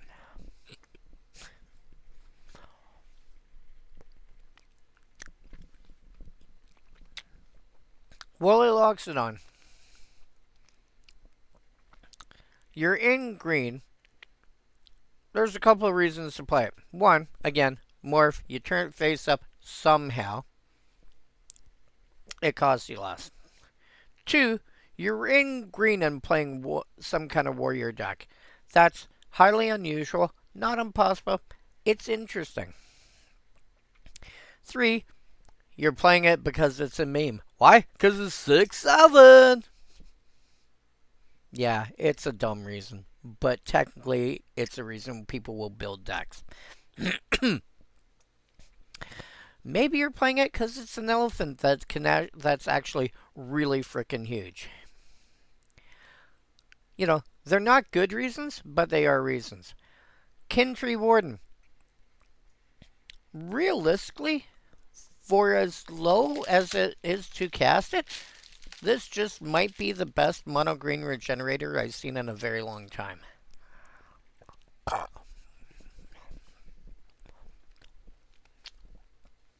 1 to cast, 2 to regenerate, more for 1.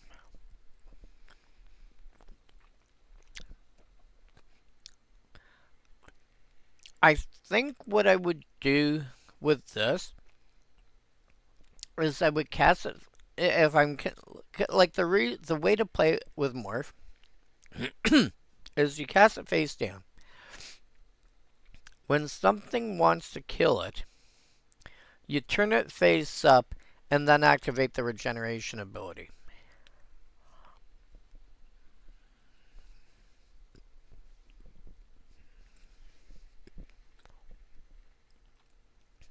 But in general, I would just cast this face up in most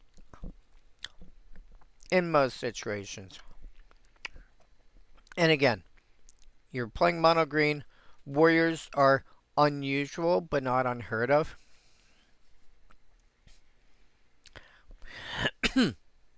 And regeneration is a oft forgotten ability. So it is a decent card. Pine Walker, 5 mana for 5/5.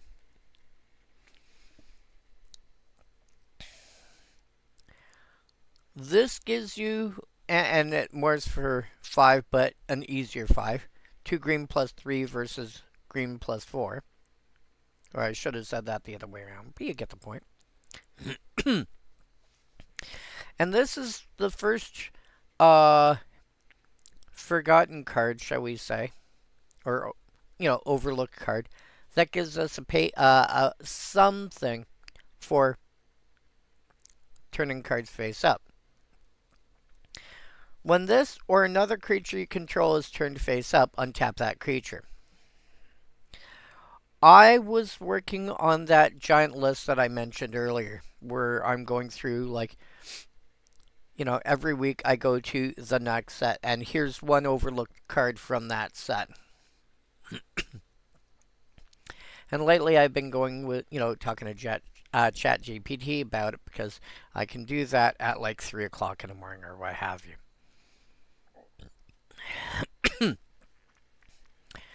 And because my sleep pattern is all over the place. And one thing that came up is that Vigilance is an ability that Green has had for quite a while. But people don't realize Green has that ability. And part of the reason people overlook Green's, ability to have Vigilance is because more realistically, when you see an ability at all like that, it's more untap a creature, or untap a land, or untap a something. And so when people notice Green getting Vigilance, it's one of those, oh yeah, that's right, you also have that. But once that particular card is no longer a card being commonly discussed, not that big, it fades out of existence. But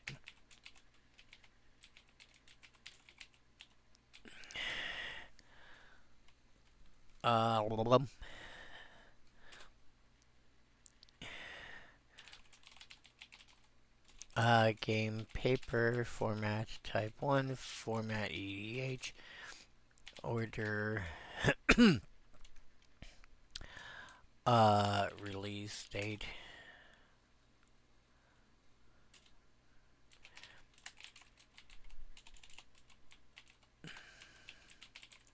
See if that actually works the way it does. Nope.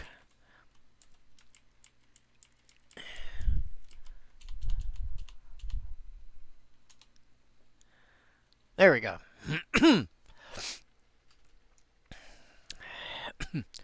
Mono green creatures that have Vigilance. Rabid Wombat, 0/1 plus 2 power for each aura on it. Has Vigilance. Mirror Cat Warrior, 2/3 first strike, forest walk, Vigilance. From Exodus. Then you hit Morningtide? No, Lorewind, sorry. 7 mana, 5/7 Vigilance, Trample. Then you hit New Phyrexia. Chancellor of the Tango. 7 mana, 6/7 Vigilance, Reach. That you can reveal from your hand for an extra red mana. Scorned Villager. 2 mana for 1/1 that taps for green. When you flip it over, it becomes a 2/2 that taps for double green and has Vigilance. Village Survivors. Dark Ascension. 5 mana, 4/5 Vigilance. When your life total is low enough, your other stuff has got Vigilance. Vorpede. In the same set. Also, all these three are also Dark Ascension. 5 mana, 5/4 Vigilance, Trample, Undying. Sentinel Spider. M13. The green version of Sarah Angel, where if you think about that, what that really means is you take out flying because green rarely gets flying, and you give it reach instead because that's what red does. That's what green does. Brush Strider, 2 mana, 3/1 Vigilance. Freeze Band War Chief, 4 mana, 3/3 Vigilance Trample. Other center creatures you control get +1/+1 and have Vigilance and Trample. So on and so forth. Like we're current Ravenous Lucrocoda, 4 mana, 2/4 Vigilance. You can monster set. Uh, you can 7 mana Monstrosity 3. Next week, no, the week after, we'll be hitting Circle of Elders, which is a 4 mana 2/4 Vigilance, where if you've got enough creature out, in terms of power, you can tap it for 3 mana. That's in 2 weeks, and we've already hit we're already currently at 11. I would say 10 of them are generally playable. And 9 of them natively have Vigilance. Scorned Villager. Well, 9. This natively has Vigilance, but you've got to throw auras on it to actually make it worth playing. But, that being said, the reason you play. But people forget green gets Vigilance because green normally has abilities like this. Like this is a stir ability people are more used to thinking of green getting. And you get a 5 mana, 5/5. When it or another creature you control is turned face up, you untap that creature. Which is, I wouldn't go so far as calling it a payoff for playing with face down cards, but it is another card that will help there. Sultai Flare, 4 mana for a 3/4. Whenever a creature you control toughness 4 or greater dies, you gain 4 life.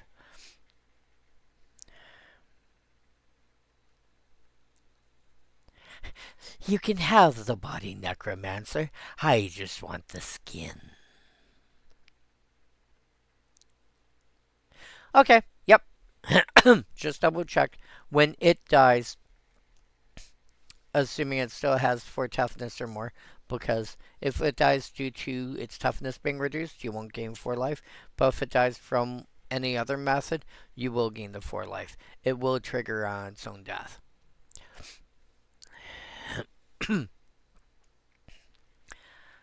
But yeah, I wouldn't call this a payoff towards, like, if you're looking at a mono green aristocrat style deck, which is a thing that you can do. Ask Tomer from MTG Goldfish.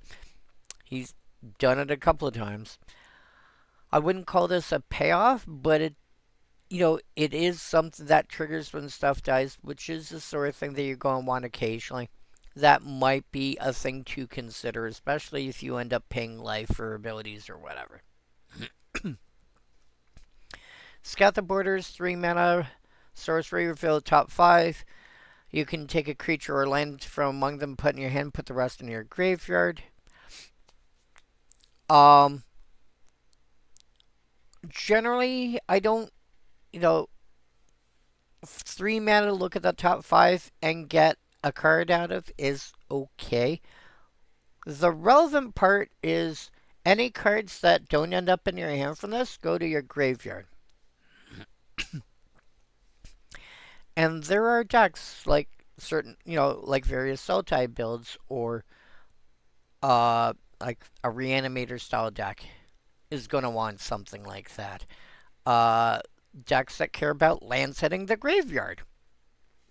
Titania, I think, wants to see, oh, look, you got 4 lands in the graveyard. Cool, I'll make you 5, you got 4 lands in the graveyard? I'll give you a bunch of tokens for that. Some cards want to see stuff go to the graveyard. Some cards want to be put into the graveyard. And there are uses for this card. I'll leave it as an exercise for the reader to determine that for themselves. Dragon Scale Boon. Again, the sort of thing I was just talking about. 4 mana instant, 2+1 counters on target creature and untap it. What I was saying before, and I forgot to mention this earlier, I think, with the Outlast ability, is that if that, because those are +1 counters, anything along the lines of Hardened Scales, we'll see a +1 counter being put on a thing, and you'll get an extra. Dragon Scale Boon also fits into that pipeline. Oh, look, I'm putting 2 counters on. No, I'll actually get 3. Or I've got 2 of those effects, or I have something like Doubling the Season that says, no, you get twice as many. Okay, so instead of 2, I get 4, etc. On target creature and untap it. Just straight up, it's not bad. I feel like we can do this for less expensive now, but it's not bad in and of itself.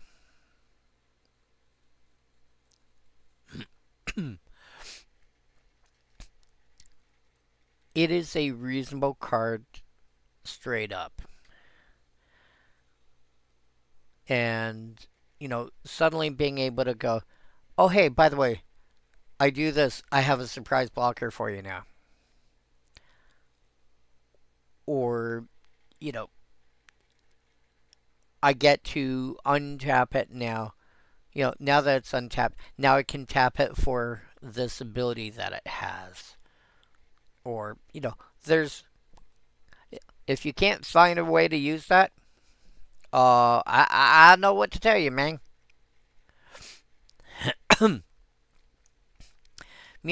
Meandering Tower Shell, 5 mana for 5/9 Island Walk. So it averages to a 7/7 with Island Walk, which is an off-color land walk.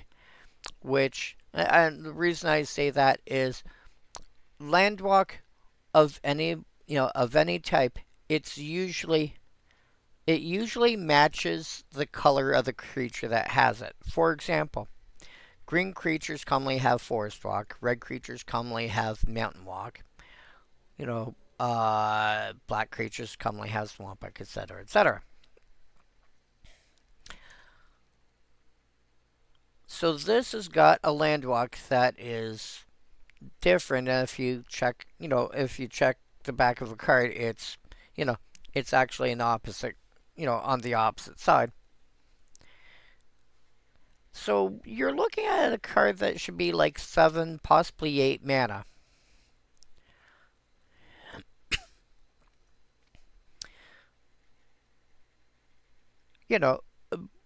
But you're paying 5. Why am I only paying 5 mana for it? Whenever this creature attacks, exile it. Return to the battlefield under your control, tapped and attacking at the beginning of the next declare attacks. At the beginning of the declare attacker's step on your next turn. Wait, what? You attack with it. It disappears from reality and continues the attack the following the turn.